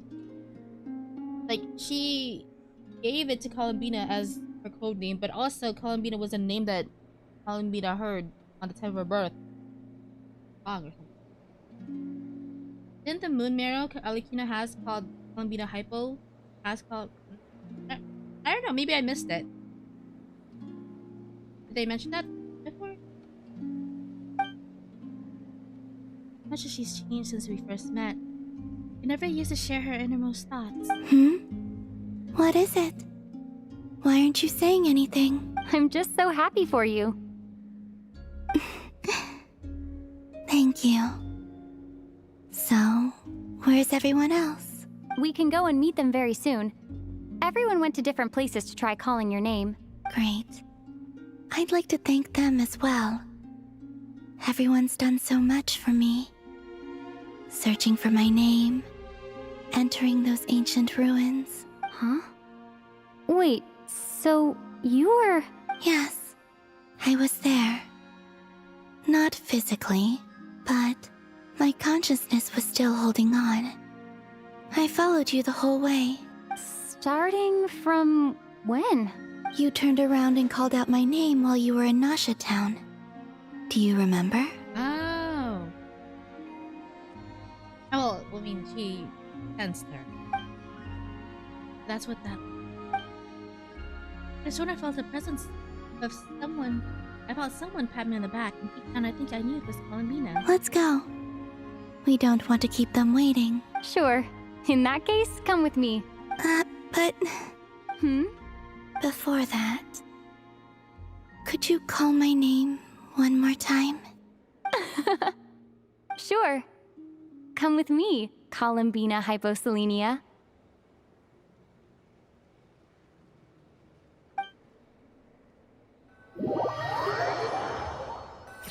Yeah.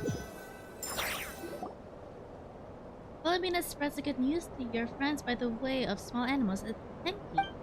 But since not everyone speaks critter sign language, some friends took longer than others to get the message. Columbina! Oh, this truly is wonderful. Llama, I can't breathe. Ha ha! Just in time for Moon Prayer Night. It's good to have you back, Miss Columbina. Yeah, we were worried sick. Thank you, my friends. With your help, I now have a name that belongs to me. Columbina Hyposelenia. Where's the second half from? You added it yourself? That's right. It means born beneath the moon. Oh. Oh. So it's both her name in like rooted in Tibet, you know what she's been called since she's been in Tibet, but also a direct reference to her origin as the best both representative with her name and identity.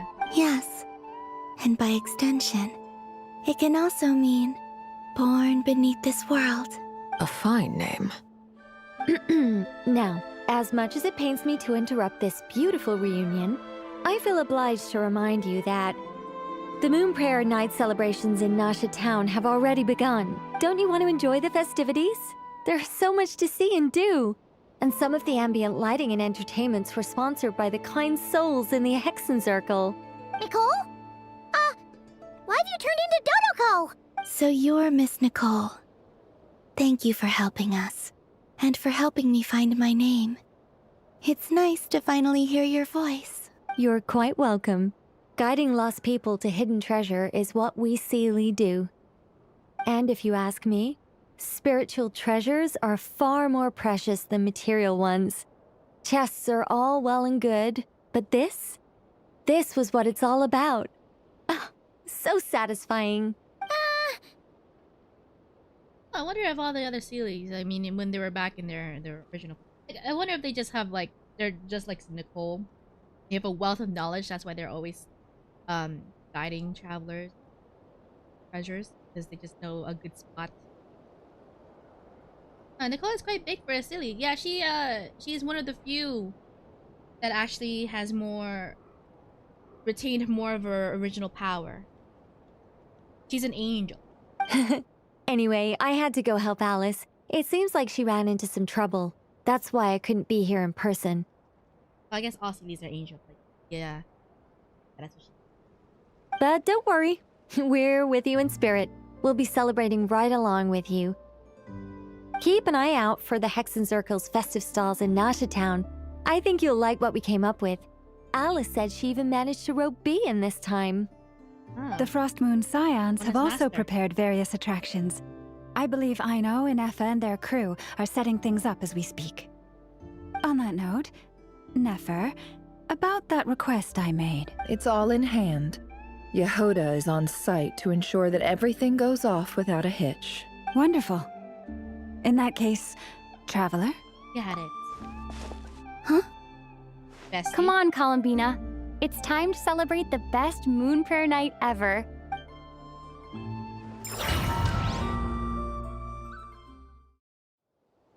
You really did become her bestie. Hee hee.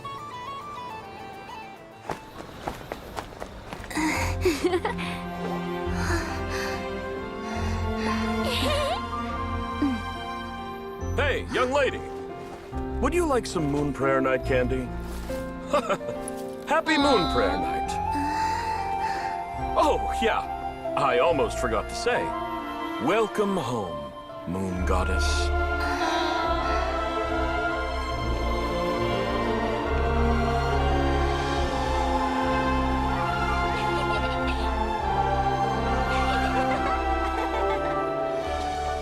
Welcome home, Moon Goddess. Welcome home, Moon Goddess. Welcome home, Moon Goddess. Oh, all the little girls are dressed up like her. Oh. Turning Nasha Town into her home is a festive gift. A rather brilliant idea. Perhaps this is what Nod-Krai, Columbina's home, should have been like all along. It's so sweet. Thank you for the gift. I like it a lot.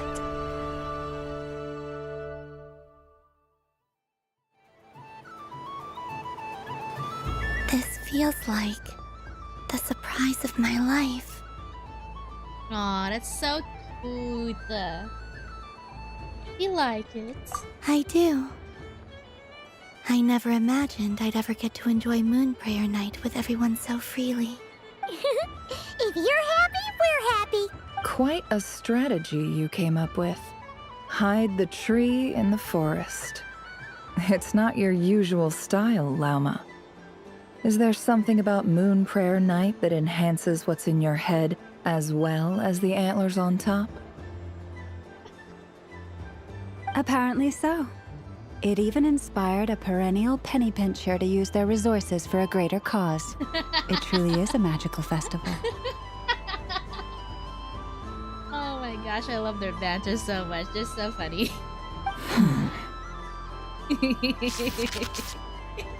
I see it now.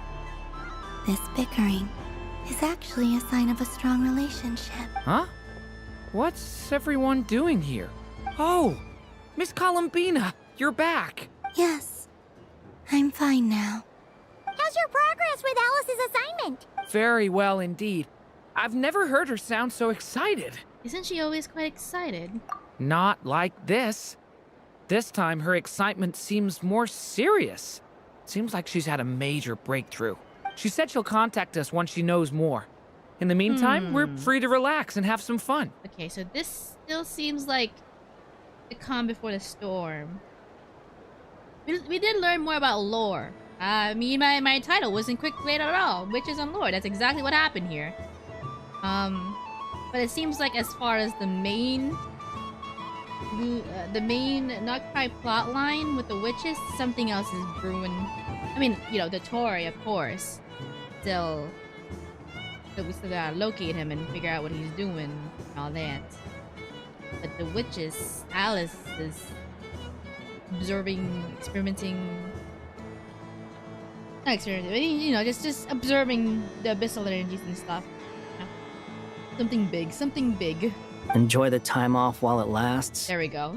I have a feeling that our next task won't be so simple. Yeah, yeah, look at that, exactly.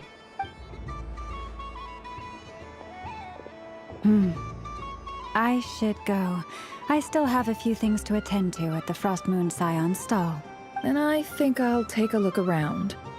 With any luck, this once-in-a-year festival will come with once-in-a-year opportunities. Hold up a second. Where's Varka? I believe he made a beeline for the flagship the moment he entered Nasha Town.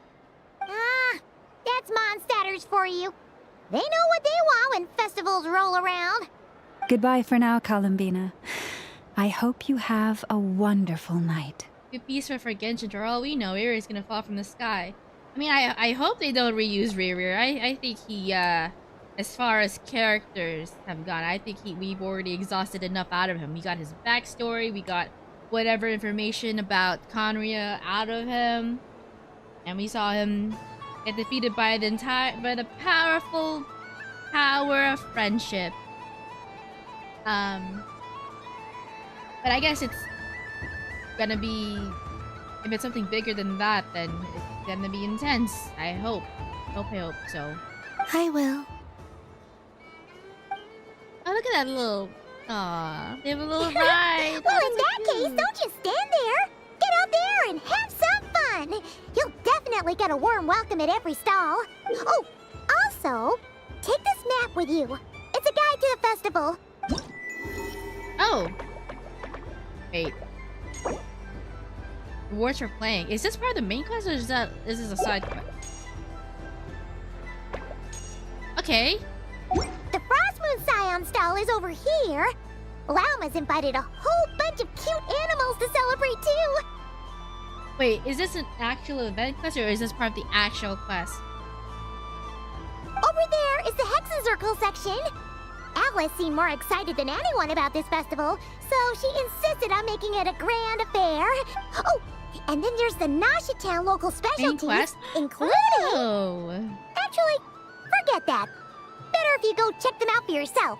Awesome, I love that. Good, great, creative, fun. Actually using their resources and implementing into the... Right. Thank you. It looks like a lot of fun. Enjoy your Moonprayer night. You're not coming with me? We'll be around. But don't you want to browse by yourself for a bit first? With her bestie, we have to go on a rise with her. We gotta go win her some stuffed animals. It's fine, don't worry, we'll be nearby. Damn, bro, come on, she wants to hang out with us. Yep. If you find something you like and want to try it out together, just give us a shout. Otherwise, just relax and enjoy yourself. There's so much on offer, so try to experience as much as you can. And don't forget to stuff yourself with all the delicious festival food. We'll probably run into each other while we're browsing. Let me just browse with her, man. All right then. Off I go. Have fun. Where should I go first? Not being a good bestie. Oh, but we get to play as Columbina. That's cute. Yay, immersiveness. Alright, Catherine. Happy Moonprayer Night, adventurers. May you have a lovely evening. Okay, let me stand next to a child and see how well did they get the fit right. I mean, I see it's the same colors. Not as elaborate, of course, because you know they're the common folk, but I guess it's enough to blend in. I guess everyone will just assume that Columbina is just a highly skilled cosplayer. Area. It feels very familiar, but everyone looks much happier than usual. Oh, the this one has head accessories. That's cute. And everybody has a choker. Aww. And this little girl has the headpieces. Oh, that's so cute. Yeah, they just encourage everybody to cosplay. Oh, I guess the little girls adopt cosplay. The Frost Moon Scion stall looks kind of plain, but it's pretty cool once you get into it. It's called them porn, Yehoda. I don't go to Hisi Island much, but it's got that, like, old world cultural feel. And if culture means we get more festivals, I'm all for it. Oh, that's so cute. Balloon. Ah. Hello, Yehoda. Columbine. Hello, Moon Goddess. That was too close. I almost gave the game away in front of the staff. Oh, wait. What's the deal with her shoes? They don't make a sound when she walks. I could do with a pair of those. Do you like balloons too? Cosplayer's nightmare. I remember when her initial design came out and everybody was freaking out because of her shoes. Well, the cosplayers were freaking out because of her shoes. Because how are you gonna replicate that? Balloons? Oh, you mean those? Clear heels and some very good Photoshop. What's so fun about balloons? I'm not a kid anymore. That's the closest solution that we have. Probably more up Aino's alley. Yes. The animals seem very curious about these strange flying objects. I was drawn here by their voices. Look, it's scared. I recently learned a fun new game you can play with balloons, so I decided to come and give it a try. A new game? Hello. Welcome home, Moon Goddess. Here to buy some balloons? Yes. Could you give me a few that haven't been inflated yet? Are you sure? I guess it's not a problem, but... Yes, please. Thank you. Uninflated balloons? But those are just little rubber pouches. Would you like to play the balloon game, Yehoda? Huh? Sure. I guess. How do you play it? Wait here a moment. Oh. This is so weird. What have I got myself into now? I thought I saw Columbina nearby. Uh-oh. Uh-oh! That's the fourth Harbinger! Is she looking for Columbina? Oh, guess that's my ticket out of here.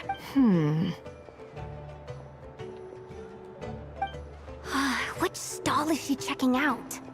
Oh, it's that other Frost Moon Scion's one. Try on the headgear, see what it's like having antlers or animal ears for a day. I wouldn't be caught dead wearing that stuff. So embarrassing. I have enough gear to carry as it is. Wait, what? She put it on? Oh my god, cosplayers, take notes. Oh my god, that's so... How peculiar. This would take some getting used to. I wonder if this is what it's like for Lynette. Oh my god, best parrot. Oh my god, I love it. It really suits you, ma'am. What is this? She was so intimidating a moment ago, but now, dang, she's really rocking those ears. How does she make them look so cool? Furry Kino. I suppose I may as well keep them on for now. All part of the festive experience. I mean, it does go with her fit. The slight red, you know, it compliments. She's coming this way. Trying not to look, she's looking. How do you do, Miss Yehoda? Oh, jeez. Don't talk to me while wearing that thing. Where am I supposed to look? Oh, hey there. I'm looking for Columbina. Have you seen her? She just... Yehoda witness. Huh? Oh, wait. Is that what she meant by balloon game? Yeah.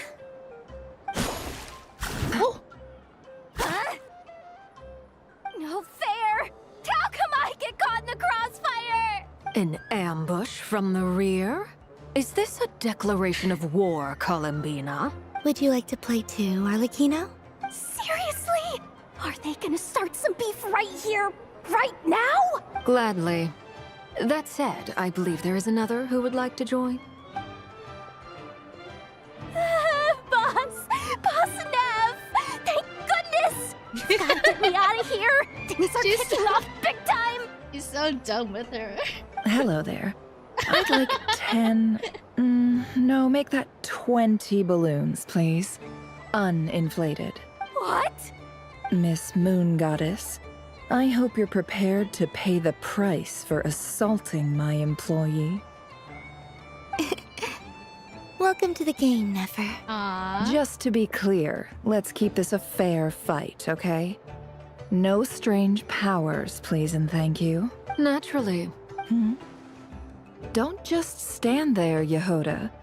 Aren't you going to team up with me? Huh? Do I have to? Of course. Don't forget, the Curatorium has a reputation to uphold. I knew something like this was gonna happen. Aww. Ah! Ah, that's so cute.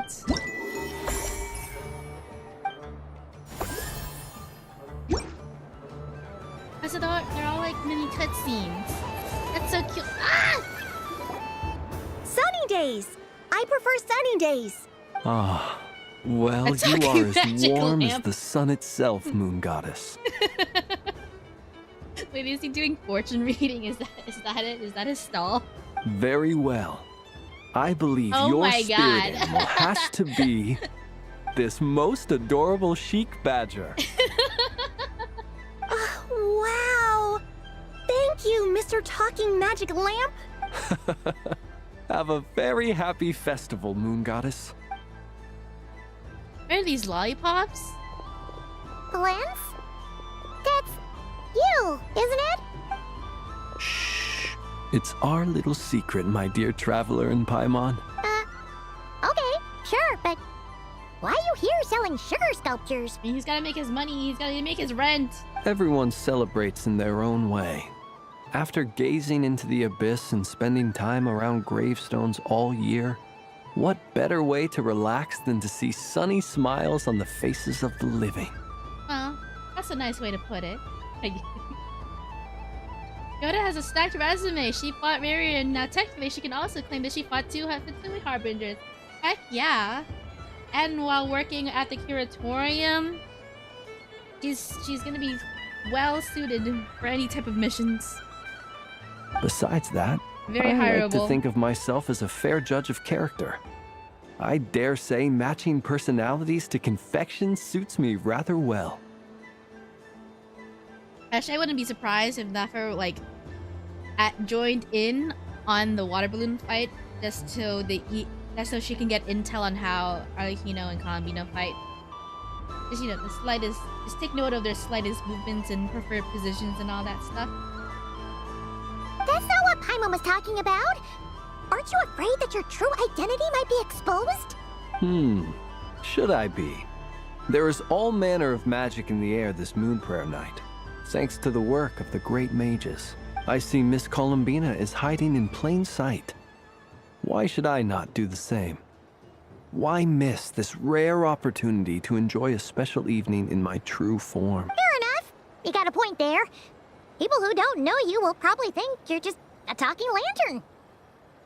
What if they just move them? What if somebody's like, oh, gotta clean up, and some random worker just moves them out the way and into the trash can?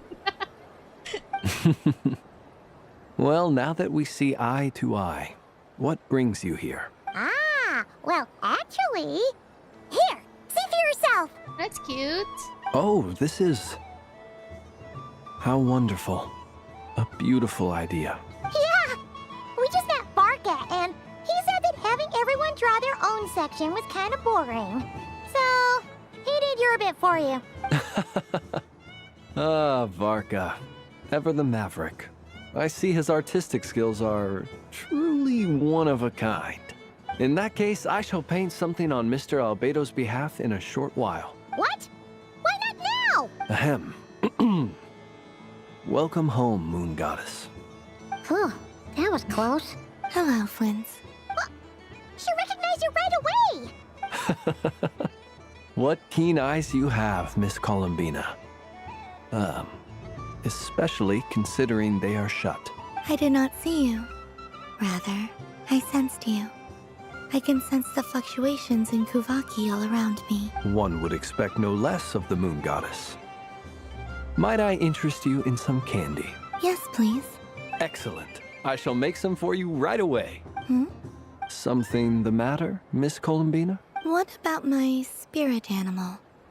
All the other children carrying sugar sculptures are talking about it. Wait, is she taking the test seriously? Ah, my apologies. How could I neglect that? Yeah, she wants to join in on the fair fun. You are quite right, Miss Columbina. Every one of us has a magical creature living in their heart. Would you permit me to help you find yours? Yes, please. Aw, such a gentleman. Do you prefer the day or the night? Night. Which of the 4 seasons is your favorite? Like a BuzzFeed quiz. Winter. Think of a perfect day. What is the weather like? Sunny, rainy, or perhaps cloudy? Rainy in the morning, sunny at night. Sunny at night? What kind of answer is that? What? Forests, lakes, and open seas. Which do you prefer of these? I like them all. Imagine you opened your very own shop. What would you sell there? Moonlight, I think. Wow! Paimon would totally shop there. How much would it sell for? It wouldn't cost anything. You'd just need to visit. Aw, how nice. Aha! I believe I know what your spirit animal is. Vivenki. Here. For you. Oh, it's a Kohenki! Oh, Kohenki. There you go. Yeah. Yeah, knew it. Wait, that's so obvious, man. he didn't try. No. My thingy just was fluctuating a little bit. There we go. We're good. I'm moving. I'm alive. I'm alive. Ah! Indeed. A free-spirited being with a deep love for all things here in Nod-Krai, who selflessly lends her aid to as many people as she can reach. It is the perfect fit for you, Miss Columbina. Yeah, her literal familiars. Sure. Thank you. Since I want to give it a try. It would be my honor. But you shall have to forgive me.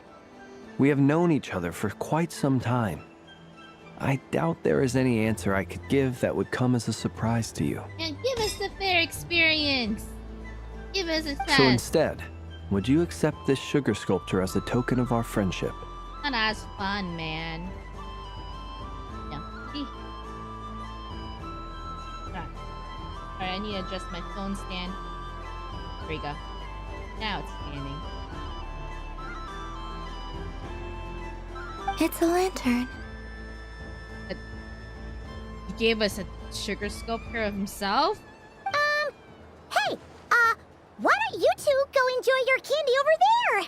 Paimon wants to try out this spirit animal thing too. Come on, play ball. I get this drawing done. But I want to hear Paimon's answers. Ah, but it'll probably take ages.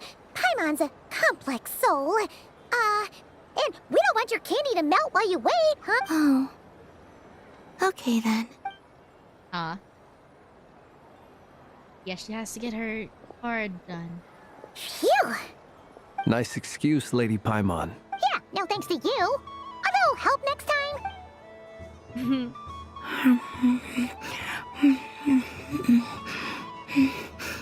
Now that candy good? Fun fact, the JP Monk was infamous for his unique calligraphy. Each night he basically drank a bathtub ton worth of sake, then started writing. What the heck? A bathtub? Did he live long? That's a lot of sake. It's sweet. Is that Laka berry? I wonder what flavor the traveler got. This way! This way! It's the candy-selling lantern! I'm coming! Of course. Traveler, maybe we can share? Share? Yes. I found out recently that people share their food sometimes, so I'd like to try it. I know, we can do that. Just Or- don't take a big bite. Is that a no? Just don't take a big bite. Thank you.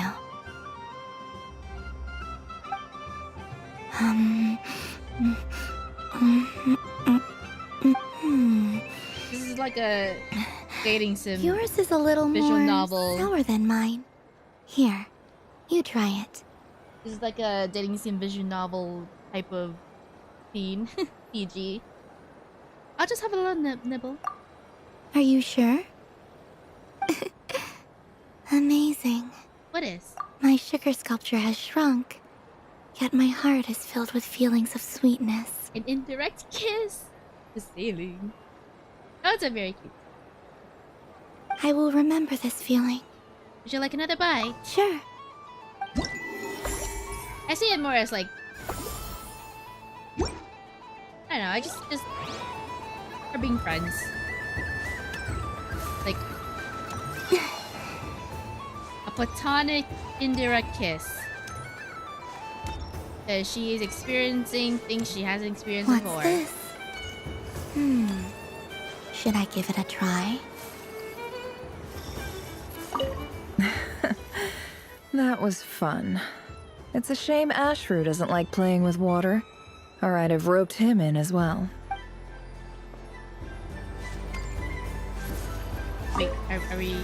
Now's the time. Join the performance! Oh, wait, it's here!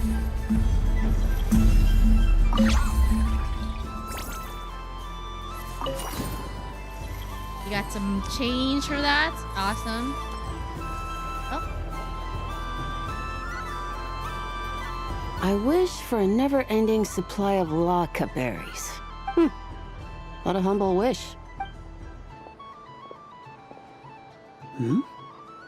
Is that Lama the Moon Chanter?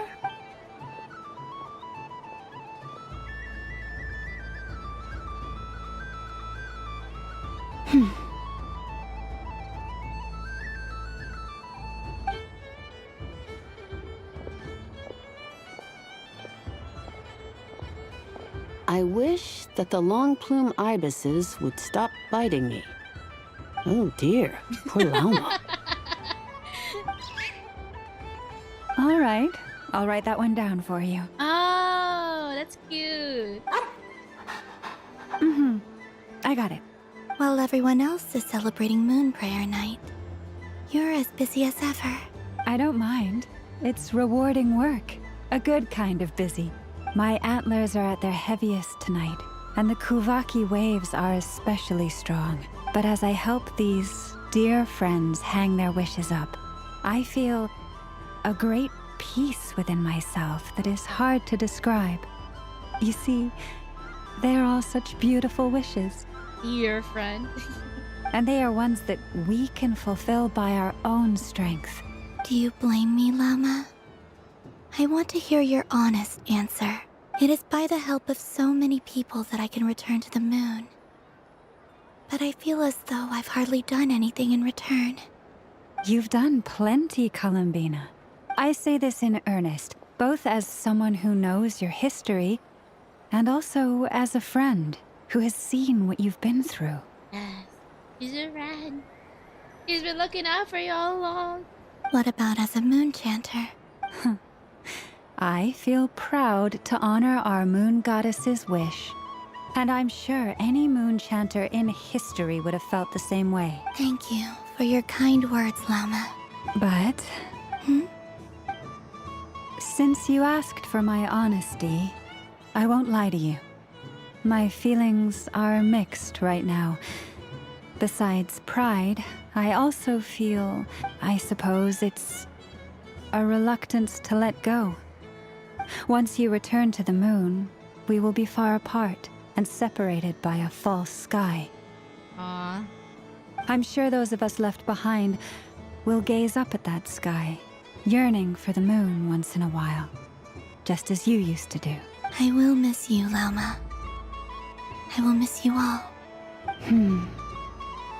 I hope to stay in touch, I will try and find some way to send messages down from the moon. Perhaps you could use Kuvaki. I've heard Yehoda say that signals can be sent using long and short waves. That sounds a little complicated. What if we forget what the signals mean? We could prepare a codebook beforehand, but... You're right. It wouldn't really suit you. Still, whatever happens, I believe that you will find your own unique way of communicating with us. And now that I think about that, my heart feels lighter. Because you trust in me? Yes. I have faith in you, and in the power of truth. In my experience, the truth tends to be difficult. But that's what makes it stand out from what is false. So I'm confident that your thoughts and your love will shine through the curtain of lies. We will know it when we see it. Thank you. Now, could you help me hang up my wish? Is this? I wish that all who dwell in this moonlit world can find a place to belong. And I wish that I shall one day see my friends again. Aww. It's 2 wishes. I hope that's not too greedy of me. Not at all. And I think you speak for us all with the second one. I shall continue to pray until the day that all of these wishes come true. Aww. All of these CGs are so special. Talk to the NPC Alakina talk to. It has something special. Alright, let's see. Oh. View me. Here's it. This is what she said. You viewing? Hope things go smoothly on the journey with Lumine, and that Lumina's travel goes well too. That's my months. I want to adapt to human society more quickly. Society.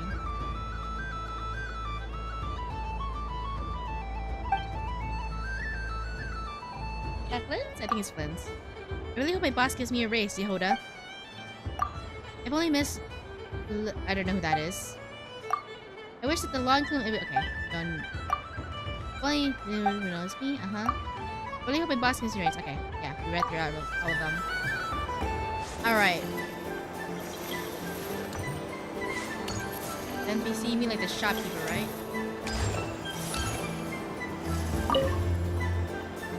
Welcome home, Moon Goddess.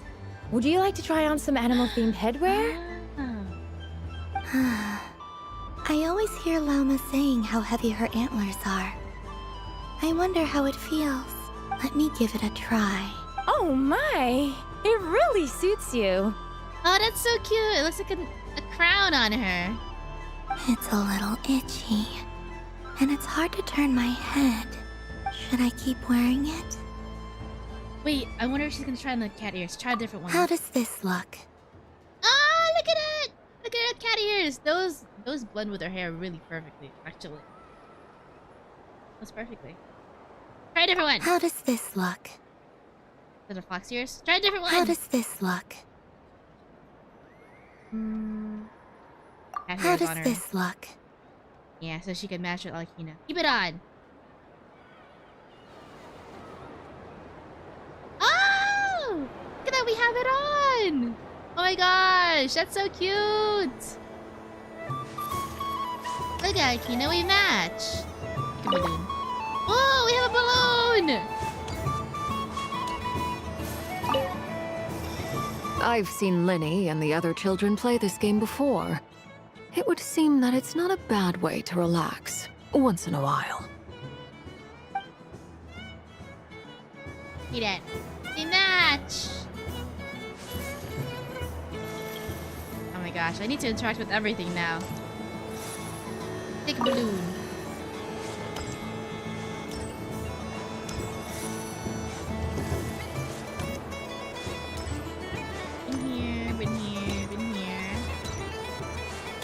I'm just singing. Hello, how are you doing today? Thank you for tuning in. Hope you're doing well. Put cat ears on Calabina. She's so cute.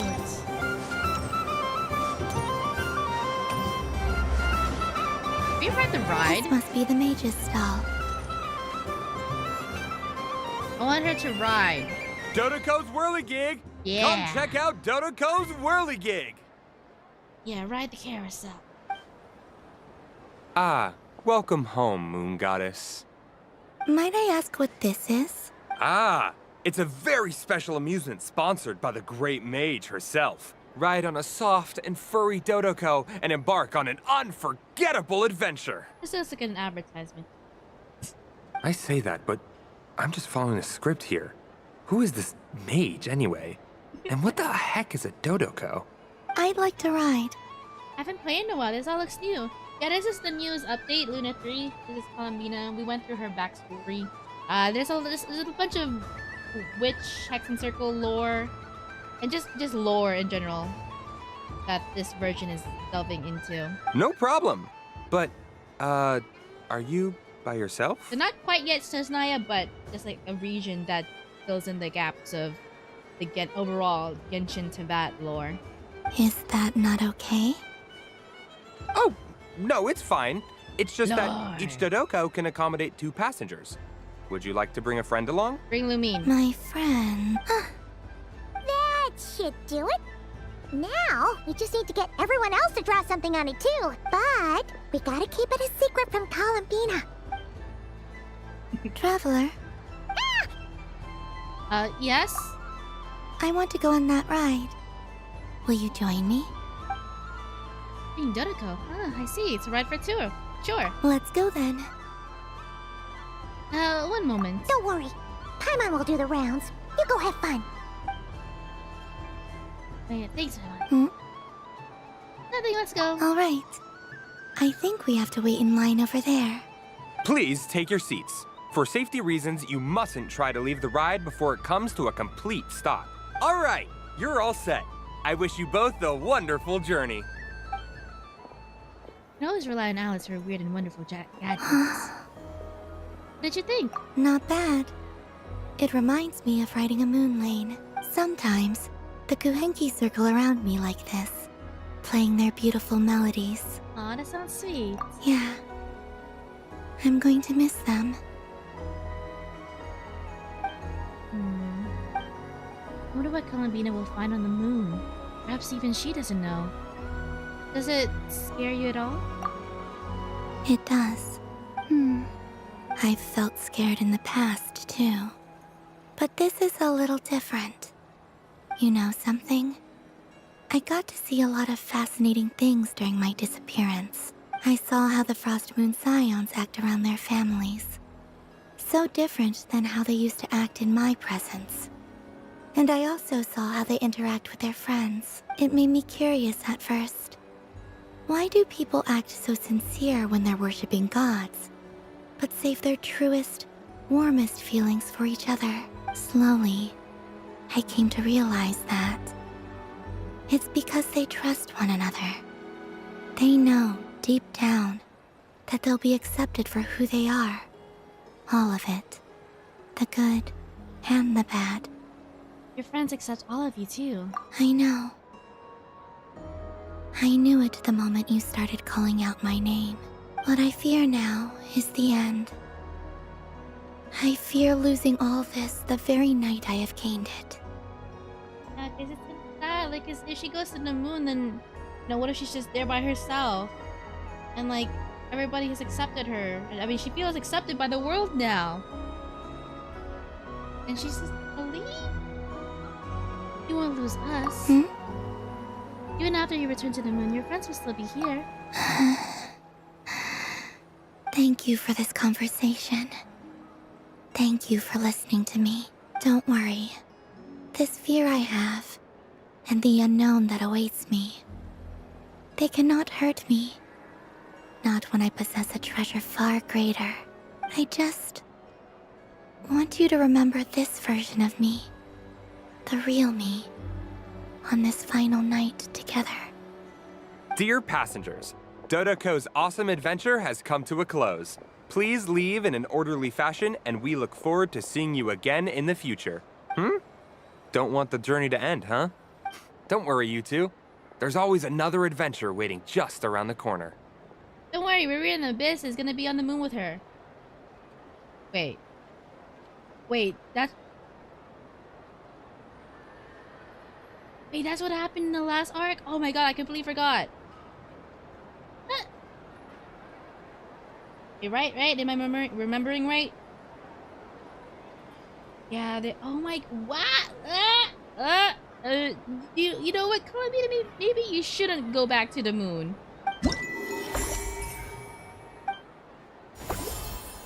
Aw, traveler with the heart. Okay, I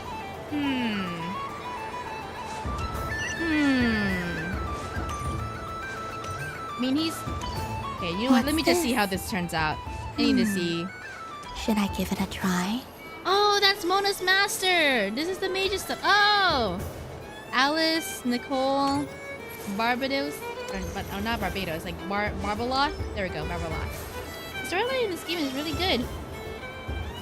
This game has like 6 whole years of content.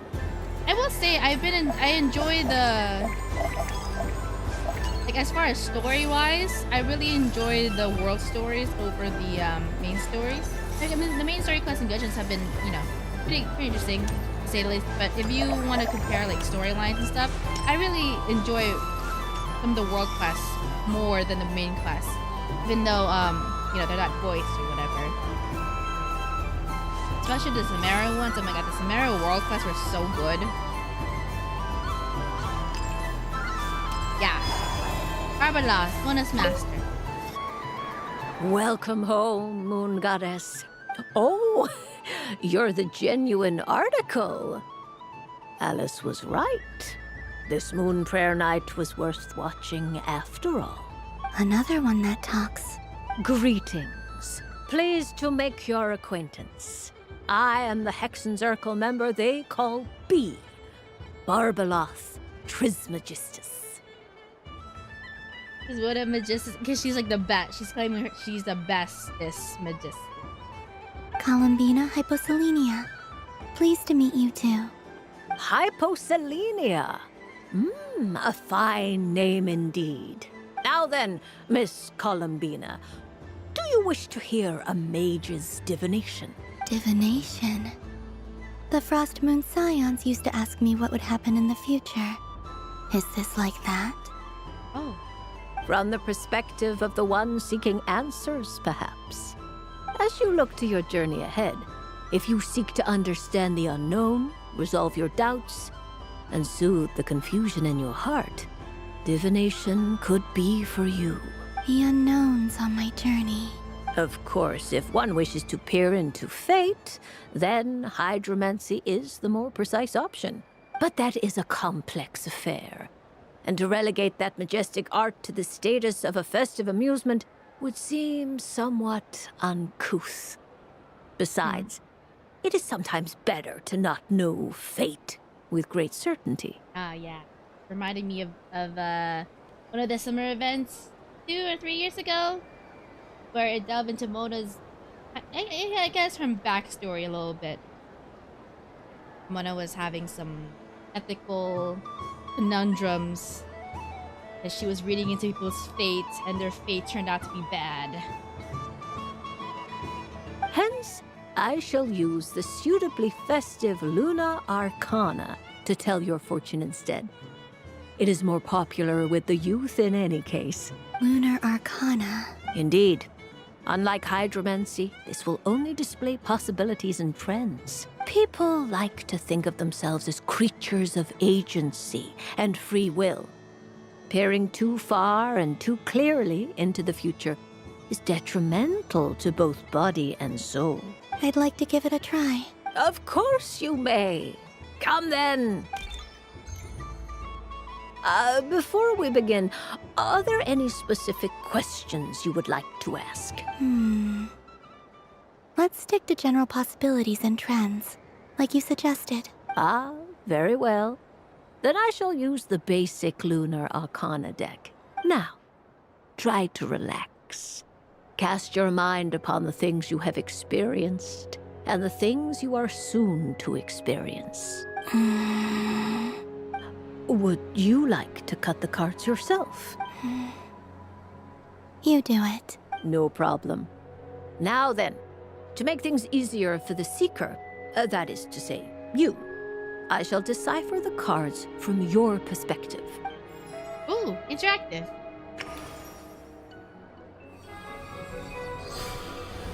Flashbang. Please, draw the first lunar arcana.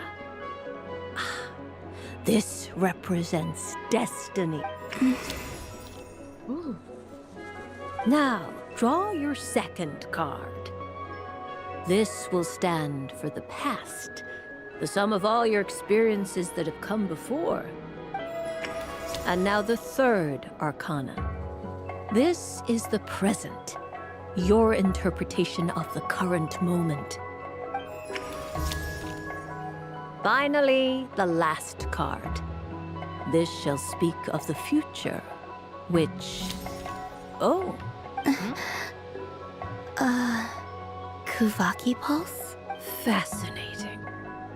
I've never encountered this before in my role as a diviner.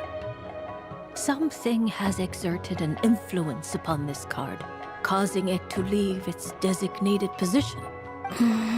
What do you make of this, Miss Columbina? Perhaps this is the guiding hand of fate in action. Of course, if you wish, you can choose to deny the validity of this card and draw the future for yourself. No, it's fine. Let's go with this one. A bold decision. I must say I'm looking forward to the results. Well then, let us flip the lunar arcana in sequence. Sure.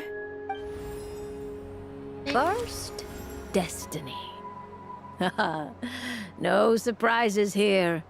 The card that represents yours is the moon. The moon. Indeed. The moon can represent the truth at some times, but deception at others. False peace, destructive calamity, and the world-changing power that lies within. When the moon is placed on the destiny tile, it indicates that your destiny is not what it may appear on the surface. Instead, it may yet have a hidden side. It symbolizes a journey through the fog, fraught with uncertainty and deception, where one must face inner challenges head-on. I don't understand. Patience, my dear. This is but the first card, which serves as a basis for the interpretations that follow. Now then, flip the second card, the one that speaks for...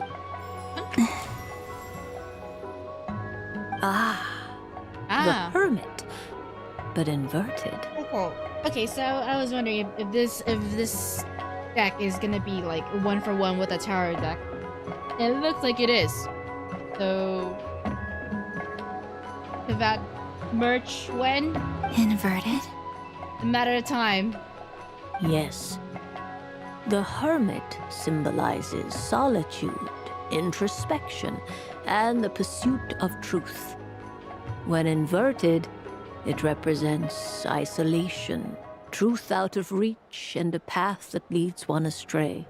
Combined with the moon as one's destiny, the Hermit inverted represents a choice you made to stand alone in the past. It was a choice made not out of fear or arrogance, but for reasons that others could not perceive. You fumbled through the darkness without a guide, but you did not find your way. Rather, you went astray. More than once, it would seem. Is this about how I became Kutar despite not wishing to become a god? And how I joined the Fatui because I yearned for a place to belong? I suspect only you know the answer to this question. All is not lost. The past is in the past, and so it shall remain. Shall we look into the present now? Oh my. The Lovers. Lovers. One of the most interesting Luna Arcana. What does this one mean? This means that you have had an unprecedented emotional experience. The joy of finding your soul becoming intertwined with that of another. A precious, and wonderful thing indeed. Looks like one of the other witches in the Hexen Circle. It's true. I've made a lot of friends recently, and they are very good to me. I like them a lot. That sounds lovely. I am most delighted for you. The lovers can also represent important decisions, perhaps related to a parting of ways. Now, if I were to guess... Yes. My return to the moon. I understand. Parting with friends is never easy, Columbina.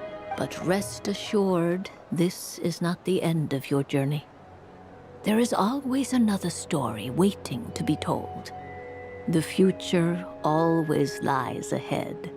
The future. Well now, it's finally time to flip this most mysterious of cards. Why did it appear? And what does it wish to tell you? Okay, that's enough shipping material, Hoyo. Hand-holding the K-pop drama goofy cutscenes, sharing food, riding together, now this. I mean, in one of the scenes in Sumeru's Archon quest, it did say that the Traveler is destined to have multiple relations in their life or whatever, or it was inconclusive. I'm kidding. But that was a scene though. I'm ready. I mean, I don't think this will ever be canon though. Just my opinion though. Very well. Flip this card and see what lies on the other side. Oh. Oh. Death. Miss Barbeloth? What is it? Oh, the death card is actually death. Oh, Renova. That's cool. This card is death. Death can also be a good thing in Tarot or Arcana or whatever. Because, I mean, at least it's not the tower. Right? That doesn't sound very good. It depends on how we interpret it. It is true that it can represent an agonizing death, a complete and utter end, but at the same time, it can also represent rebirth. Yeah, it's more of a rebirth thing. Do not forget that your destiny card is the moon. That lends your future many different potential meanings. If death spells the end, is it unavoidable? I mean, altogether, it just means that she's underwent a complete change. As I have said, divination can only display general trends. It is a rough guide, but it does not show predetermined outcomes. I mean, I think the Kavaki card signifies that she underwent a complete change, like indistinguishable. Allow me to summarize it for you. In the past, you may have lost your... You now face an important decision. One that may bring about a great change in what is yet to be. This change might, in turn, be the end of all things, or their beginning. But remember, everything is subject to change because of the moon present in your destiny. You must see the truth clearly and face your innermost thoughts. The truth. My innermost thoughts. She doesn't want to go to the moon. She wants to stay here. Her family is right here. Thank you, Miss Barbeloth. Don't mention it. Some people dislike divinations, for fear of glimpsing an ending to their story that they wish was not so. But I can see that you're different. The result of this divination will not sway your decision. This is a rare quality, and one that diviners always hope to see in the seeker. We are here merely to guide, not to exert undue influence. I understand. Go then and illuminate your future, Miss Columbina.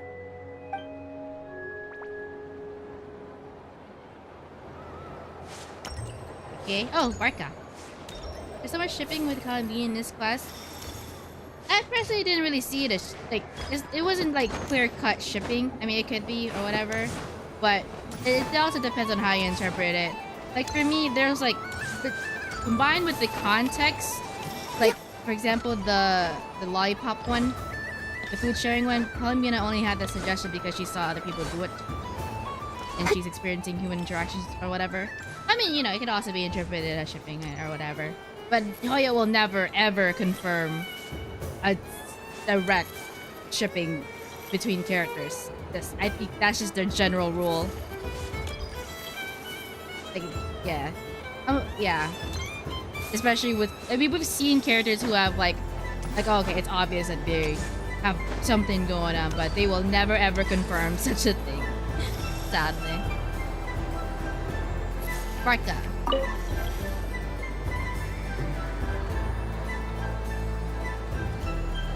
I wouldn't say it's unfair, exactly. I mean, your voice goes right into people's heads. How would you explain that to the kids? You can't just explain it away as magic. Is something the matter? Ah, Miss Columbina! No, nothing you need to worry yourself about. Ah, impeccable timing. Stick around for a second, Miss Columbina. I need your input on something. This self-proclaimed Knight of Justice has yet to give me a satisfactory answer. Hey, now, I left the flagship just to help you out, Miss Nicole. What's going on? So Alice and I are both using long-range remote control spells that work on similar principles, allowing us to attend this festive fair in Dodeko form. Sorry, let me backtrack a little. While similar, there are some key differences. Alice, being a great mage, wanted her Dodeko to reflect something of her own charm and mystique. So she adjusted the way its tail moves when it spins around. An entirely gratuitous move, in my opinion. I hardly see how anyone is going to notice that. If anything, I'd say that anyone who stares intently enough at a Dodeko's tail to notice such a small detail is someone we ought to be highly concerned about. I only say this to emphasize that my question has nothing to do with tails. What? Now that we're clear on that... What? Why is Alice's Dodeko permitted to interact directly with the children celebrating Moon Prayer Night, while mine is not? She went on a tangent about tails just to say that it doesn't... that she's not specifically talking about tails? Your voice speaks directly into people's minds. See? Exactly what I said. Thoughts? Miss Nicole? Ugh, I can't stand it. I know that probably makes me sound like a whiny child acting out in front of their parents. And it's a little embarrassing now that I think about it. But hey, I said it now, I can't take it back. That would be even more embarrassing. Also, don't go reading too much into that analogy. It was off the top of my head. I'm actually an awful lot older than either of you. Miss Nicole, are you saying that you'd like someone to play the game you've prepared? I'm not so invested in that. It's just something cobbled together using items I borrowed from Alice. She probably didn't even make them herself. The point is, I want to know everyone's thoughts after they receive their prizes. But as you've said, I can't just ask. I've been biting my lip for so long, and I've had no one to vent my frustrations on. I thought this was going to be a nice, straightforward festival where I'd get the chance to guide people to treasure. Well, can I play? I can't guarantee that I'll win a prize, but... You will? I'd like to try. Then what are we waiting for? Let the game begin! It's like they forgot I was ever here. Oh.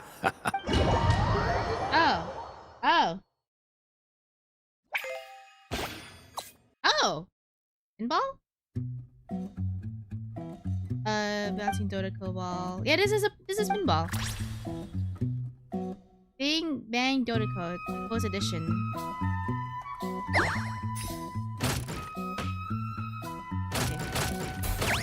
I can do pinball, probably. It's been a while since I played.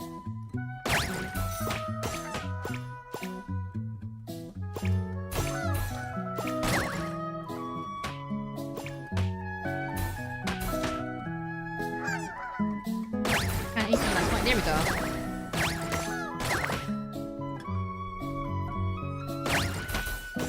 Yeah.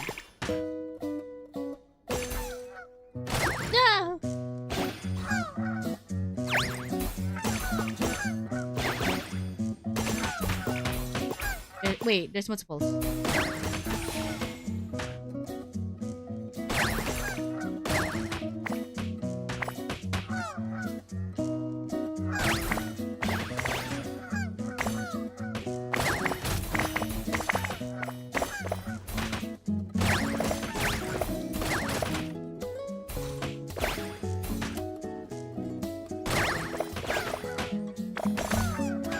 This is actually pretty fun.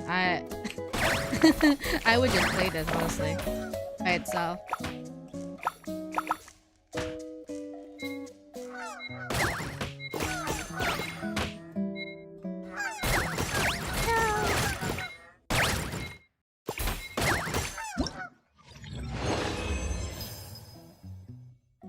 Okay, that's it. I'm only gonna do it one time. I think that should be enough. It should be enough. I hit a lot of things. Congratulations, Miss Columbina! With your great wisdom, you have overcome every obstacle in your path.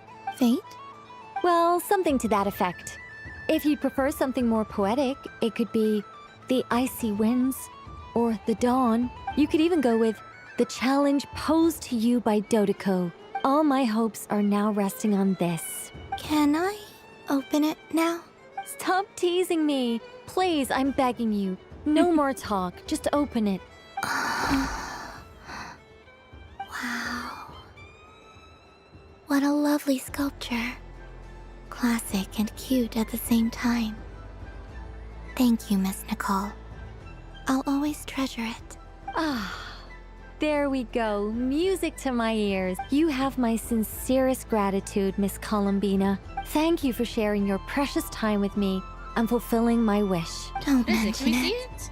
You've all done much to help me. I mean, I know the sculpture. I don't suppose you'd like to play again? By any chance? Don't get me wrong, once is plenty. You're under no obligation to indulge me any further. Keep looking around. Alright then. Alright, Alice, what do you have for us? A soft and furry creature that bounces and jumps. Welcome home, Moon Goddess. That's not Alice. This one talks, too. Allow me to introduce Oh no, myself. it is Alice. I am a Dodoko from a distant archipelago. The most mischievous of all my Dodo brothers and Dodo sisters. When the going got tough, I powered through, and when I met obstacles, I boomed them away. That sounds like a lot of fun. Doesn't it just? Oh, but then the trouble started. Recently, I found a lovely beach, only to find it overgrown with seagrass and nasty little spiky fish everywhere. I made it back to shore by the skin of my teeth. Couldn't you just boom them away? Oh, I wanted to, believe me. The last thing I wanted was to cause a gigantic fuss and get taken to court by a school of spiky fish. And so, dear Moon Goddess, I was wondering if you might lend me your allegiance. Are you roping me into a crime? Oh, let's call it a once-in-a-lifetime carefree adventure. All the festival goers tonight are dressed up as the Moon Goddess. But there's nothing to say that the Moon Goddess can't disguise herself as a Dodoko, is there? Besides, this is your home. You should be free to be whoever you wish. This is her home. I'm afraid I'm not well acquainted with Dodoko's map. Oh, that's quite all right. We Dodokos are innocent, happy creatures with a free-spirited nature. Many, like myself, are mischievous troublemakers. In our eyes, every creature who yearns for happiness and freedom is a Dodoko. But perhaps in yours, we Dodoko are a fluffier and more mischievous breed of Kuhenki. Yes, that is a much easier image to follow. Oh, wonderful! Then let's play! Grab onto my tail and follow me into the sea! Ooh. Wait, I played this one before. What is this?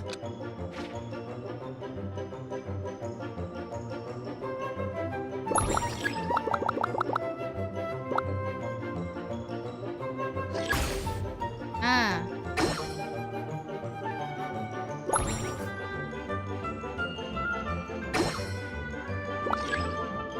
Uh-oh. Ah. Give me my bomb back.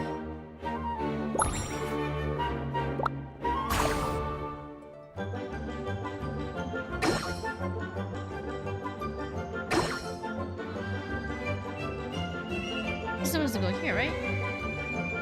Or oh, defeat the giant. Okay, God, I can't read. No, bombed myself.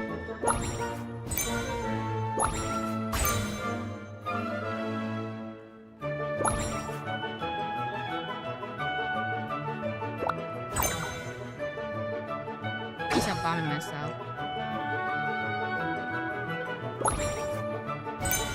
Oh, I bombed myself again.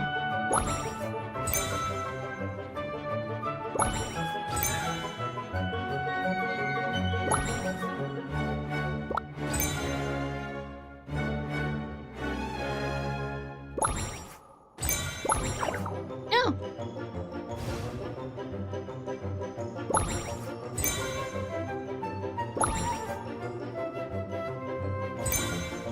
Yay!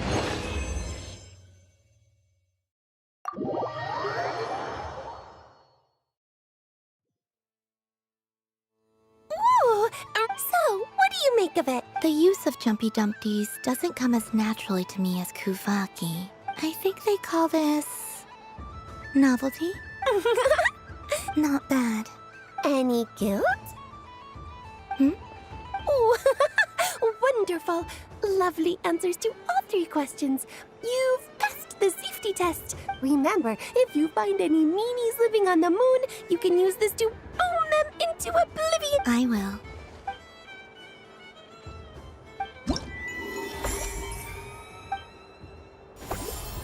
Or more.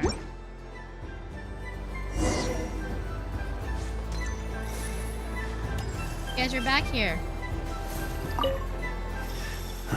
It'd be rude to just leave without saying anything.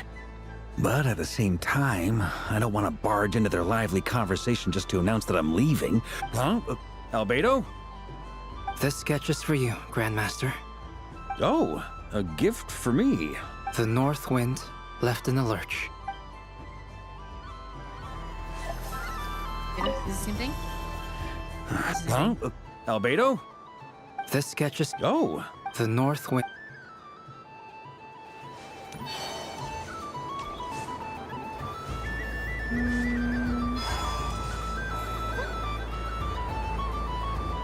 But I was aiming right at it. Aw, what a pity.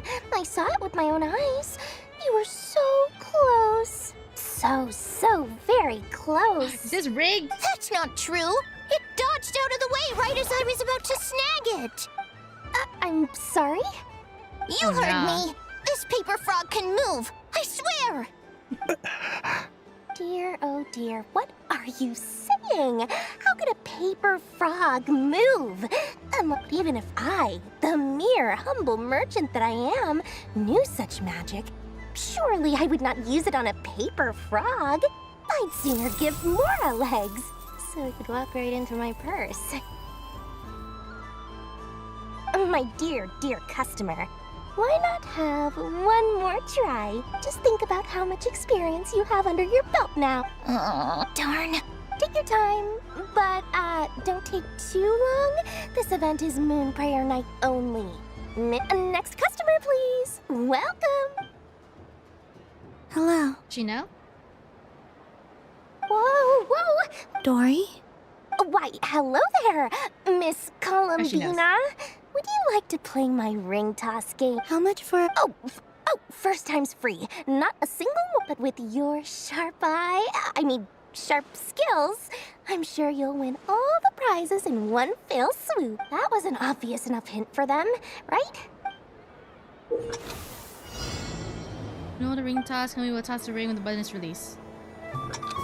Okay.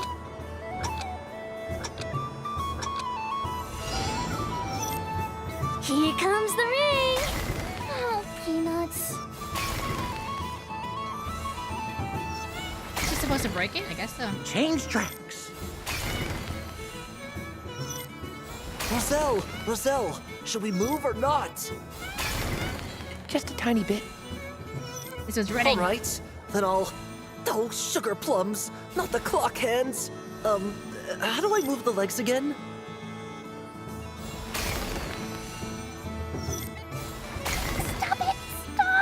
Stop touching me. Yeah.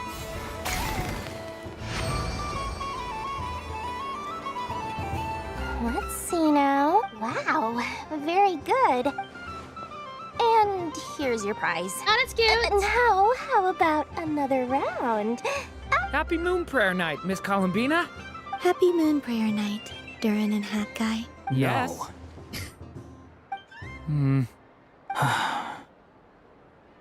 You said we were just coming here to say hello. I did, but then I recognized a few more people as I got closer. Do my eyes deceive me? Is that...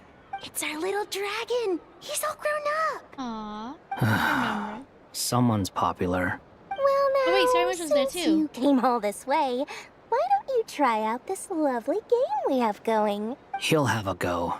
I'll pass. It's only one free try per customer. I'm aware. How has Elder Almond been lately? He's in great shape.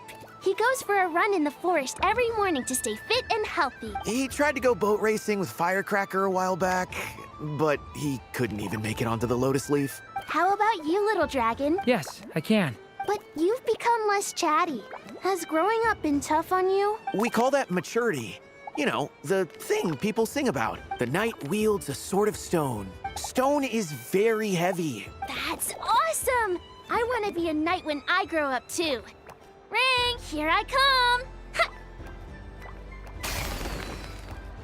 Oh, the hat-wearing man.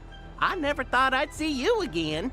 You seem more determined than when I saw you last on the train. People that didn't do Simulanka must be confused seeing Durin talking to Paper Frog. Yeah, exactly. That's what I'm saying.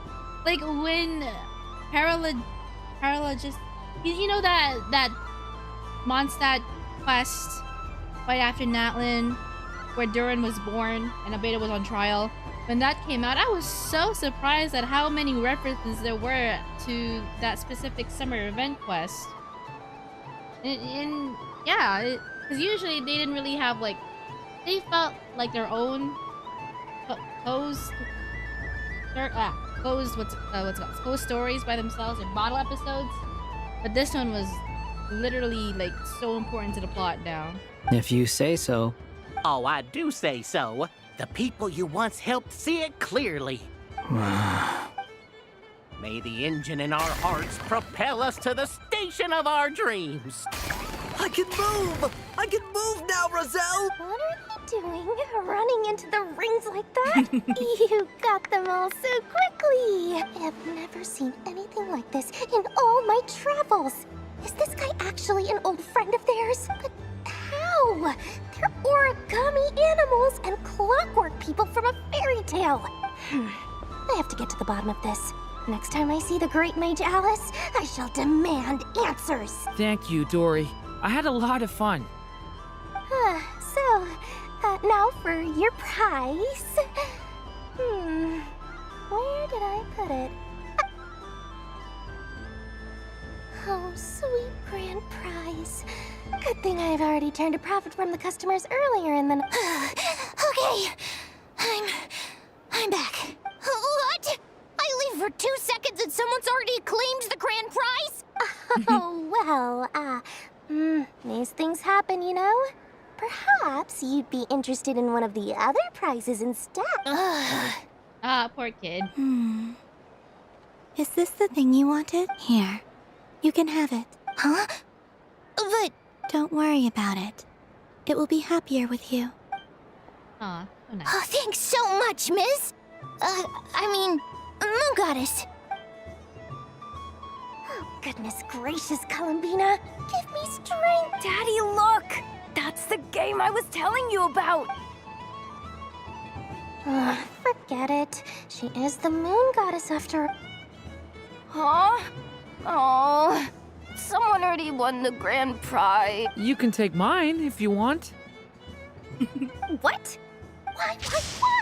Why are all these bleeding hearts? Happy Moon Prayer Night, everyone. Look at that. Oh, they're so big. Happy Moon Prayer Night. Much bigger. Cute. At least the Mondstadt one had a little description. This one gave no context. Oh yeah, I noticed that. That's a little weird. What's this? Should I give it a try? No description, no like extra background knowledge whatsoever.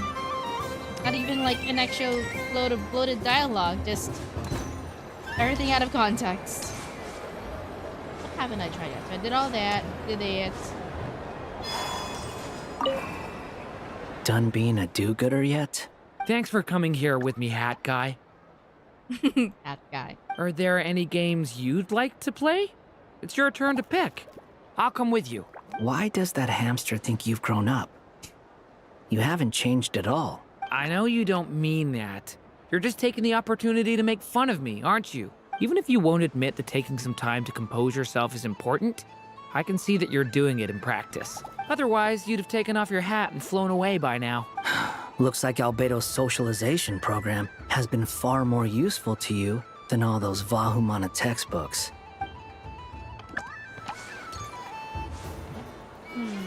Oh, there's the done There here. are so many attractions here.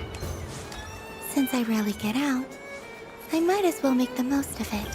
Where is she? I see her on the map. I'm here?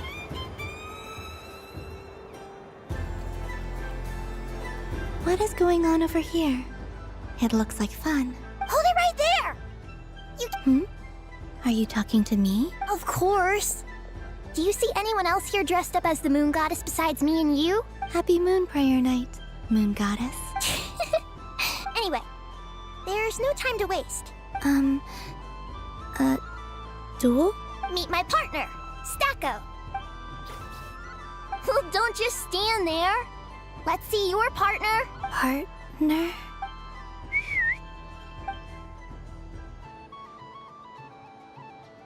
Hmm? So I need to select a partner and command them in battle. Partner.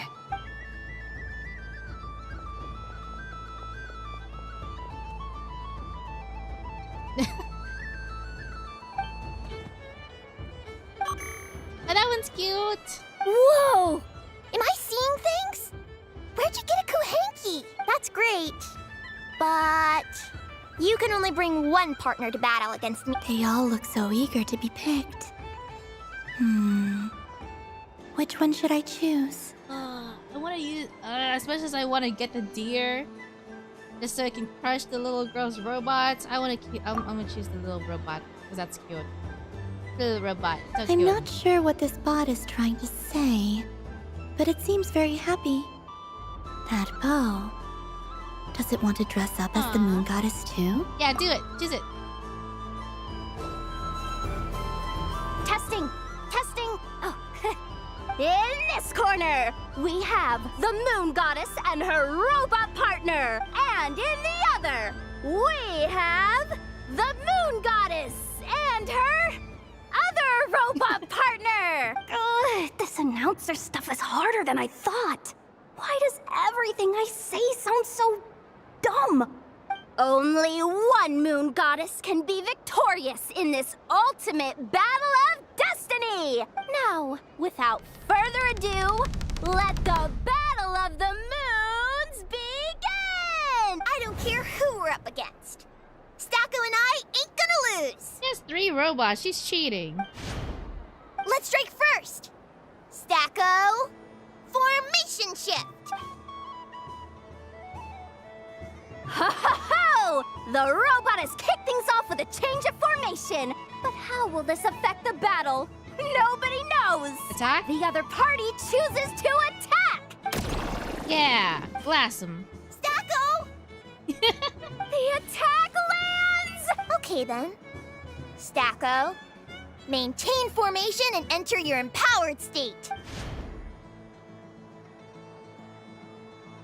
Empowered state? Absorbing the immense Kuvaki present on Moon Prayer Night? This lean, mean machine has greatly good choice!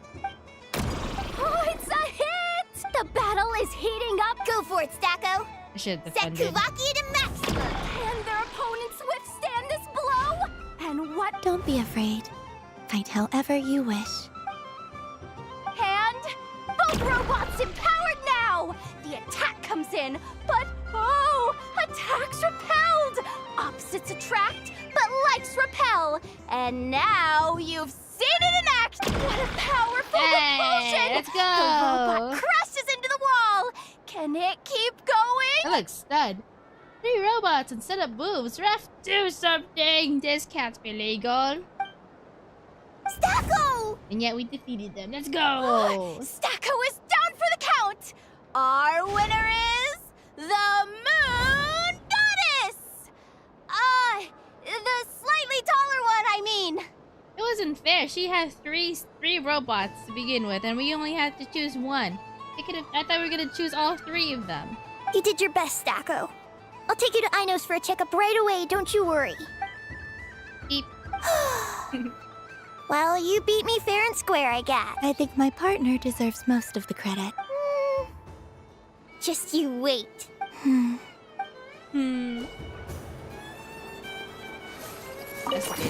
Backseat. Yay! Change. Okay, I see Sandrona on the map. Where is she at? Oh, look, a little robot helper. Oh, it's dressed up as a moon goddess. Oh, here. Moon Prayer Candy! Candy? To share? Welcome home, Moon Goddess. Fancy a box of Moon Prayer Candy? Sure. I knew you would. I'm not sure. Is this for yourself or as a gift? A gift for my friends. Ah, I see. In that case, I'd recommend apple, lockaberry, or midsummerberry. Those... Do you have nocturnal blossom flavor? Huh.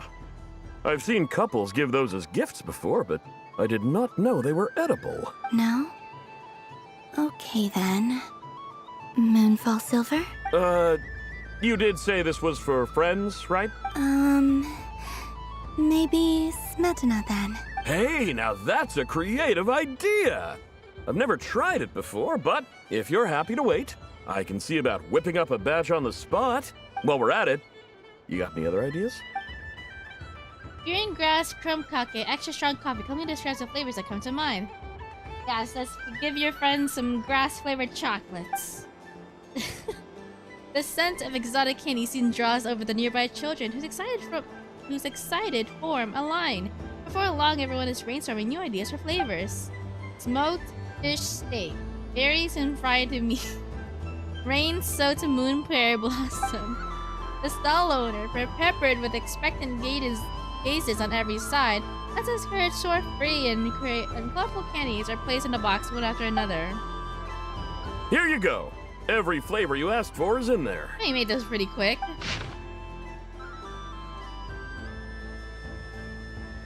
Moon prayer candy. Thank you. I should be the one thanking you! You brought me a whole bunch of new business. I hope you and your friends have a lovely night. That's more. 2 more sauce. Okay, where is Sanjone? I see her on the map. I don't see her though. Is it this thing?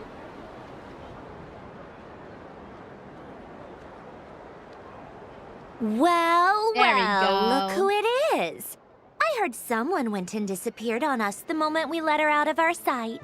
Frankly, I didn't think you'd be back for Moon Prayer Night. Were you worried about me, Sandrone? You would like that, wouldn't you? Do you even hear what you're saying? It seems to me like you disguised yourself with festive headgear, just so that you could come see me on Moon Prayer Night and make sure I'm okay. You didn't even bring Polonia with you. God, you so Cinderella. I love it. You? I thought you couldn't see. I cannot. But I sense the confusion of those around us rippling through the Kuvaki currents. Based on what I know about you, let me guess what you're wearing. Is it cat ears? Shut up! I'm only here to protect the Fatui's interest in this territory. Running into you was pure bad luck. Really? But you were the one who asked Arlecchino to help everyone find my name. Columbina! Ugh! Just one more word, and I'll unscrew your vocal cords. It's Columbina hyposelenia now. Tell someone who cares. I've missed you, Sandrone. The whole time I was gone. I hope I get a chance to say some ugly words to you. Is that supposed to be a joke? Anyway, let's go play that game. What? You mean that frostfin whale? Yes. It's some kind of game where you get bitten if you step on the wrong tooth. Seems like fun. Who in their right mind would wanna? Because you're not a scaredy cat. Gah! Fine! You wanna play? Let's play. Don't complain when I kick your sorry butt. Lovely. You old geezer! I'm gonna beat the pants off you! I almost forgot. Sandrone? What is it now? You'd better not lose, or I'm going to beat your head in. What? Allow me to demonstrate since I'm feeling so nice. You just step on the teeth, like this.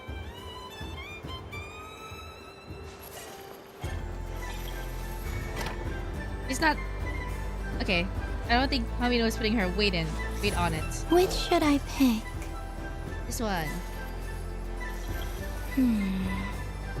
I'm getting a bad feeling from this one. Sensing Kuvaki doesn't count as cheating, That is cheating! I want to switch. Your turn, Sandrone. Bro, we're cheating! She's cheating!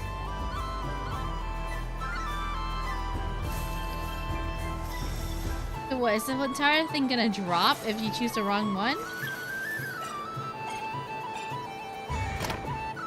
Don't come crying to me if you get bitten.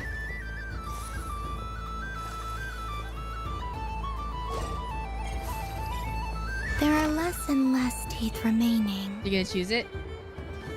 Yeah, step on that one.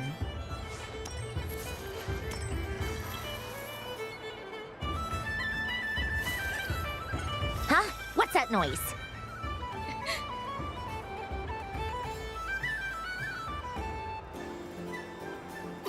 Oh!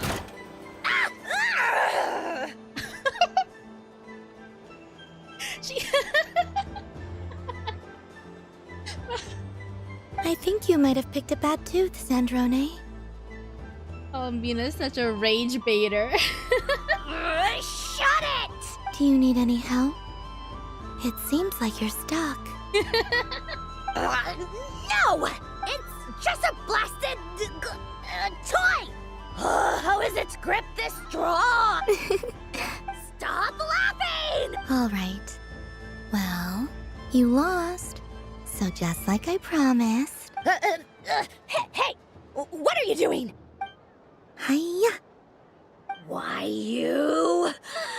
Oh, just you wait! Rematch! Are you all right, Sandrone? That was quite a strong bite. Are your clockwork parts? Quit your fussing! I don't need it! All right. I'll go first this time. I wait until she's playable. Ah, both of them. Excellent. Like, yeah, Marina's gonna be. I see it now. She Geo. can sense which teeth are rigged. Probably Geo Catalyst, if I want to say, or maybe Geo Claymore actually. Then she uses robots. So I just need to avoid the same ones that she does. Like I can imagine her just like hovering. Claymore.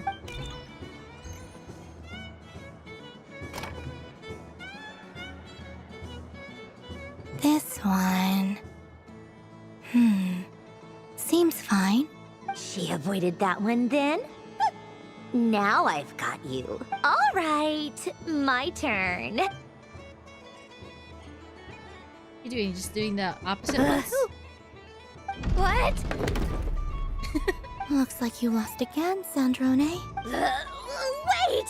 There's more than one bad tooth! Bonk.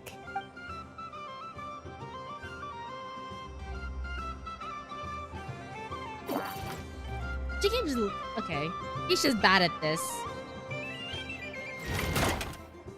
Stupid game! What idiot came up with this? Are you all right, Sandrone? Oh, I'm peachy. Should I let you bonk me on the head as well? Ah, forget it! Come on, bonk away. I told you, forget it! Gah, you've always been so annoying. Singing right outside my door, inviting yourself to my tea parties, going AWOL. And now you're off to the moon or something. Of all my days with the Fatui, the times I spent with you, Arlecchino, and Rosaline, they were my favorite. Oh man, oh, we're never gonna see how she interacted with I will not forget them. Just as I shall not forget this moment. We'll always be friends, no matter where we are. This is right? Who would want to be your... Aww. Cry, cry, cry. I'll go back. I'll miss you, Sandrone.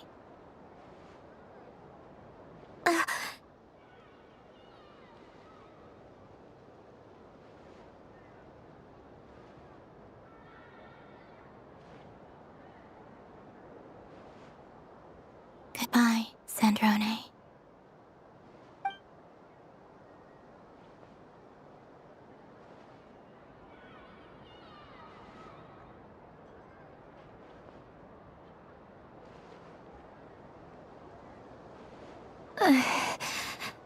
I'll miss you too, Columbina. Sorry, what was that? Ah! Yeesh! No need to freak out. What's wrong? We've been looking everywhere for you. What do you want? Oh, nice ears. They really suit you. What do you want? This. Huh? It's your turn to draw something. You're one of her friends too, aren't you? Doesn't know how lucky she is. Sorry? Nothing. I'm done. Take it. Oh, that was fast. Oh, and one more thing. Last time we spoke, you mentioned you were interested in the Narcissan Kreuz Ordo's research, remember? There were too many people when we last met, so we didn't get the chance to do this. What are you talking about? Ah, yes. One of the main story world quests in Fontaine. We'd like you to take a look at this. Your backstory! That's you, isn't it? This is... Oh. Alain, Renee, and Marianne. And this? Huh. The Holy Blade. A savior's plaything. You don't approve of their goals? It's not about whether I approve or not. These people, they would sacrifice themselves for the sake of the world. Especially Alain Guillotin and Renee. That is something I would never choose to do. Still, I didn't know they had any pictures left from that time. You had to find it under the water. If I'd have thought to bring a camera, I'd have... Okay, we snapped a photo. What? Yeah, of you being bitten by the frostfin whale and Columbina bonking you on the head. Tear it up! Now! Is that everything? Oh, there's one more thing. Oh! You give candies to all the characters. Everybody has to talk to everyone before you finish. Oh, that's... Wait. What's there to see on that moon anyway? Let her go up there and cry alone. See if I care. Give her the grass-flavored candy. You're giving me candy? Oh, you're really funny. That isn't like you. This had better not be some weird prank. Coffee flavor? I thought you hated coffee. It's extra strong too. You didn't do all this so just for me. Which candies are... Did you? You prefer? That's cute. Hey! Don't take it away! I never said I didn't want it. I mean, you can't unmake the candy now. Oh, thank you for telling me that. Appreciate it. Alright. We're on a mission to find her. Where's the Hoda? She should be around here. Nope, not here. I guess Hoda would be here.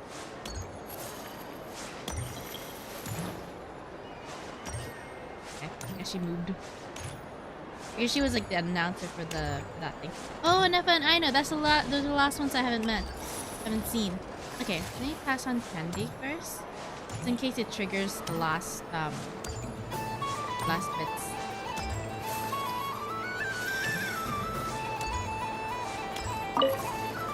Done being a do-gooder? Thanks for coming here. Are there any Why does that ham... I know you don't, even if you won't admit. Otherwise, you'd Looks like Albedo's socialization program. A moon prayer candy for me?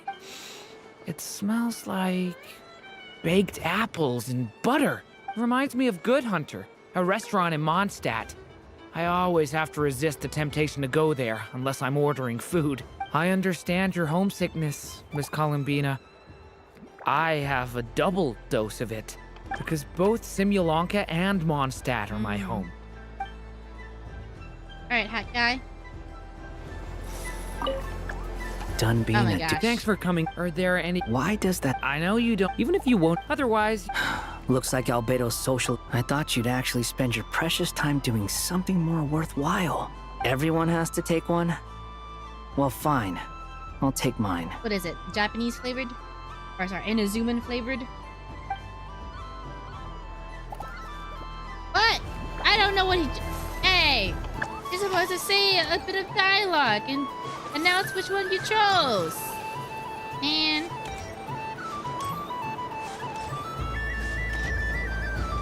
I'm gonna assume that he chose like... I don't know, miso flavored or something. Huh? Albedo? This sketch is for you. Oh. The north wind Candy, left candy. in... Thank you. It seems I've picked lemon. This has piqued my curiosity. What if we were to add citrus and other spices, then enhance the flavor via caramelization? I wonder what the end product would be like. Spicy sour. Perhaps I should take the time to try this out. Alright, Vodka. Let me guess. Beer flavored? Wine flavored? Huh? Albedo? This sketch is... Oh. The north wind left in the lurch. Ooh, I get one too? Nice. Thanks. What is that? Oh, it's so familiar. Don't tell me. Don't tell me. Oh, I got it. It's like the candy jar dropped into a vat of today's boon. Today's boon? Seems I'm a proud recipient of today's Feast of the Moon, huh? Got like mixed fruit flavored? Guess variety flavored. You guys get candy too? Actually, I don't think you guys would get candy, The right? death card, the moon for which fretting is of no avail. No, yeah, you get candy. You're such a polite child, Miss Columbina. But we elders have already partaken of our fair share of stories in this world. Enjoying candy, keeping up with the hip and groovy trends of the day. I hope you don't misunderstand. It is simply that the mere sight of this candy is starting to give me a toothache. Alright, no candy for you, old lady. I don't suppose you... Don't get me wrong, once is plenty. Candy. Oh, I love the color of this wrapping paper. But the bow on that one is just so perfect. I know the wrapping paper doesn't affect the flavor, but it does set the first impression, which can influence your mood as you eat it. And actually, that does affect the flavor. I have to listen to my heart and pick the one that I can really build a bond with. Oh, but look at the shape of this one. How... Is she gonna choose? Okay, I guess she just doesn't choose. Up for another round of fish balls? Oh, bless my fluffy tail. Let the feasting begin. Oh, sweet as a tomato bathed in sunlight. Ew, tomato candy. Thank you very much. Please share the rest with us. Tomato candy. That sounds gross. Do you get candy? What's this? Hopscotch. Come on, Citrus, one more. But my neck. You should take a break. Yeah, don't push. Hey, don't look at me. I'm the referee. What are we gonna do then? Do you need any help? Yes, we do.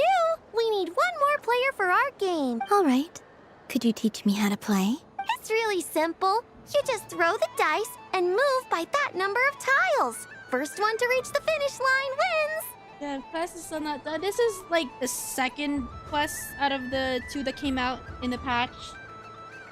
It's more interactive, so that's why it's taking a bit longer. Rolling a hamster means you move one tile up. Okay. So, we're all set? In that case, please take your places. I mean, in general, every quest in Genshin is like around 4 hours long.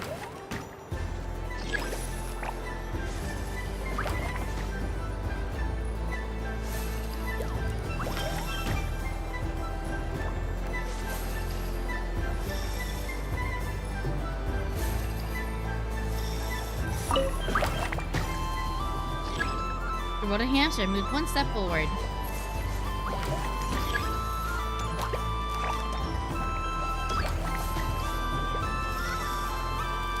Alara sounds familiar. Is it a VA YouTuber? I don't know, unless they announced it. Or I think they're just doing a Kermit impression, to be honest. Doing like a Kermit the Frog impression.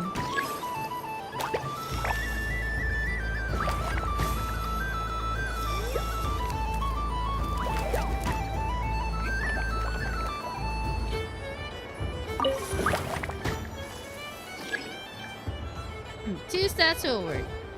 I just snatch it. And the winner is a stomping! Well done! Good job. Alright. Dory, do you deserve any candy? If all the prizes are gone, I might as well close up shop for the day. But you haven't had your fill of fun yet, right? So the next time a customer shows up, you're going to have to run faster, all right? Okay. And remember, run out. Oh, a gift for me? Wow, candy from the moon goddess herself. Maybe I don't even need to go to all that trouble. Sounds like a plan. What candy did you get? Okay, she's gonna resell our candy. That's... I mean, I guess. I mean, she's using it. Oh, Arlecchino! Candy! Balloon! Candy! I've seen Linny and the other children. Candy? Would you mind if I took a handful extra? I'm sure the children will enjoy them. I must say, Columbina, Father you of the really Year. have changed.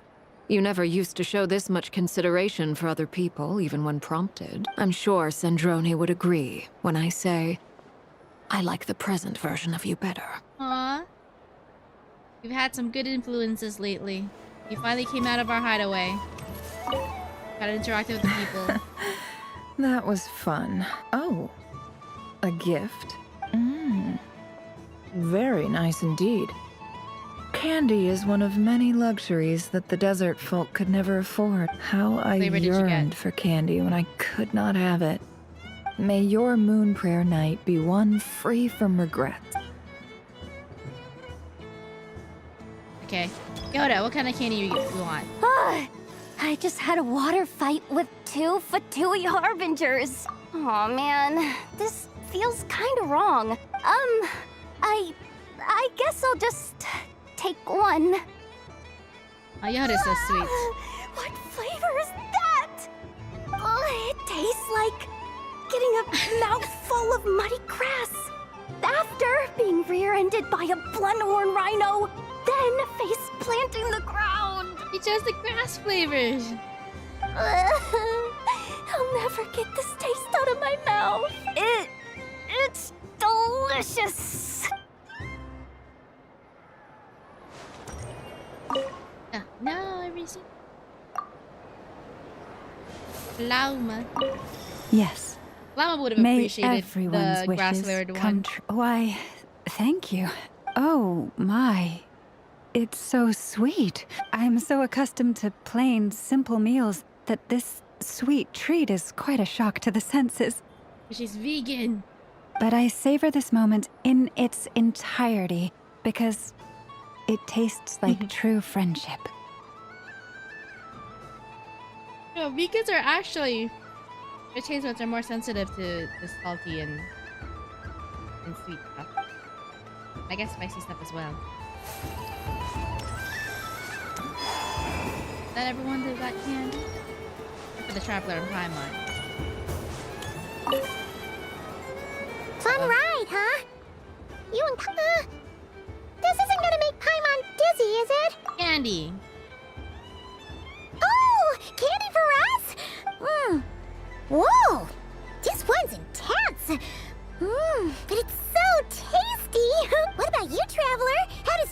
taste? Like a smetana, I think. A very noble flavored. Oh, sounds good. Yes, I believe so. Okay, gotcha. Let's see. You tried any of them yourself? Emma, could you pick out the 3 Samantha flavored candies? Sure. This one, and yep, this one looks right too. Okay, that's 3.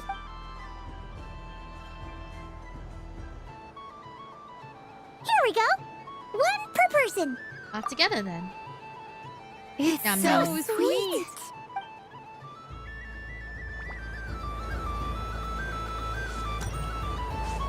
Vtuber? Oh yes, I just got him. Okay. Oh, I can't look at him right now, but yes, I have her. I have him. After 4 years of After 4 years of skipping Venti, I finally have Venti into my account, and I will make him my DPS. Yes, hello, Berlin. We're doing well today. Thank you for tuning in. Okay, I think I gave everyone candy. That should be everybody, right? The last one would just go to Aino and Nefa.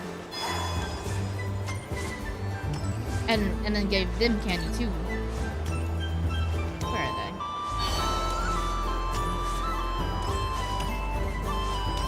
Here they are. That's cute. This doesn't make any sense. How am I losing every single time? Wait, Inefa, you're cheating, aren't you? Yeah, that must be it. I am not cheating, Aino. Uh-oh, sounds like Inefa's turning into a big baloney bot. I think it's time for some serious maintenance. Moon Goddess, help me. Miss Columbina, Aino is attempting to cheat. What the? I'm not the cheater. You're the cheater. How dare you throw it back at me? Cat Arlecchino speak heck yeah. And I put the cat ears on Columbina too so they can match.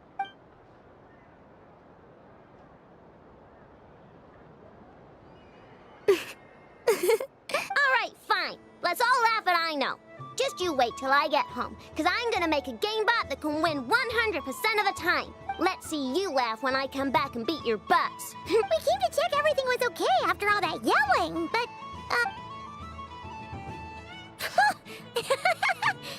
What are you playing? Whatever it is, it sounds like cheating is allowed.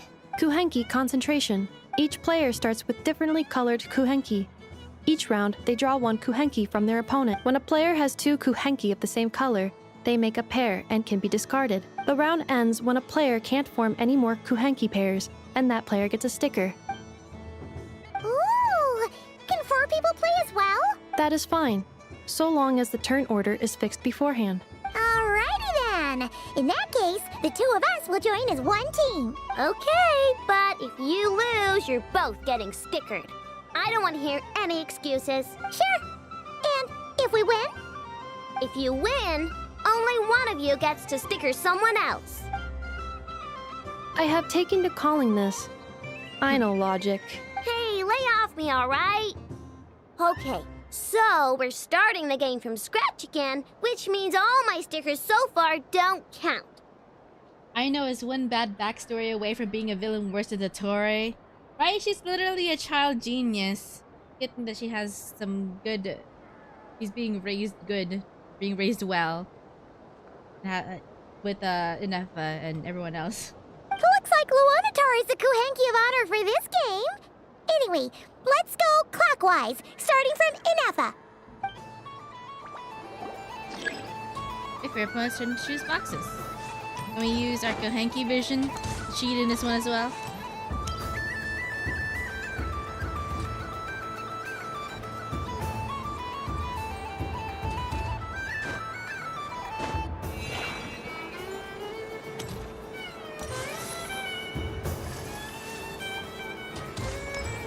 Nice! That's a pair!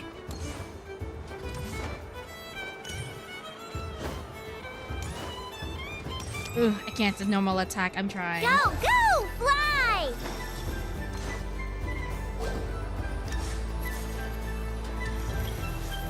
Oh, okay.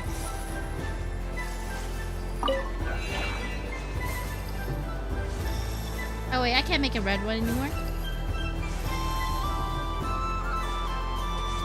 Go on.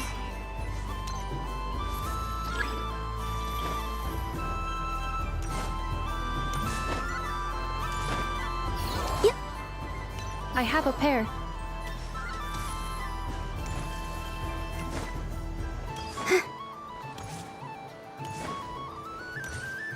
Let's wait for the NPC turn. Sounds be so slow. Yeah, it's only like this one and then another one that's kind of like this. The other games were more interactive. Like there was a pinball one and then a maze looking one. Yeah, that was too close. Then actual I thought I was UI. gonna lose. An actual unique UI. Let's see who's gonna be the unlucky one. You landed on Unitalk. Sneak into whichever one. You secretly hid Leontar on a box. For cheating? He's cheating? Oh, not secretly. Looks like everybody was here.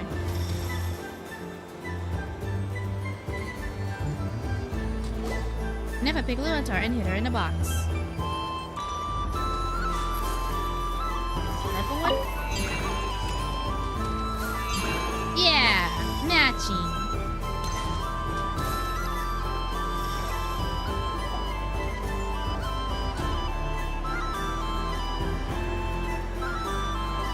Let me pick a good one. You're looking very pleased with yourself there. I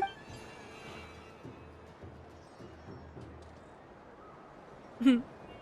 Paimon lost.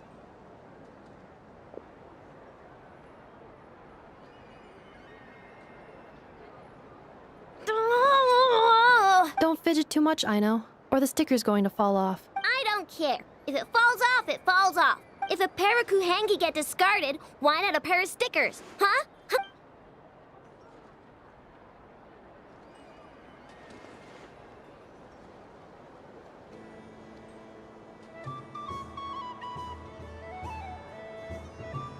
You're using her X-ray vision? She's cheating? Oh, tell me that she lost a couple times too. I've lost. Sticker, sticker, sticker! Ready? Here it comes.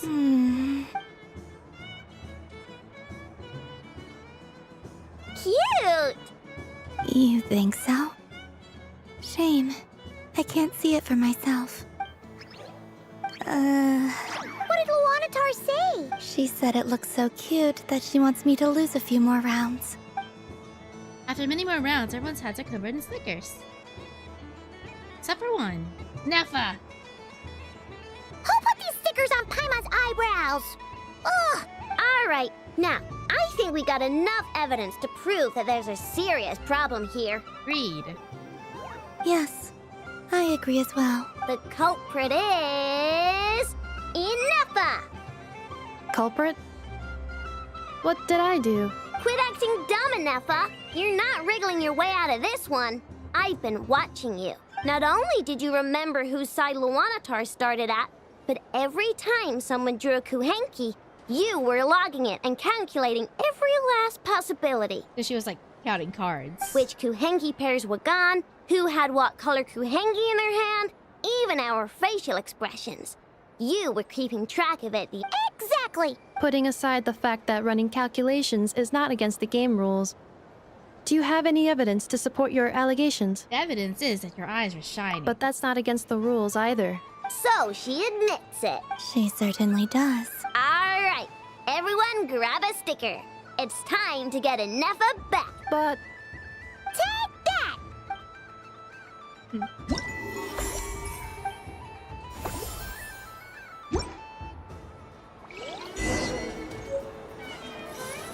Do you enjoy Moonprayer or talk to Paimon? Oh, okay.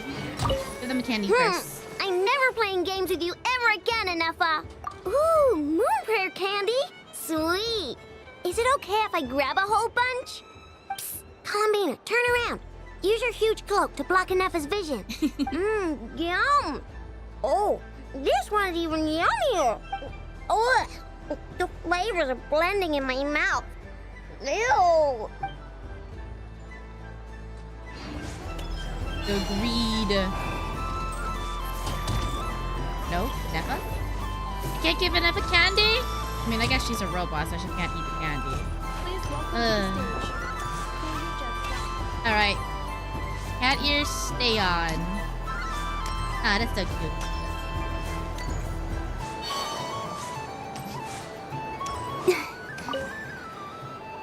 Traveler. Hey there, Kalamina! Are you done checking out the festive and are you sure you don't want to look around some more? You might... Let's see the card. Right now, what I'd like to do is... I've had my fill. Thank you. But I think I've had enough fun for one night.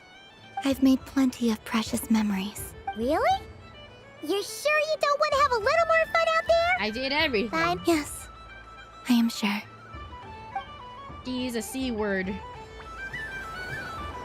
I'm not saying the entire word just in case in a few short years when the AI This was artificial the intelligence most rise fun up. I've ever had on a moon prayer night.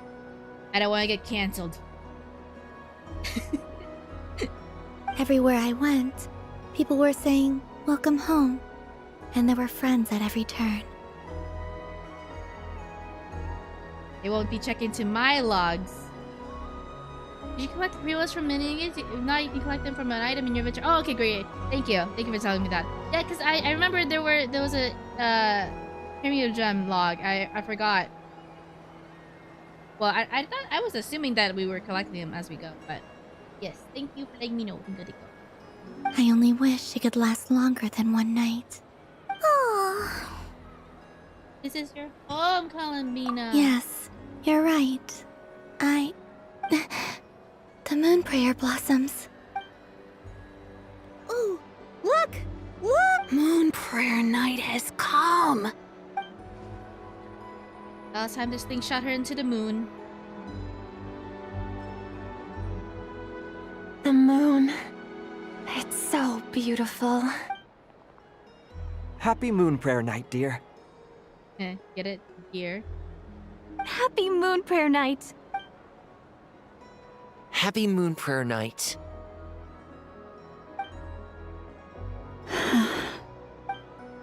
Aww.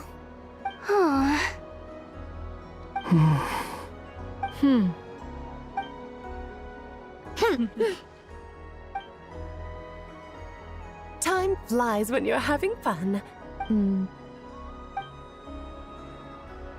Oh, looks like the time has come.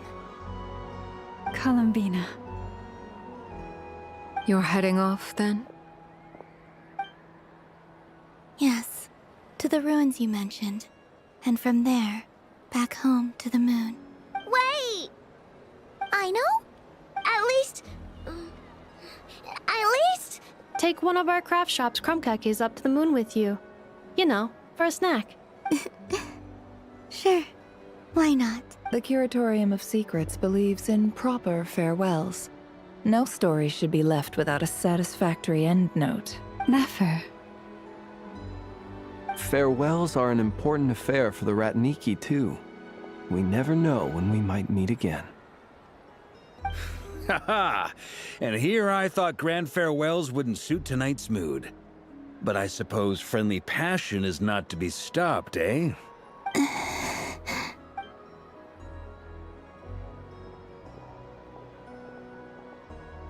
We made a little something for you, Columbina. Ta-da! What is it? A Moon Prayer Night greeting card. Aww. With drawings by all of your friends. Oh! So Beta drew this and this. I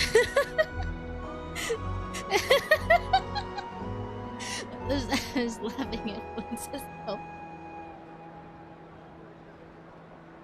Okay, so Beta drew this, and this. Oh my gosh, such an artist. Oh, and then Marina drew her getting eaten by the shark. Aww. Oh, that was so good as well. Look at her. Oh, look at Yehoda's. I know drew this one. Oh, Scary Kitty. Ah, so cute. You did mention that you'd like a portrait done, so I took the liberty of creating one for you. This is beautiful. I, meanwhile, did the portrait of Mr. Albedo. And Mr. Varka did the same for me. Oh, Flynn Flint's did this. I mean, I think my work was pretty true to life, don't you think? Oh, is it working? Oh. Oh. That's why it looks so different. Oh. Okay. I see. Okay, that's why it's a different style. Okay, I see. Albedo, Flint's, Bark. Very stylized. The picture of Ashru was my doing. The two of you seem to get along rather well. Barker ruined the canvas, not gonna lie. I mean, it's you know, it has character. Oh, wait. Was I the only one who did a full body picture? Oh, that's so embarrassing. I did pictures of me and Anefa. I did my own portrait and one for Hat Guy. Oh, that's so cute. Look at that. Oh, that's so good. Plus, there's the two mages, Arlecchino and Sandrone. So, if you ever miss us, just flip the card open and we'll all be right there with ya. You didn't draw a bee.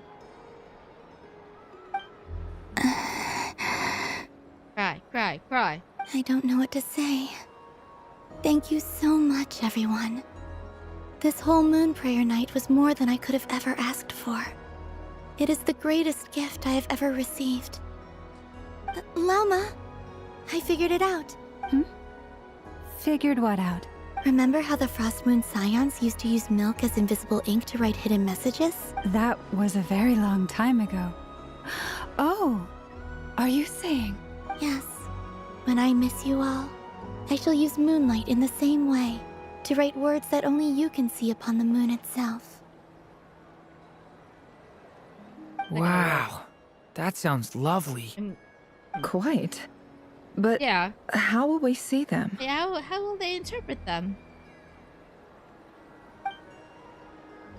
Simply open your windows on nights when the moon shines bright, and the moonlight will naturally flow towards the words I have written. That sounds most fitting indeed. Very true to form. I'll try to write them in places that won't disturb your sleep. I, for one, would sleep all the better for having read one of your messages before settling down for the night. Exactly. So don't worry about disturbing anyone's sleep. Just promise you'll write to let us know you're okay, all right? All right. I promise.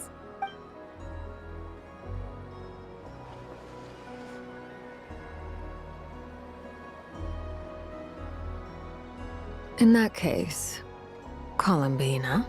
I'm ready. Let's go. I'll stay with you to the end. Very well. Let's go.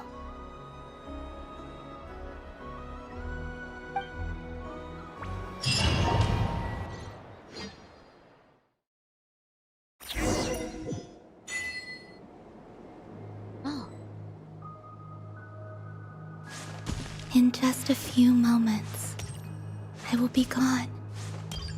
I still don't know what to expect on the moon. Will I really be able to send messages to my friends?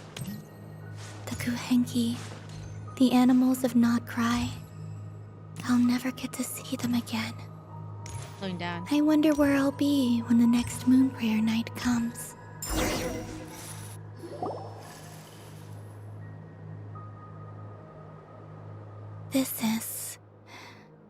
This is where the people of Hyperborea used to communicate with the moons. Eternal moon, frost moon, iridescent moon. When the power of all three converge, the gate to the moons shall open. Moon marrow preparations are complete. Only the final step remains. I'm sure Nasha Town is livelier than ever at this moment. Yeah, it's a shame you couldn't be there for it, but... It's fine. I'm more than happy with this. My last piece of luggage. My only piece of luggage.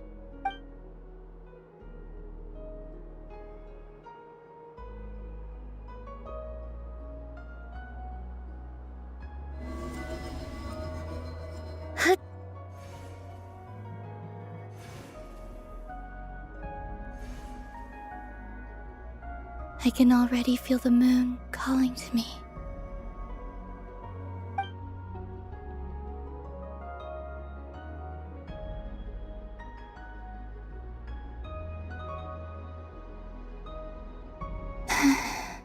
Your home lies on the far side of this light, Columbina. From now on, we will at last have a reason to pray to the true moon. Columbina. Yes? Be sure to come back and see us when you get the chance.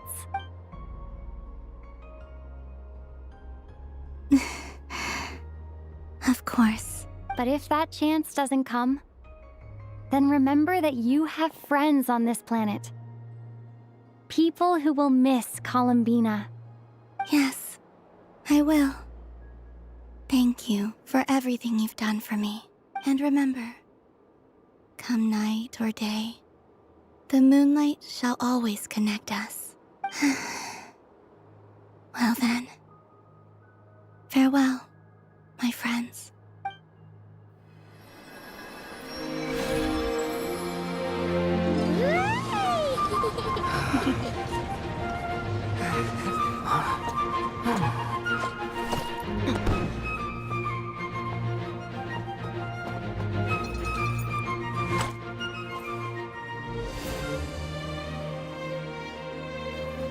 Thank you. This was my happiest night in Teyvat. Farewell, Columbina.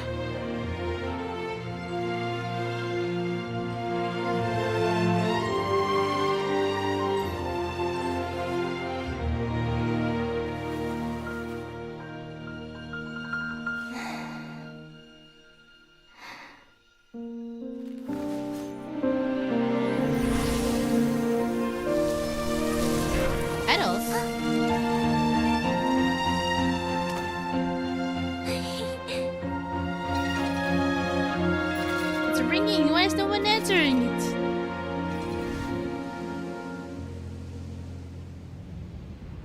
The moon really is closer than ever tonight. Oh. Oh! Wait!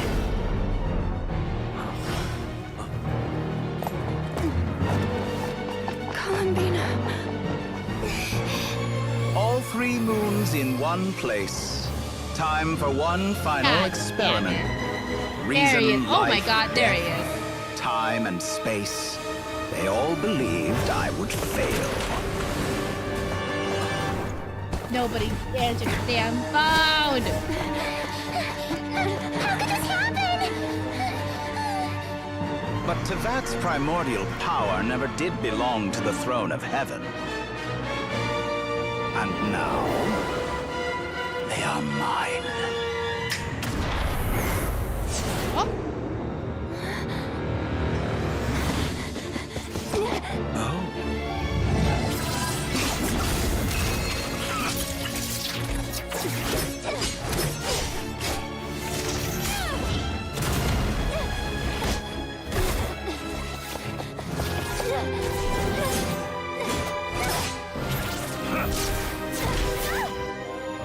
No, as long as I'm here. The Doctor is free to wield the 3 moons' power.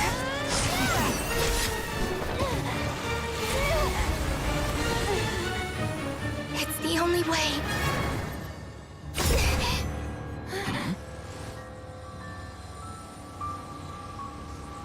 I guess I won't be going home today. Where's she going? Columbina! No!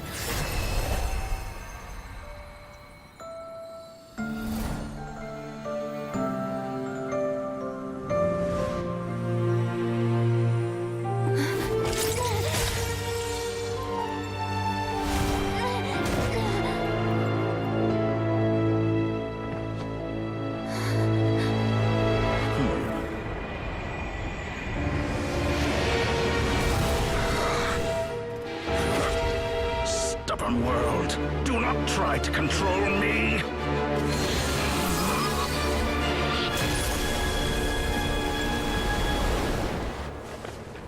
Columbina.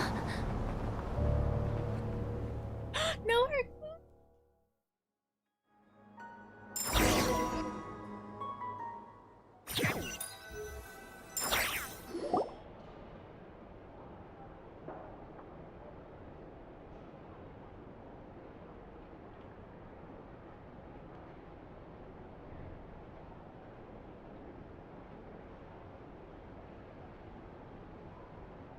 Are you all right? Do your wounds still hurt?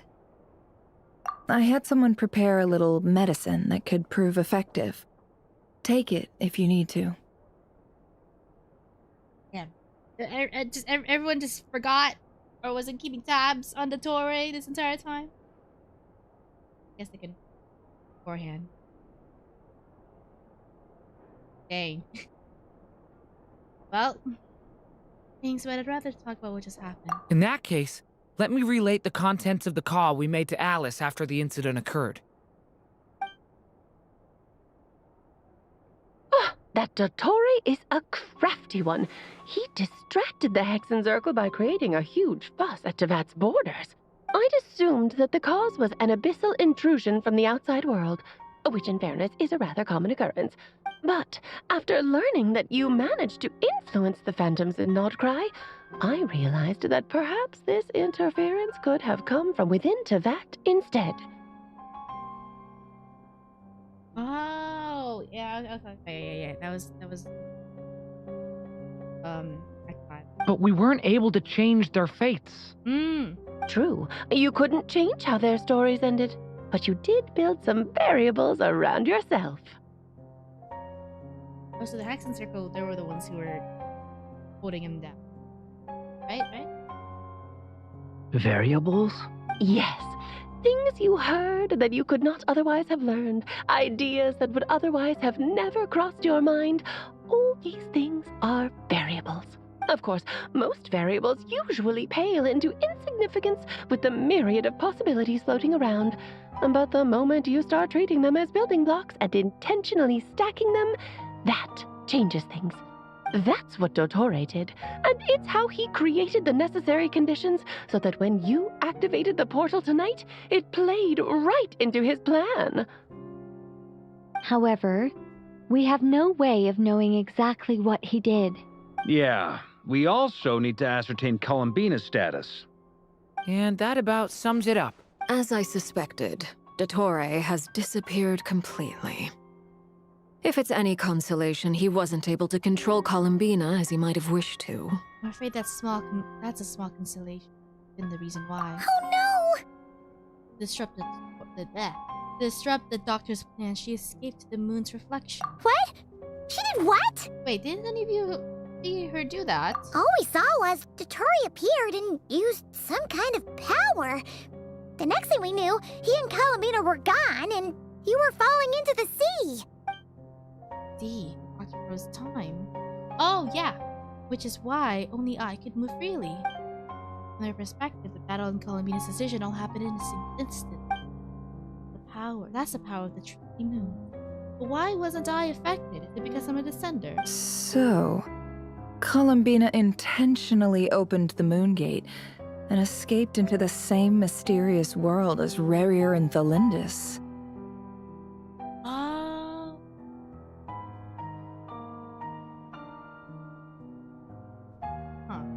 Sounds like bad news. Oh, so the Moon Gate led them. Okay, so the moon that Columbina was going home to was in a different area, I guess. In this and Must be why Dottore's been lying low this whole time. He was buying time until he could execute his plans. Seen in that way, the trilunar syzygy and LOREEEE's emergence, Dottore might have been pulling the strings in both cases.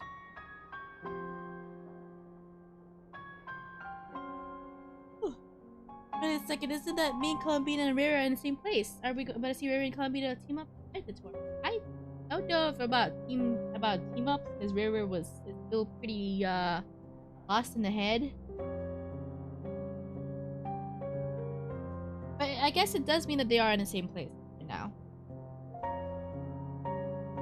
According to Miss Alice, he is attempting to transcend his destiny and finish an experiment that only a god might complete. An utter lunatic. Wait a sec. Where's Hat Guy? Seems like he'd want to be here for this. He took off with the Dodo communication device after we spoke to Alice. He said he had a hunch that he wanted to investigate by himself. Rera drip marketing was calculated after all. The look on his face was terrifying. He did have a drip marketing. I've never seen him like that before. It's random. Calculate. Probably anger and frustration at the fact that the Tory was one step ahead, despite his best efforts. Honestly. Okay. I'm back. Hat guy! That guy! I went to look for the Hyperborean phantoms again. I think I've gotten to the bottom of it. I got them to talk to Nicole on the other end of the communications line. Turns out, the history they describe is different from how Nicole remembers it. Oh, yeah, because it was based like that. Really? But how? Surely Nicole can't have been wrong. Because the phantoms are the ones who are deceived. They speak of a savior who appeared in their history. One who never should have existed. But that's his, I think that's the plague mask. Like, he's the plague mask. This savior promised to create a new moon within the false sky, and even bring back their moon goddesses. Foolishly, they believed in him. It's obvious that this was Dottoro's doing. Now you mention it, the first time we entered the Hyperborean ruins, we heard the phantoms discussing their history, and I remember Nicole commenting that something sounded a little strange. But Dottori shouldn't have been able to get in there in the first place! He didn't. Nicole said that this was an anomalous state triggered by disruptions in the causal connections between phantoms from the same era. He's gonna be playable. Sure, buddy. Be like in the last one. The variables that Dottori put in place were substantial enough that they even affected phantoms that he never met. So it's not that their memories were unclear. They'd been tampered with. That's exactly the possibility Dottori was trying to manufacture. He turned these variables into knowledge and engineered the situation so all that knowledge would fall into his hands. Then, he harnessed that knowledge on Moon Prayer Night to truly create a false moon. How is that even possible? To be precise, he exploited a weakness in the way the spell works. Hey, Dolly Kitty, hello, meow. Out to you too. You doing well today? Thank you for tuning in. The spell senses Kuvaki to detect the moon's location.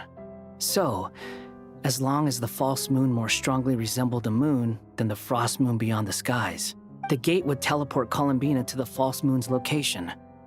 In other words, to Dottori's side. Once he had her under control, the teleportation spell remained active, and he manipulated her power to seize both moon marrows. At that moment, the moon marrows disappeared right before our eyes. It was already too late, even as we were leaving the ruin. By then, Dottore had already amassed the power of all 3 moons. So, where does that leave us? I'd certainly like to know what Her Majesty thinks, now that the concerns I expressed to her have come to pass. But we cannot simply sit and wait for her to decide the matter. And in any case, it is not the Fatui Harbinger Damselette who sees us as her friends, but rather Columbina Hyposelenia. Save our friend! Save your friend, Arlecchino! Save your friend! If, even in such extreme circumstances, Her Majesty will not lift the prohibition on Harbingers drawing steel against one another.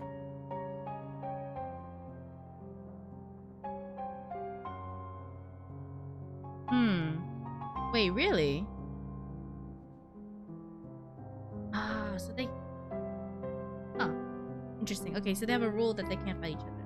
Or no infighting. Then I will do as my heart demands. I will fight as Peruware instead. It's a true name. They have a strict no fighting rule, but a lot of them... Some of them have bad blood with each other. Mainly when Skyrimish was there, and Dottore. Oh, Arlecchino! Well, now Dottore. Well, now Arlecchino and Dottore. And probably Sandrone and Dottore. Time is short, so I'll make the first move. Like, once Marionette finds out what happened, and, you know, she's definitely gonna... She's definitely gonna be pissed.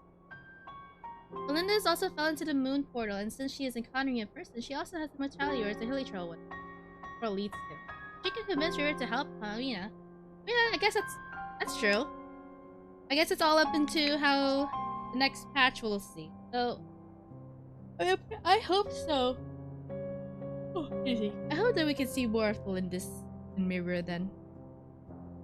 Seen enough of their past, but I guess to see what's on the other side of the moon, we'd have to have them there as context, as reference. You okay? How's Genshin? It's doing alright. Doing 2 missions at once, so you know, typical 8-hour Genshin thingies.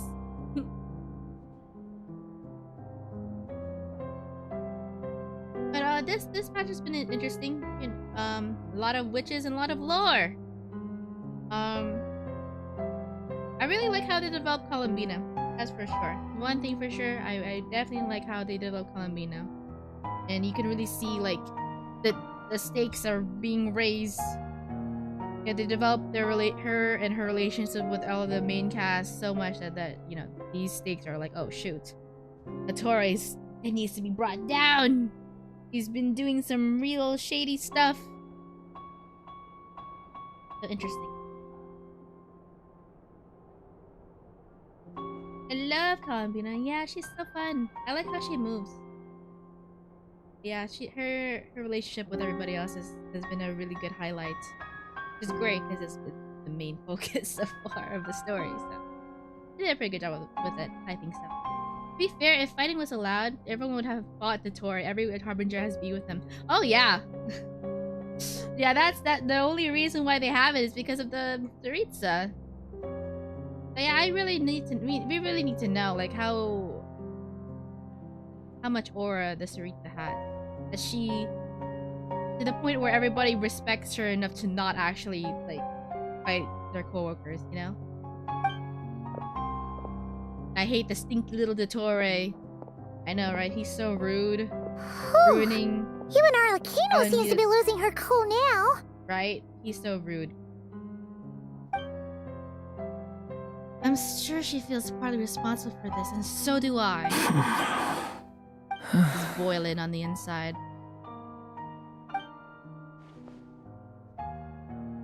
All right. Lose those dejected looks for a moment and let me get a word in. It looks bad, I won't lie. Very bad, in fact. So Dottoro's pulled some real dirty tricks to gain the upper hand. For now. And yeah, it's to the point where even the mages say that his variables have affected destiny. I'm not so sure, though. Many have told me that Tevat's destiny is fixed, and that does appear to be the case. Well, what makes Dottori so sure he'll be the exception? And since he was able to stack these variables up, who's to say we can't do the same? You of all people should not be discouraged, traveler from afar. This isn't over yet. I still can't help but blame myself. And you're not alone in that. Everyone here does, whether they've spoken thus far or not. But none of us are the type to sit back and wait for the sun to shine again. That's exactly how a knight should roll. If they knock you down, you get back up and get back in it. Don't forget, Honorary Knight, you're a legitimate member of Mondstadt too. Bark is right. This is far from over.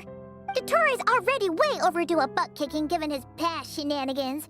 And after this, he's earned himself a double dose. That's what I'm talking about. He's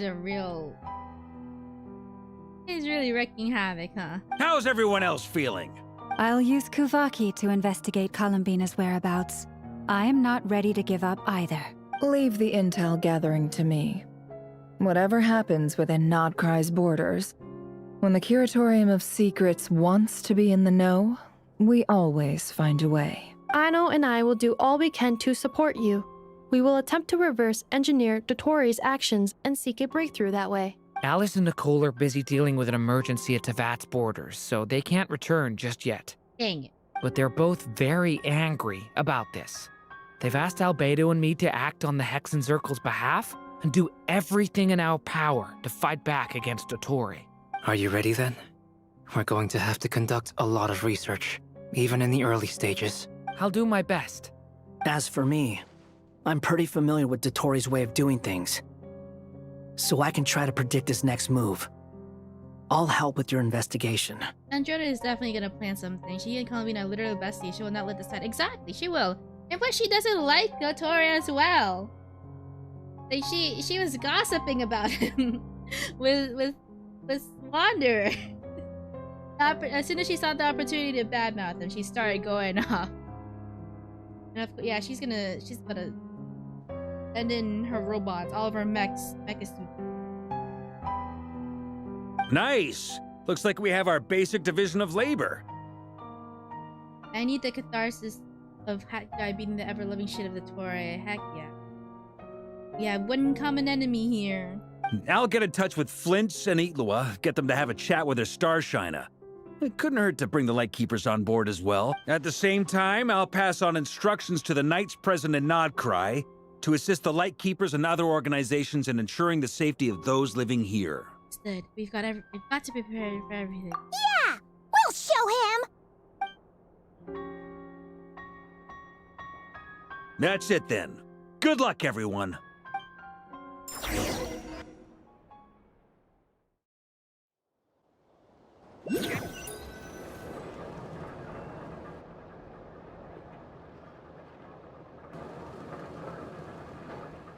Lambina.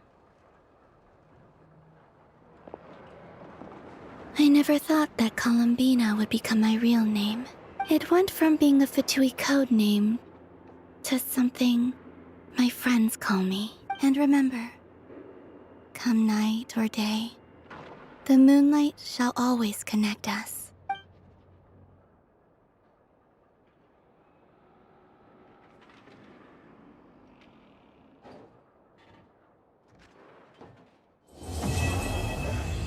Melting moonlight in the morning mist.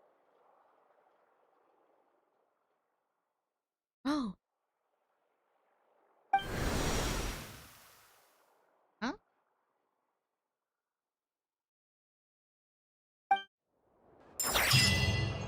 Hey, I was hoping we'd see where she went. Man.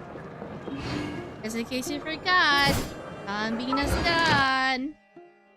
Just in case you missed that, here's a handy little visual of what just happened just now. Thanks, game. Appreciate it. Oh my god. Add Astra. Now I can finally claim everything. Dispatch again. Add Astra. Thank you for complete. Yeah. Then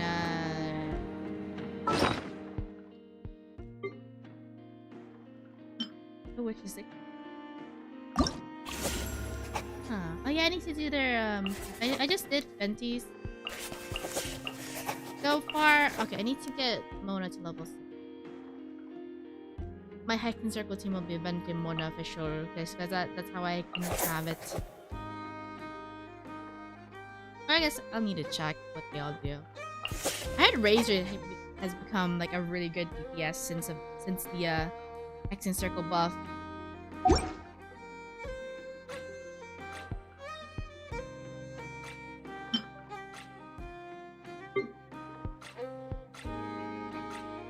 Where's the item called where I can I have so much stuff.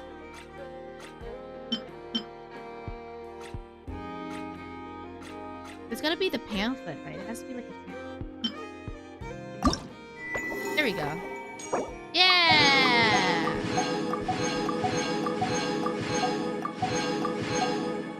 Tori is trying to use the moons. He might have pissed off the Shades too. He's trying to make an enemy with every faction. Oh, yeah, the Shades. Okay. That's what I forgot their name. Right, but you know, that's Ryan Daughter, Renova. And then there was another Shade that was like, oh, that seems like it could be a hint that they're Paimon, because in the dialogue in the main quest it was like, oh, you have taken a liking, you have strong connection. Aww. Night or day, the moonlight shall badge.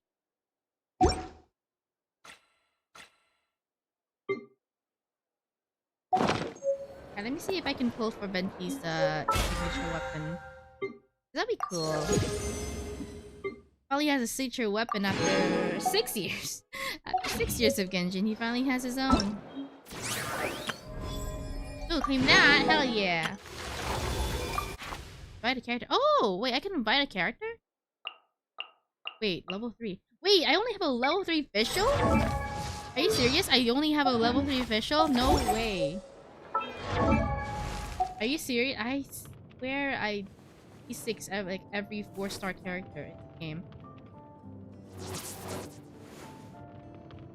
Where is... Oh my god, I can't see. Everyone's blending together. Okay.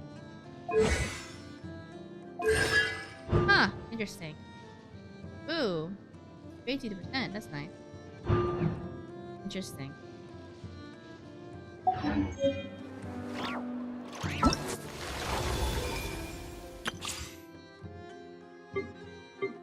You know what? Browse stage or...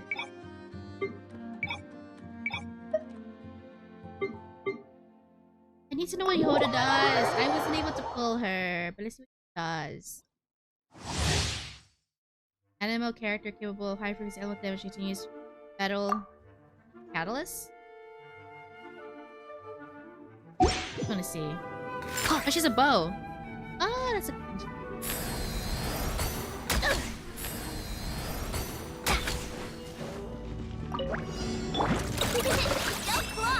Control breathing. Hand it over. Okay, I think so she does. Start the clock. Okay, that's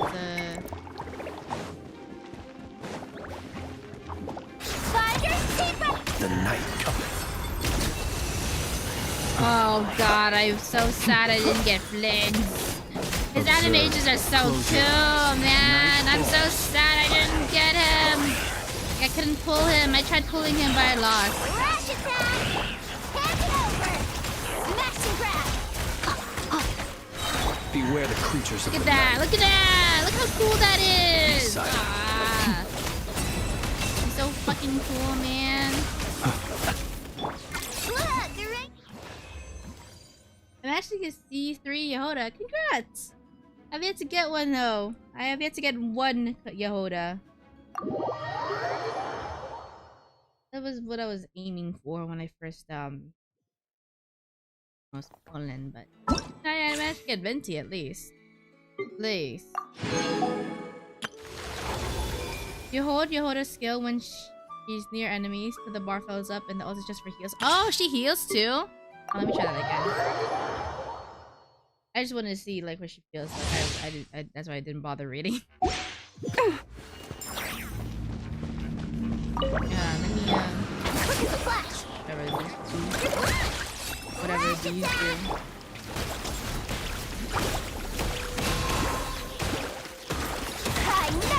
The night cometh. Close your eyes. Observe. Oh my god, this is just making me want Flint, man.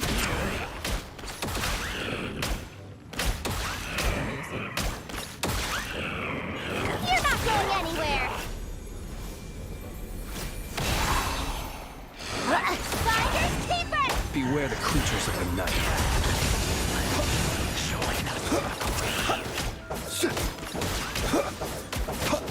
Close your eyes. Look, the rainbow. Control breathing. Let's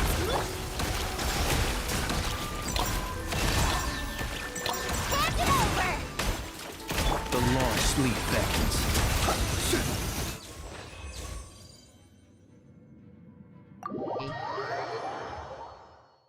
I just maybe want.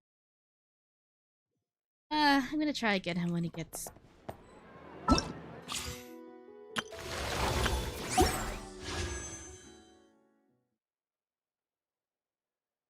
Oh wait, I didn't see what Duran does.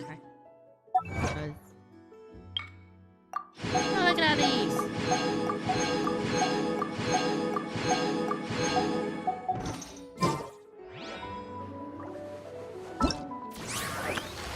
I mean, I'm pretty sure we'll get Columbina back. There's no way they'll kill her mom, right? I think it'll be fine. I think it'll be fine. We'll we'll get back to her eventually. Hopefully, fingers crossed. What am I looking for?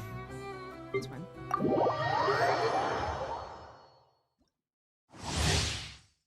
I pulled for Duran starting with 35k primos and 28 pulls. I lost 150-50 and managed to get him before I dropped to 25k primos.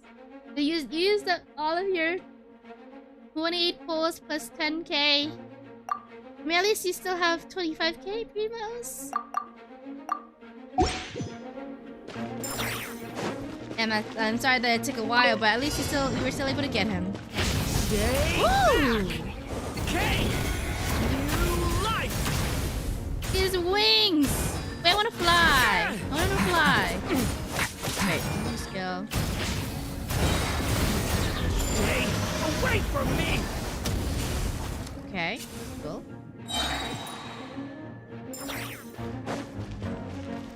You have Klee? Why do you have so Klee? Everybody, and of course, you have Bennett. That's funny. A miscalculation. Coming to be. Moment of birth. Okay. Blow them all up! Get back! The abyss is burning. Shadow. Oh, he has this little dragon silhouette. That's cool. In his Witness my great undertaking. I'm not really sure what Albedo does. I just put him on. Blazing delight! Devouring claw. Element for the. Ooh, that's cool. Teamwork is dreamwork. Live. Moment of birth. I never had Albedo. I just Element for the end. Burst forth. Let's light it up. I'm going in.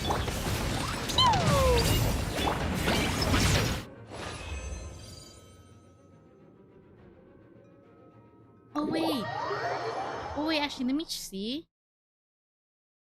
Should have the hexen circle thingy on his thing, right? Let me see his preview. There we go. See, which is right? Which is Eve right? What's this shit? Okay, so I'm guessing when Barca comes out, he's gonna have this as well. The special hexen circle ability, because he counts as that. Okay. Oh. I mean, he should. Barca should have it by affiliation. like if Fischl has it, then she has to have it. He has to have it. Gotta be sure. My luck is buns, but this is exactly why I always make sure I get enough primos so I can lose 150-50. Aw, I learned my lesson after losing Hotel Banner 2 times. Oh no! I'm sorry you had to learn your lesson the hard way. I'm glad that you were able to still, you know, manage to pull the characters that you wanted. That's all that matters in the end. Additionally, when this party... Okay, so I was thinking of... I mean, I don't necessarily need the bow, but since the bow has like... I mean, it looks cool, right? And it also has extra Hexrai effects. When equipping characters' normal attacks and skills are mental burst damage to the opponent, the damage bonus for all these damage types is decreased by 20% instead. But I don't want to waste my primo gems because I'm pretty sure Columbina is gonna be next. I don't want to waste that. Let me see. What is my pity on right now? That could be the make or break. Oh, I haven't pulled in forever. It's at 5. Oh. Okay, let me not take my chances then. I don't think this is really that necessary since I have a crit damage bow on him on my Venti. So I will just try to build him. I mean, yeah, he has crit rate and crit damage. 47. Okay, this is just a matter of me farming then. Well, I guess you'll see. You guys will see if I end up getting him doing his thing. Yeah, interesting turn of events so far. Really cute, heartfelt story with Columbina. I was really rooting for them, for Columbina. I think they've written her story very well. Columbina's next. Oh, okay. That's okay. Okay. Most likely, yeah. Okay, so blah blah blah. I still need to finish doing it. I still have barely touched Nod-Krai exploration because I haven't finished Natlin. And I've just been getting busy, so I haven't had as much time to play Genshin as well. But I mean, it's not a race. It's fine. Well, I'll do it when I can. But as far as the main story content, though, I've been, you know, making sure I'm up to date with the main story, just because it's genuinely interesting to me, the direction that they're going with the main story, and so far it's been interesting. I'm glad that they didn't drag on the LOREEEE story.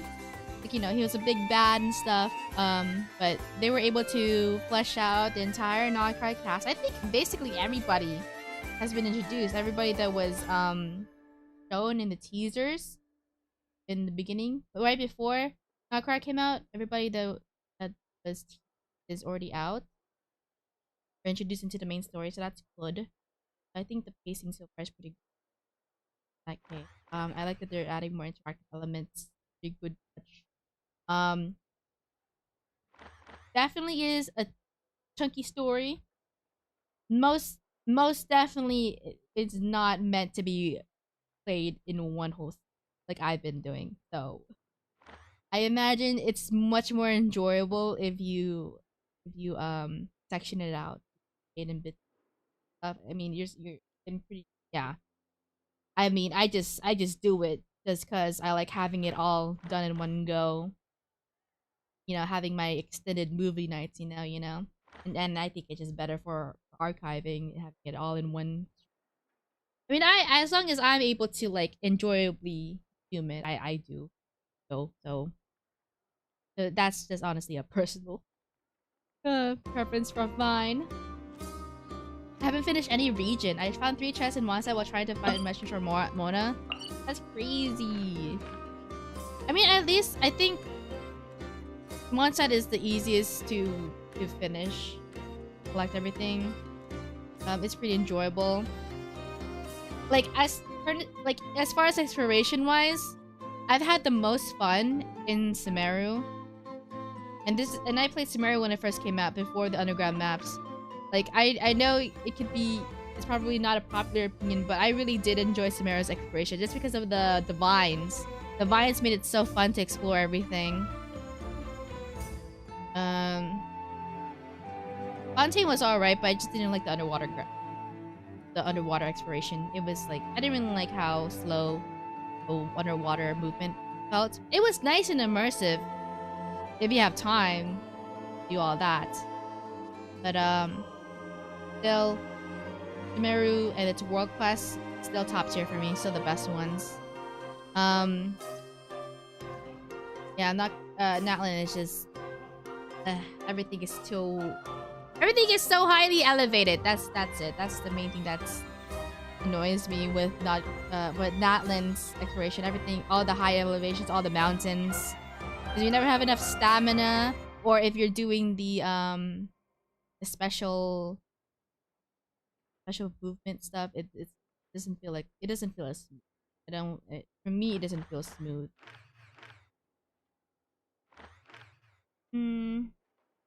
I was reading the dialogues and skipping dialogues. There's so many spoilers every time I go to YouTube Shorts or Twitter. So I just finished the Archon quest in 1 week. Yeah, that's the main reason why I try to get the Archon quest done as soon as possible. With Genshin, Sorrow especially when Enforce is coming out, I made sure to like finish all of that in like one go as soon as possible. Because yeah, spoilers are just like out there. Those are the main ones, actually. I play other gacha games. I play other gachas and stuff. I mean, I'm trying to diversify the amount of gachas. I mean, I mainly play horror games at the moment.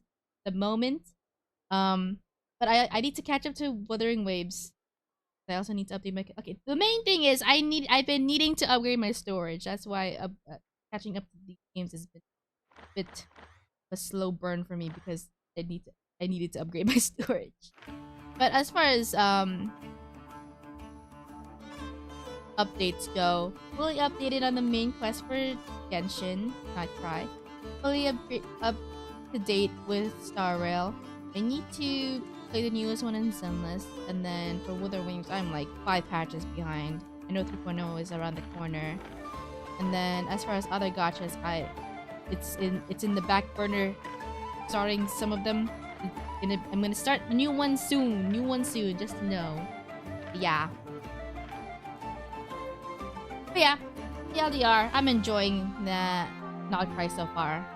I just need to catch up on exploration.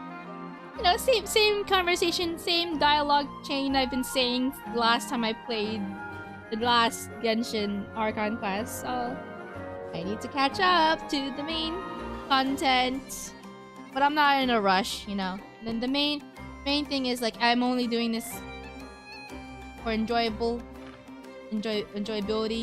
The quickest way to get burnt out and to, like, you know, not enjoy a game anymore, especially a gacha game, is to try to do it all at one go.